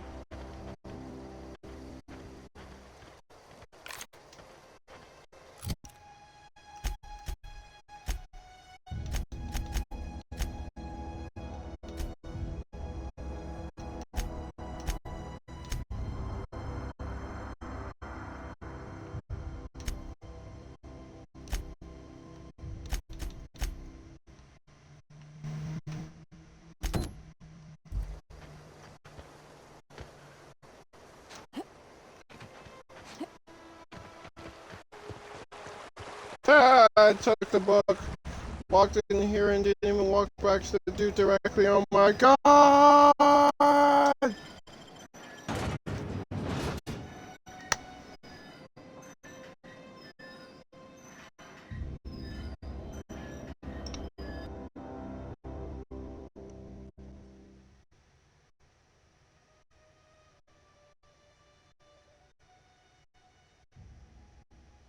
I'm so glad I don't have to be at work tomorrow until 8. That means for the most when it comes to getting happening at work. When it comes to getting to work tomorrow, I don't have to really rush. Well, that's not wrong.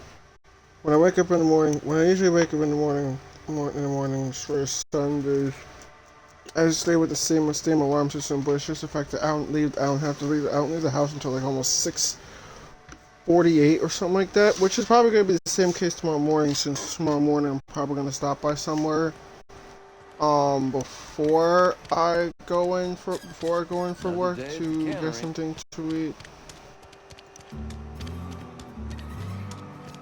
And that's for obvious reasons. Whoa, you're standing. Shouldn't you be sitting? It's a fine new day in Edgewater. The cannery hums, streetlights and faces glow. I suppose this means the two of you were able to sort out the matter?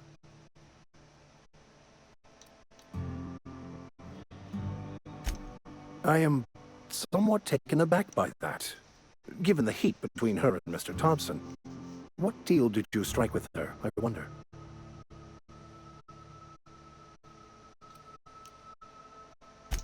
From our own graveyard, just outside the gates. And Silas had not even an inkling. What do they pay the man for? He spends all day digging graves, Vicar. Sir. Sometimes he's got to sleep. Yes, of course. My reaction was unreasonable. And her reaction was priceless.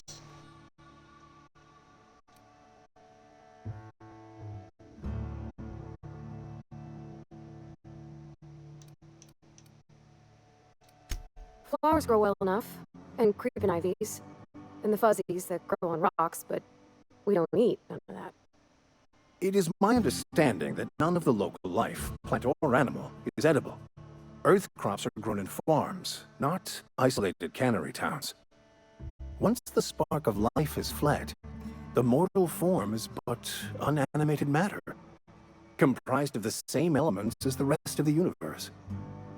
We inter for the comfort of the living, not the benefit of the dead. While distasteful, I would judge Ms. McDevitt's actions beneficial to the greater good.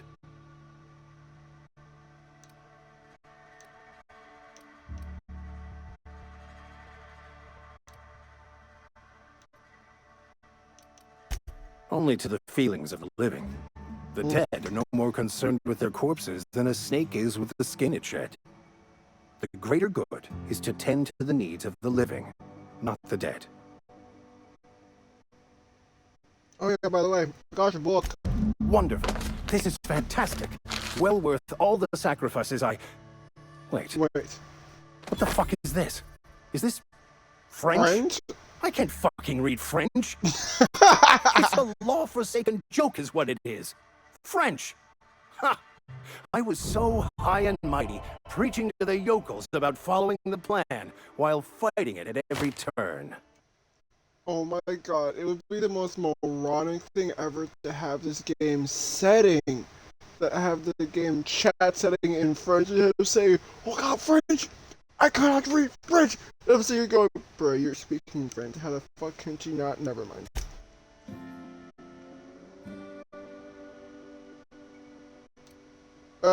Overreacting?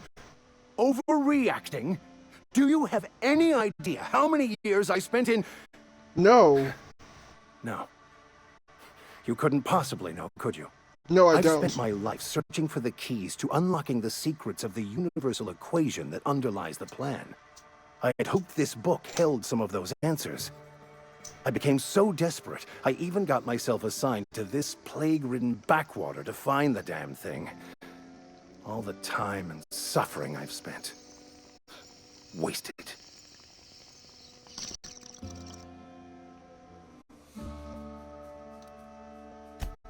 Bakonu, the author, had some interesting theories about man's perception of reality that I thought could be applied to our attempts to decipher the plan. Unfortunately, he was also one of the founders of the Philosophist school of thought, so the book is banned in this colony. And a philosophist is... Philosophism's a false religion that stands in contradiction to almost everything we know to be true. They believe all is chaos, in stark contrast to OSI's belief in the plan. But most of the philosophist perversion of Bakonu's thoughts came more than a century after his death.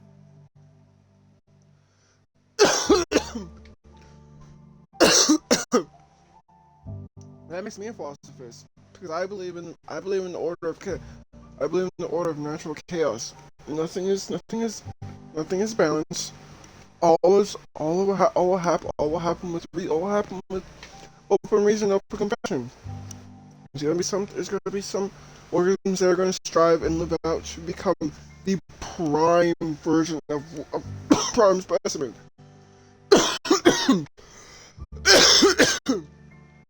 Well, others will just, find their place, or never exist, or exist for 2 minutes, or exist for the longest period of time ever, but never actually amount to anything. Through some divine chaos, everything will find its way to the bitter end. Please. As if my life should have no greater meaning than proselytizing to a bunch of feeble-minded wretches. Nothing could be more excruciating than discussing the true nature of reality with people who have no interest beyond their next Aether Wave program. But that's neither here nor there. What I need to do now is to find a translator, obviously. But to do that, I'll first need to secure transport. You have a ship. Perhaps I could make myself of use to your crew.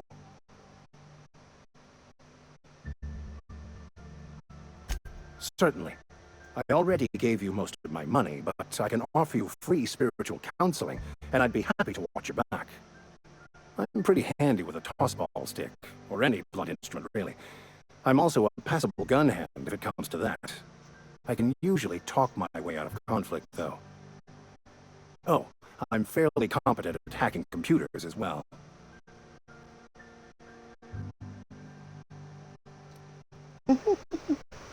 Well, understanding computers is, though I admit I took it further than most. And I was quite the 32nd back during my seminary days. Left many an opponent bleeding on the field.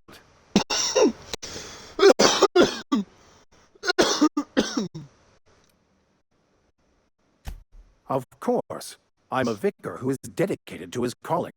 More dedicated than any other you'll find in this colony. I joined the OSI to help decipher the grand plan.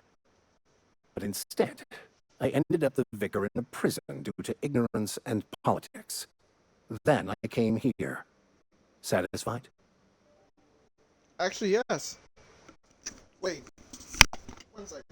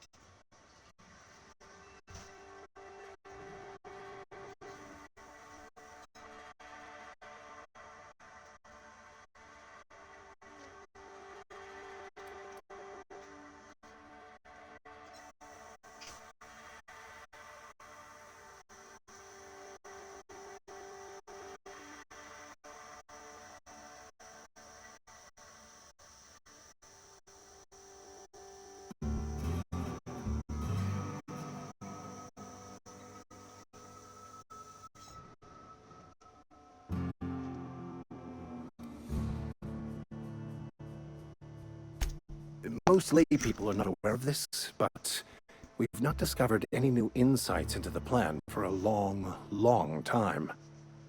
I had an idea that we should welcome the truth, no matter where we found it. I had the worse idea to share my thoughts with a superior. And that's the long and short of it. So, what do you think?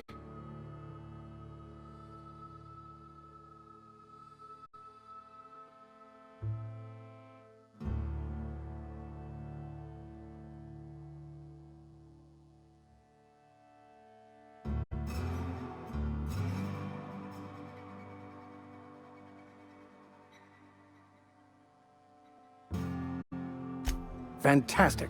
I promise you won't regret this. Edgewater's gonna miss you. Folk here always had good things to say about their vicar. Thank you, Ms. Holcomb. I'll be glad for the change of scenery, and to leave this place behind. It is my esteemed pleasure to serve as your crew vicar, Captain. Sweet! Now we got 2 people on my crew.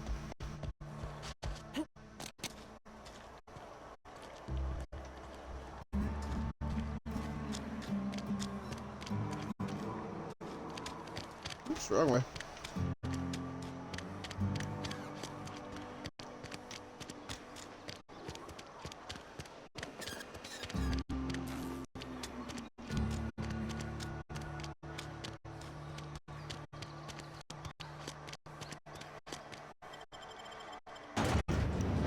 And to think that during my first playthrough, wow. Living in home. Blueprints, build yourself. When I first playthrough, I left the planet, did a bunch of things, then came back and then recruited this dude on. During my first playthrough.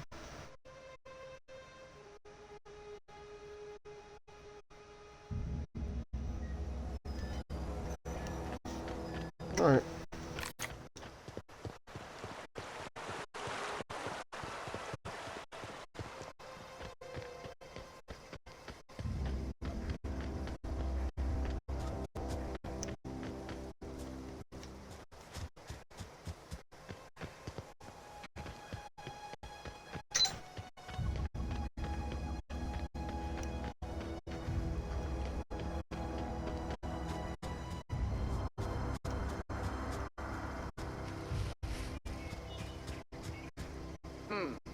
I smell blood!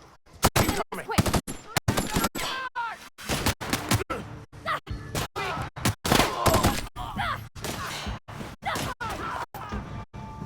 You guys alright?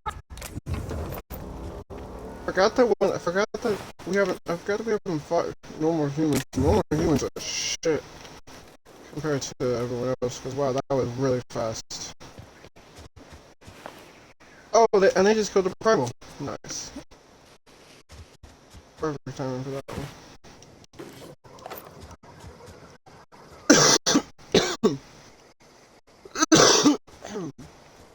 Damn. That's the bad way to go. Anyways. Looks like y'all two are getting first dibs on seats. / rooms. Is this your ship? Oh my stars, she is just so handsome! Does she have a name yet? What's her drive model? Oh, gosh. Wasn't me babbling. When I was in Edgewater, I dreamed of flying on a real ship, working on a real engine, belonging to a proper crew. I'm the only decent mechanic Edgewater's got, but every time I think of going back, I get this sinking feeling. And don't go back. I worked on the occasional supply coach and needed repairs. Once I built a little model craft out of spare parts, but Mr. Thompson found out and I had to take it apart. I want to ask you something, and you can say no, but can I come with you? I could tend to your engine. I know my G-valves for my catalyzers, and I can keep your ship singing. And if you ever need a pair of eyes watching your back, I can do that too. What do you think?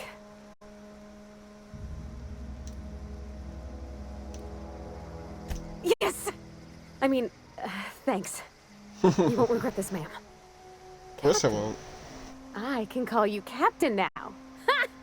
I got a captain. The conversation's still just as nice.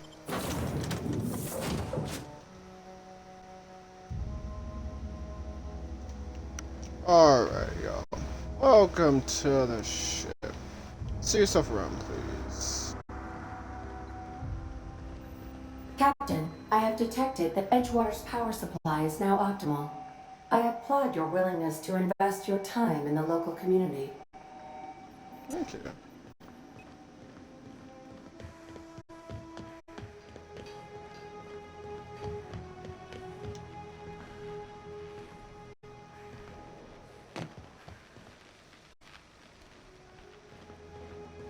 Now,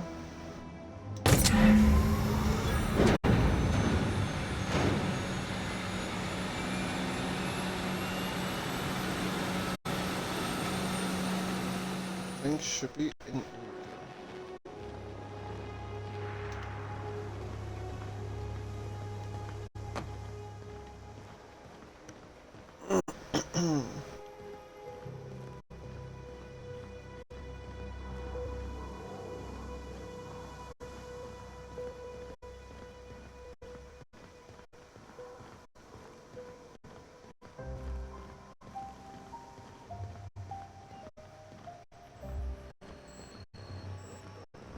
What can I do for you, Captain? All systems are operating within acceptable parameters.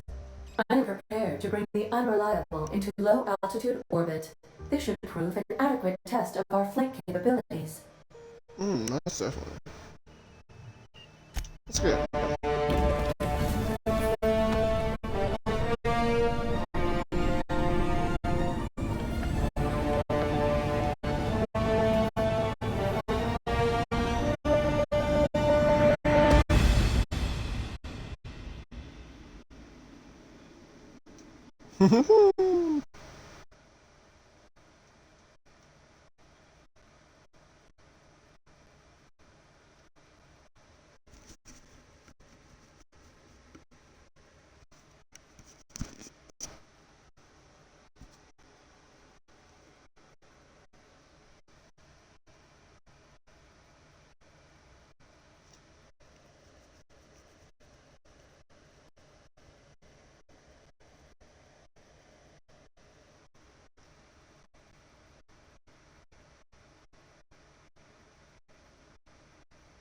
We have received a communication request from Dr. Phineas Wells.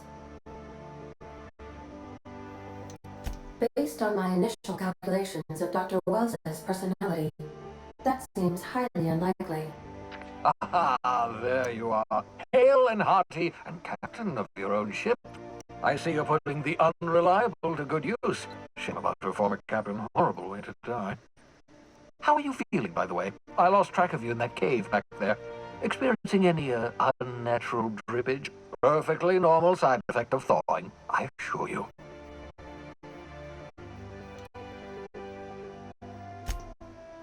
Oh, that, yes, that's probably permanent. I wouldn't worry about it, though. I'm sure you're fine. What you saw in Emerald Vale is happening all across the colony. Food shortages, lack of supplies, and basic necessities. We're dying. The chairman, the minister, and all their lackeys on the board are to blame. The Hope has some of the brightest minds Earth ever sent us.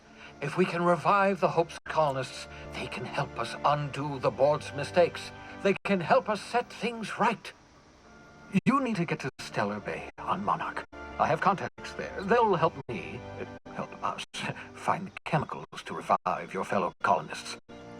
Gladys Kelly, lovely woman, runs a cozy little black marketing outfit on the Groundbreaker. She can get you a nav key to land on Stellar Bay. Okay. Gladys and I have been doing business for years. Her smuggling credentials are unimpeachable. If anyone can get you a key to Monarch, it's her. Of course. Without a skip drive? Good luck. You'll be dead before you make it to the nearest star. Look, I admire your optimism, but the sad truth is you're stuck here. You, me, and the rest of this colony. We're all skating precariously around the edge of oblivion together. None of us are leaving Halcyon alive, so we may as well make it a better place, and we can start by reviving the hope. Captains don't fly their own ships, you see. Your navigation terminal handles the, navigation. Think of a nav key as a set of flight instructions. The board's been confiscating nav keys for Stellar Bay, so we must rely on unconventional means of acquisition. Hence, Miss Gladys Kalkilli. Excellent. I'll send her a wireless. Let her know you're coming. By the way, I gave Captain Hawthorne a disguise apparatus of my own design, cutting-edge technology years ahead of its time. I call it the holographic shroud. I'm sure it will prove remarkably useful to you. You'll find it in the captain's quarters. Marvelous device. I'm quite proud of myself. The shroud changes the user's appearance to mimic that of another. It has limits. First-generation technology, you see, but promising. Exciting to see it in use at last. Very simply, the holographic shroud uses biometric information contained on standard identity cartridges to generate a holographic projection around you. Only stands up to a casual scrutiny. Use it too long, bound to flicker, blur, something like that. Movement makes it more likely. Best used in moderation. When you see guards in your path you can't sneak past, for example. Maintain your distance. Act normal. No running, no jumping. Don't draw their attention. If they pay attention, they're more likely to notice flaws in the hologram.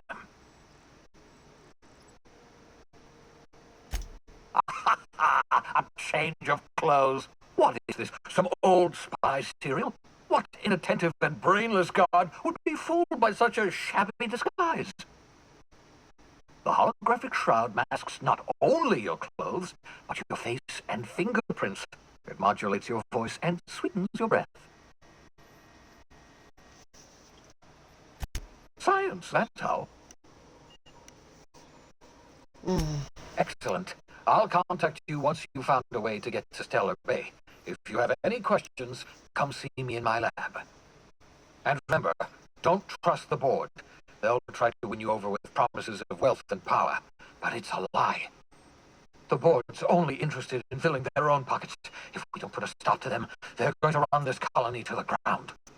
Transmission ended. If you are ready to depart, please select a destination on your navigation terminal. Okay.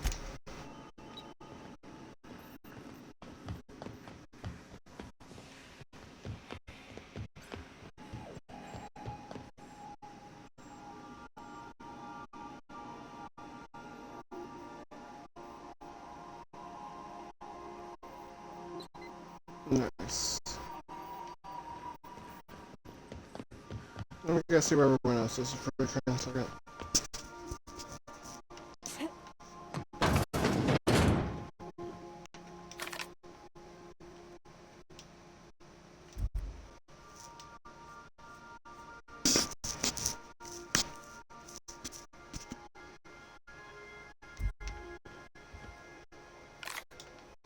Taught him an important lesson, never dream. Oh fuck.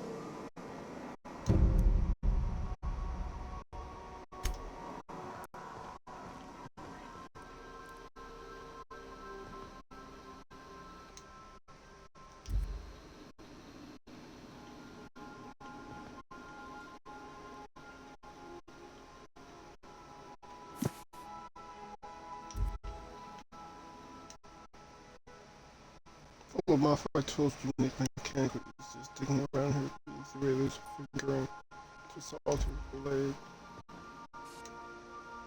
First rings that ever gave me.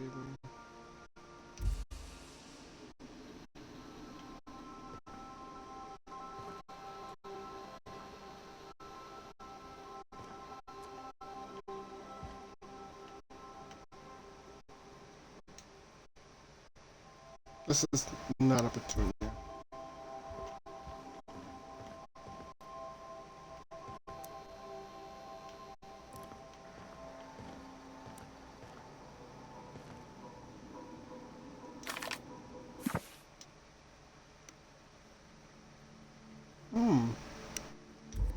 Band letter.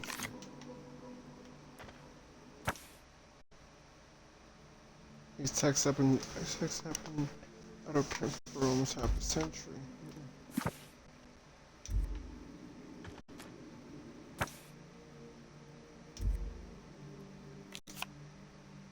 In mint condition.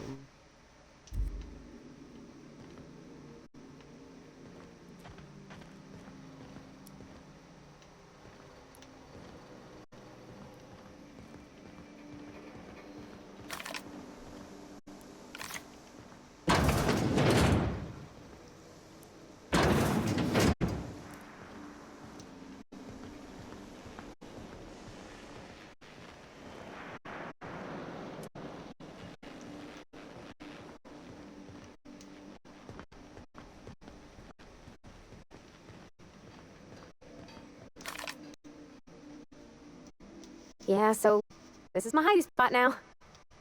I was looking for a place that was quiet. I figured the kitchen would be louder than the hold, so here I am. Cozy like, ain't it?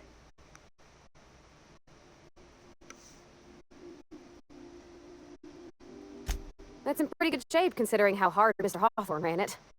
It's a Yakita LHA 120, A2 model, I'm pretty sure. The Block 2 design scooshed an extra cargo space, but didn't change the stock engines. Probably a touch underpowered, huh? Accurate in all particulars. I conclude you are Edgewater's board-certified mechanic.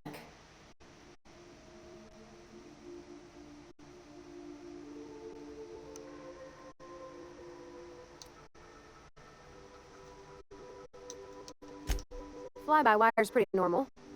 Or at least that's what I read in the trades. I've never been on a real ship before. Hello!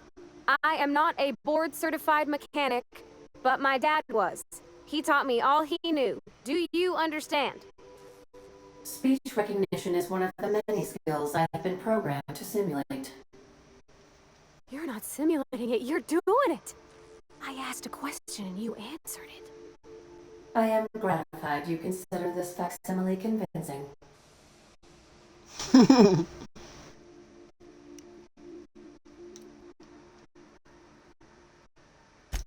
I am at your disposal, Ms. Parvati. You will find the technical schematics in the engineer's locker, though I'm afraid Captain Hawthorne has lost the owner's manual.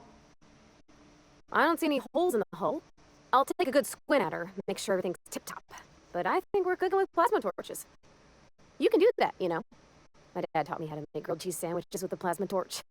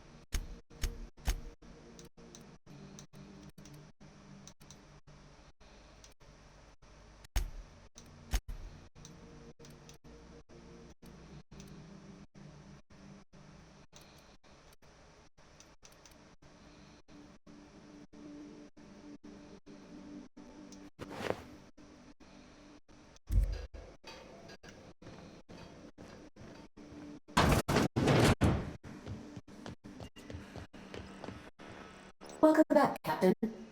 How can I be of assistance?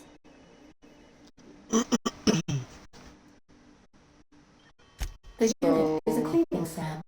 Hawthorne brought it on board some cycles ago, I'm sure with the intent to modify it, but I've never seen it up and running. Alex likely recorded progress notes detailing his efforts to modify Sam. If you check the terminal in your captain's quarters, we may be able to determine what work remains in order for Sam to properly operate.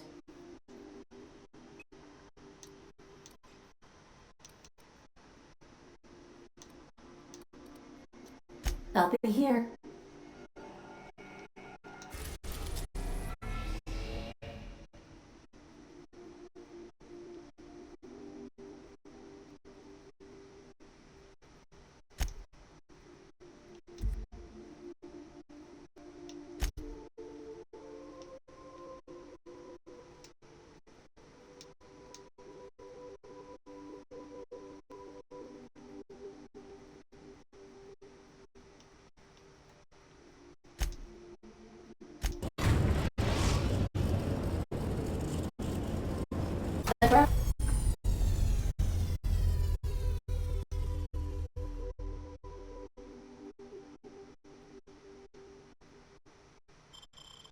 Breaker has approved our request for docking, Captain. You're free to disembark.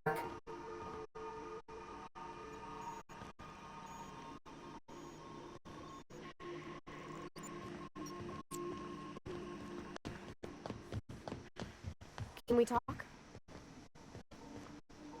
Hey, Captain. I heard that Groundbreaker's got a real good engineer. A lady named Junlei Tennyson?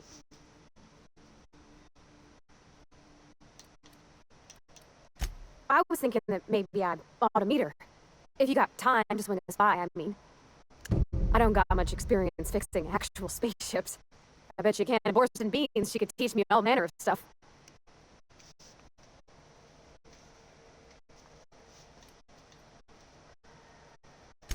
Gosh, no, Captain. I am to stay so long as I'm welcome. I figured Junlei and I could confabulate over wireless or by message. And maybe when we put into Groundbreaker, I could stop by to visit her sometimes. But only when you don't need me with you.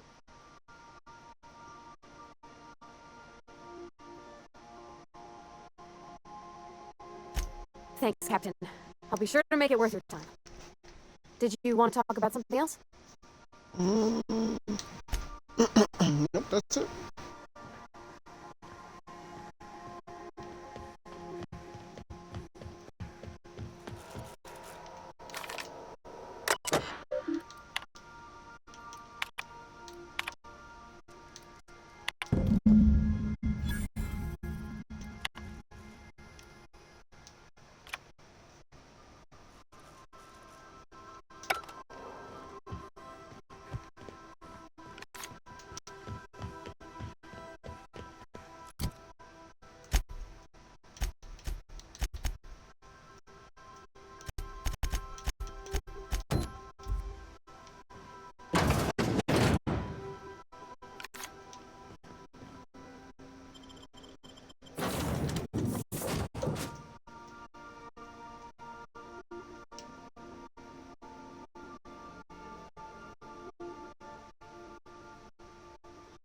All right.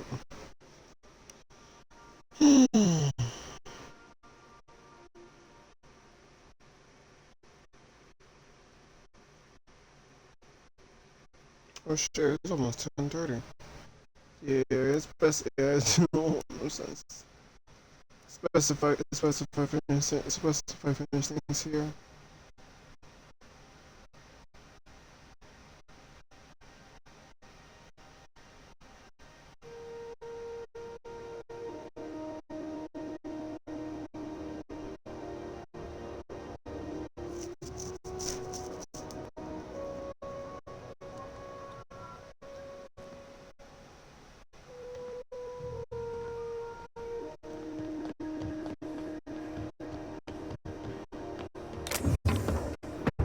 Oh, everything is still.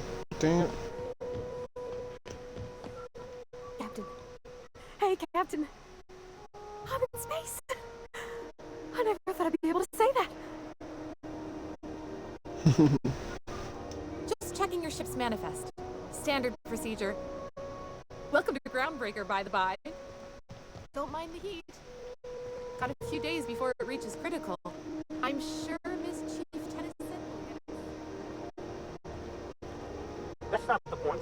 This hack would just knock out one of my workers. Yeah, with a toss-ball stick, I heard you the first time. There weren't any witnesses.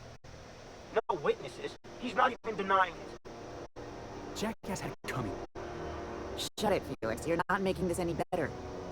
You get you with me again, you little backbait brat, I will toss you out an airlock.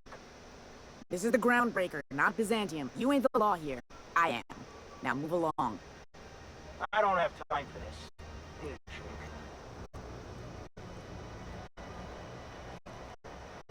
Going for a stroll around the docking bays? Sure was. Got a knack for upsetting the board and the Mardettes all at once. Between you and me, I was hoping they'd come to fisticuffs. The guy insulted my Rizzo's Rangers, all right? You can't just insult my Rangers and expect to get away with it. So, of course, I decked him with a toss-ball stick. I mean, what am I? Some kind of fair-weather fan? Only the finest group of toss-ball players ever to take the field. He's a Spacer's chosen man, though. So when the Chosen beat my Rangers the other night, my foreman comes swaggering up with his head full of boasting. Look, this was a long time coming. Guy thinks he can push me around because he's some sky-high foreman, and I'm just a back-bay's dock worker. Well, former dock worker. Guess I just tendered my resignation. Enjoy my freedom. Scrounged together enough bits for a 0G. Other than that, can't say as I do. Hey, not for nothing, but I saw you wander out of that ship over there by the dock. Wouldn't happen to be yours, would it? Captain of the Unreliable. You're like something out of a serial drama. Hey, I don't want to talk your ears off, guessing you got places to be. I appreciate your time. Felix Millstone. Pleased to make your acquaintance. See you around, boss.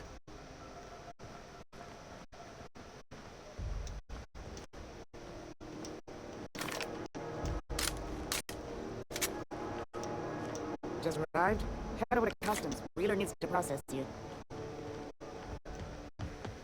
Customs and inspection, right this way. Identification, please.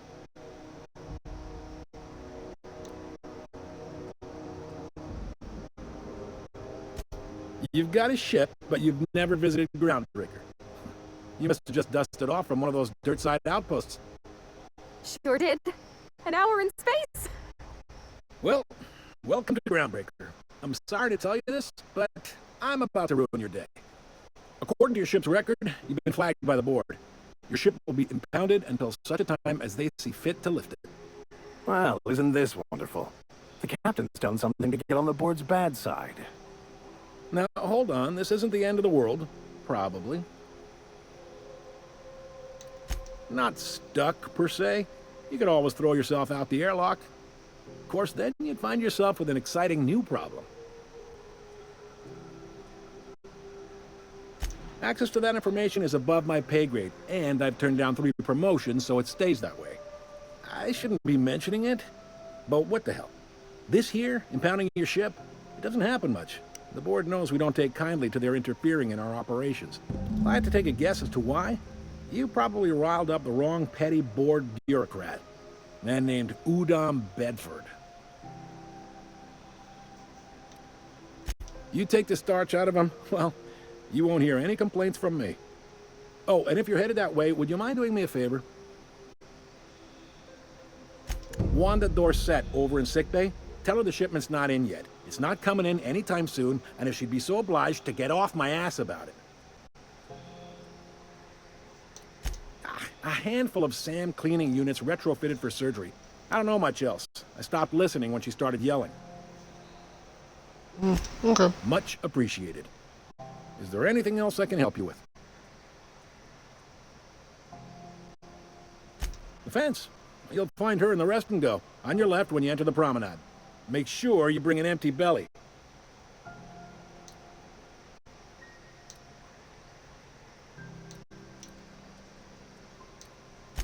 You noticed, huh?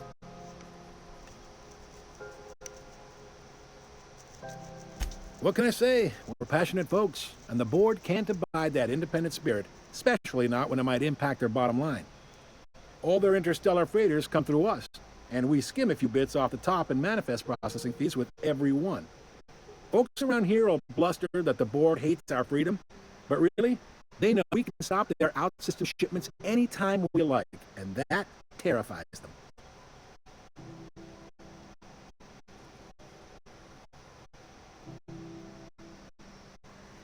You mean the heat? Sure, we could make them fix it. But what would they do in retaliation? They got assault cruisers, gunships, and a handful of mining operations at their fingertips. We push them too hard, maybe they decide we'd be better in 10 trillion little pieces. Or they'd cobble together a new groundbreaker and put us out of business. The board wouldn't do that. Would they? The board is necessary to provide order to the colony. They believe it's their prerogative to overrun you. But whether you allow that is up to you. It's a tough line to walk, no doubt about that. But we make do all right. So far, anyway.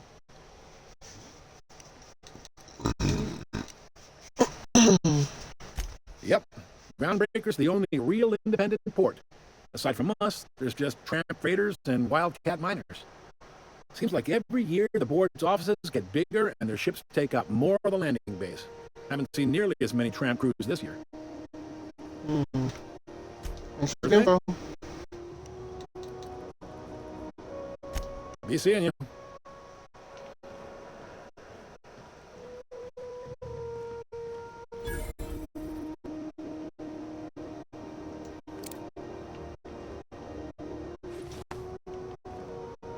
Hi there. Haven't seen you around before.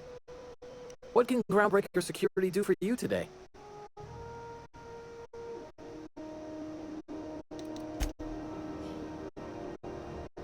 Unless you're here to file an incident report or to inquire about the bounty posting, I must kindly ask you to clear out. The Mardet's offices aren't for leisure time nor loitering.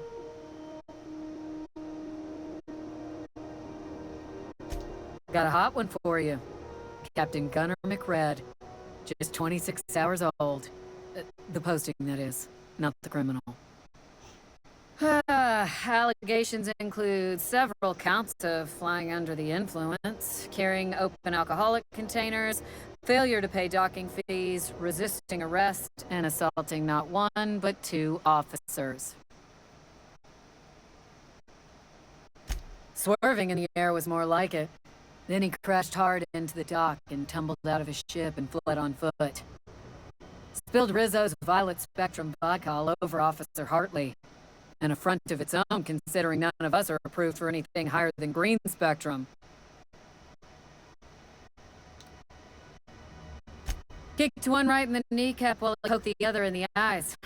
McRed's lucky we're too backlogged right now to hunt him down ourselves. But if our resources clear up and we catch him before some contractor dies, I fully plan to lock him in ISO with them 2 officers he wounded, thinking he won't like that one bit. Last tip we got pointed toward the back bays. You want the reward? Do the legwork. You and about 6 other enterprising mavericks. It's only a matter of time before someone brings me McRed's head, or his lucky lighter, as proof of kill. I do hope you're the lucky hunter, though. Good luck and skip speed to you. Thank you. There's something weighing on my mind. Here we go again. No one lives on Monarch. It's a wasteland. You're hearing things. Try not to be distracted by the glare of the adverts. Lots of unsavory types about.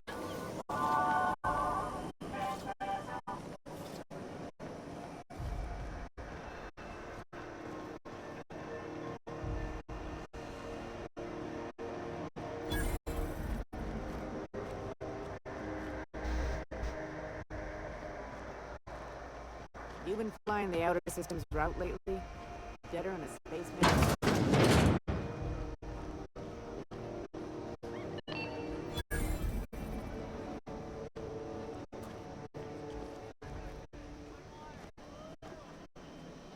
seeking relief from the heat? Till June Lay gets those radiators fixed, I've got the next best thing.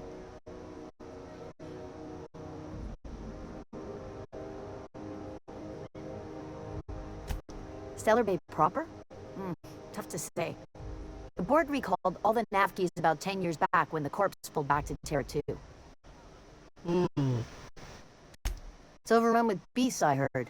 Big ones. Kinda chew your face off for fun. Might all be board propaganda, though. If you're aiming to get to Stellar Bay, you're gonna have to get your hands dirty. The board don't like them that truck with Monarch. But I ain't the one you ought to be asking. Try Gladys on the promenade. She'll fix you up. The radiators, they're fucked 10 ways to Sunday. And we're all sweating buckets wondering when the powers that be are gonna get around to fixing it. Couldn't say, and I wouldn't be pouring drinks professionally if I could.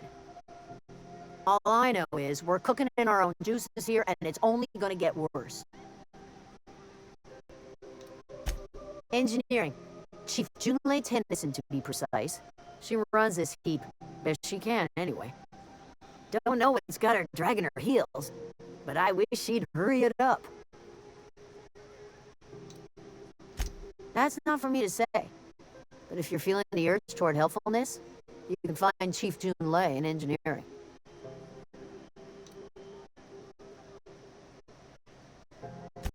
Only the usual. Marauders all over space. You ever wonder how folk who can't figure the bleeding-edge technology of the spoon can manage to get ships into space? There's nobody who knows more about the station's guts. Any system you could name, June's crawled around inside and made it better. She doesn't come around here often, though. Don't see her as much of a drinker. Too straight-laced for that. I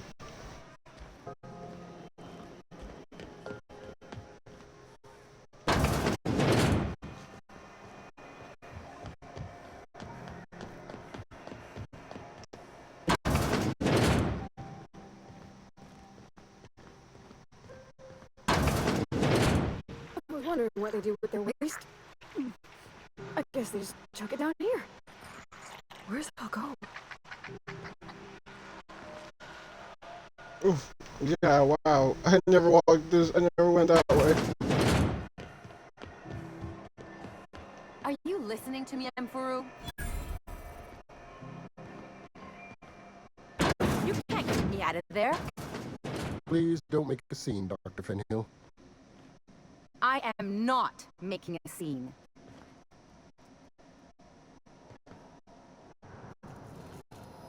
What seems to be the problem? Take care. Oh, God. I'm sorry. Am I causing a scene? Kind of. See, Emfuru?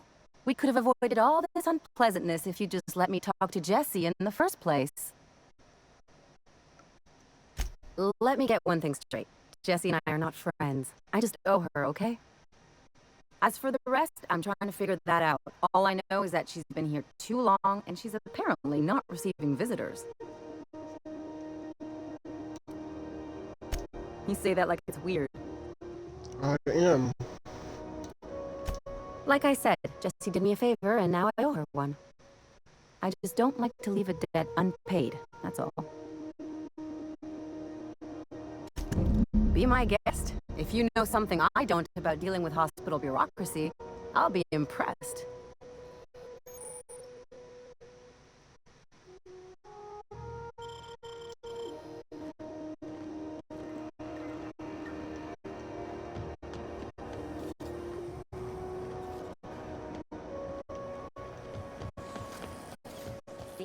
What's going on with you lately? Sit down. 2.5 seconds. A friend of mine, accused her of piracy.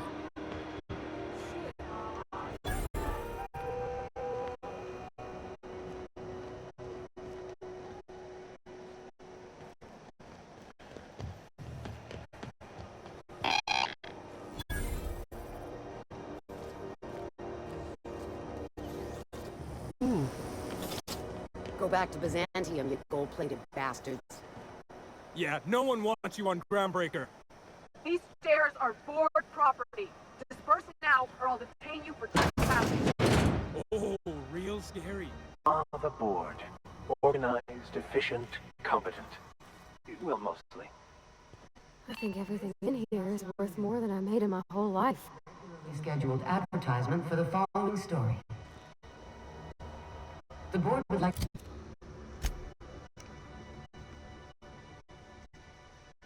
to remind space. Ah, yes. Wheeler messaged me you were coming. He must be the captain of the Unreliable, a vessel that used to be helmed by one Alex Hawthorne. And you are not he. Has something happened to my favorite scruffy freelancer?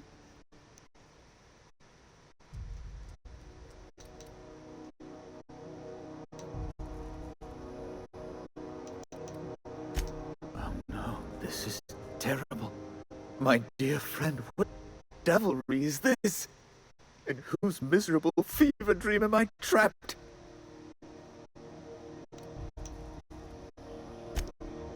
Oh, Alex.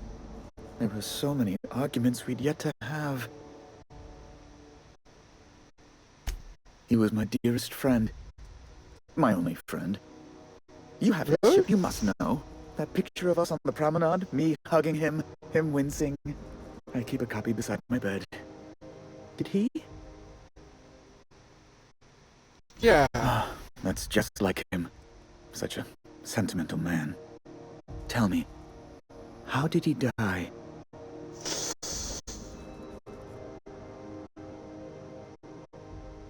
No! How dreadful. That was always Alex's greatest fear, you know. Devoured by those fiends. Becoming one with their droppings.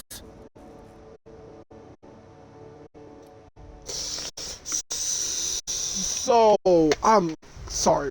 We really need to get back on topic. Right. You're going important places, I'm sure. Big, exciting, important places. There, I've removed the flag from your ship.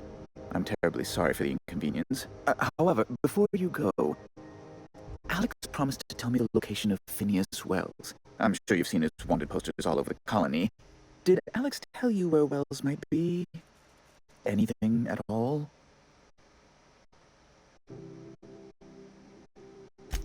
You haven't read the posters. He's a terrorist, a thief, a madman. It's really in the colony's best interest that we stop him before he does further harm. That's... well, that's just terrible news.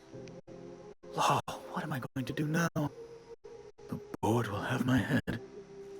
Oh, I'm sorry. This is terribly unprofessional of me. Is there anything else I might help you with? Nope.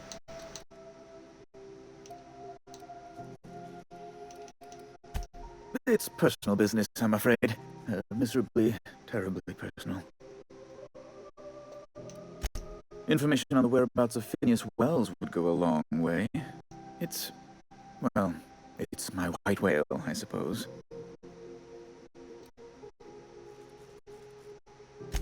It's fine. Really, it's perfectly fine. I understand. Now, if you've nothing else, please see yourself out. I'd like to drown myself in work. Alright. Well, see you never.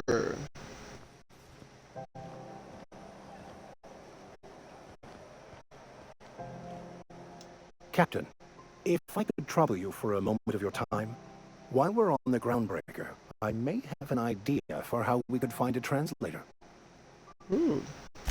I've been thinking on that. There's a former infamous philosopher scholar who fled Terra 2 some years ago. He's an expert on Bakonu. He's also who told me of the journal's presence in Emerald Vale. If anyone in this colony could translate that book, it would be him.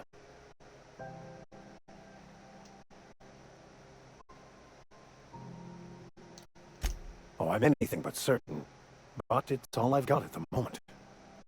Fortunately, we're in the perfect place to start. This is where I'd go if I wanted to get off Terra 2. Great place to pick up a ride to Hephaestus, Scylla, even Monarch. All I need is access to a data cartridge from the security terminal. Their easily hackable system keeps a registry of all crew manifests for both arrivals and departures.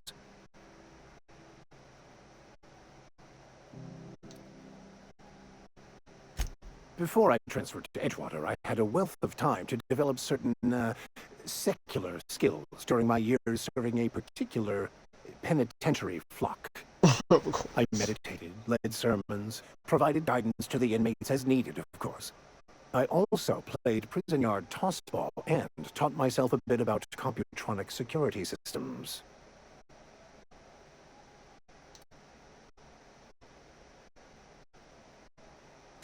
I'll comb the last 6 months of departure manifest to track the Philosophist's off-world destination. Thank you, Captain. Yeah, listen out for them when they talk, because sometimes if you're not careful right, the subject is sick, completely not completely hit you way off. Are those XF411s? And an old Yakita 3.7? Do you think they'd let me peek at the power plant? Possibly. Thought there'd be more machinery. Must be housed on a sub-level. I could spend all day in here and not have looked at half the best stuff. It's all pretty worn, though. Anyway, it's 11 o'clock.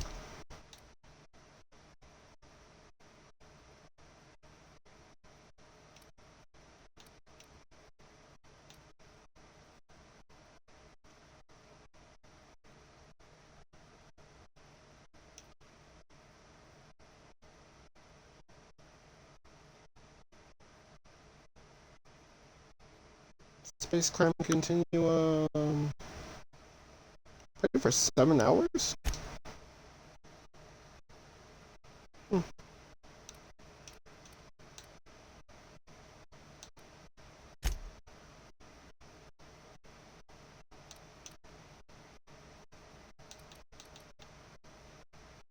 So Coleman was my other save, and Sora is my current save right now. Okay.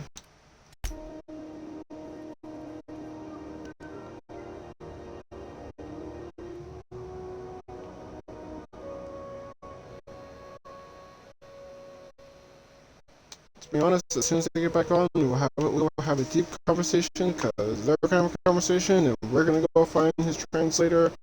We're gonna fix the ship and everything like that. But for the most part, I want to thank you for watching. I hope you have a great day, night, morning, evening, afternoon, whatever time zone it is.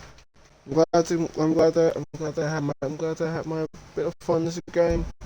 At the very least, I know if I can get back into it, because for the most part, there's a bunch of games we need to get back into to help finish out, work on, and just complete. And to be honest, despite the fact that whatever else happens with my chat and when I was talking, I'm just doing my own thing. Because to be honest, I have to keep following what that poster boss says. I do what makes me happy. And I had the creator sign it, just to signify that I follow those rules. She's actually kind of cute too. But anyways, I digress. See you guys when I replay next. I got some late dinner to eat, and then I am off to bed. For I have work tomorrow morning, so it's all gonna be great. I'll see you. Yes.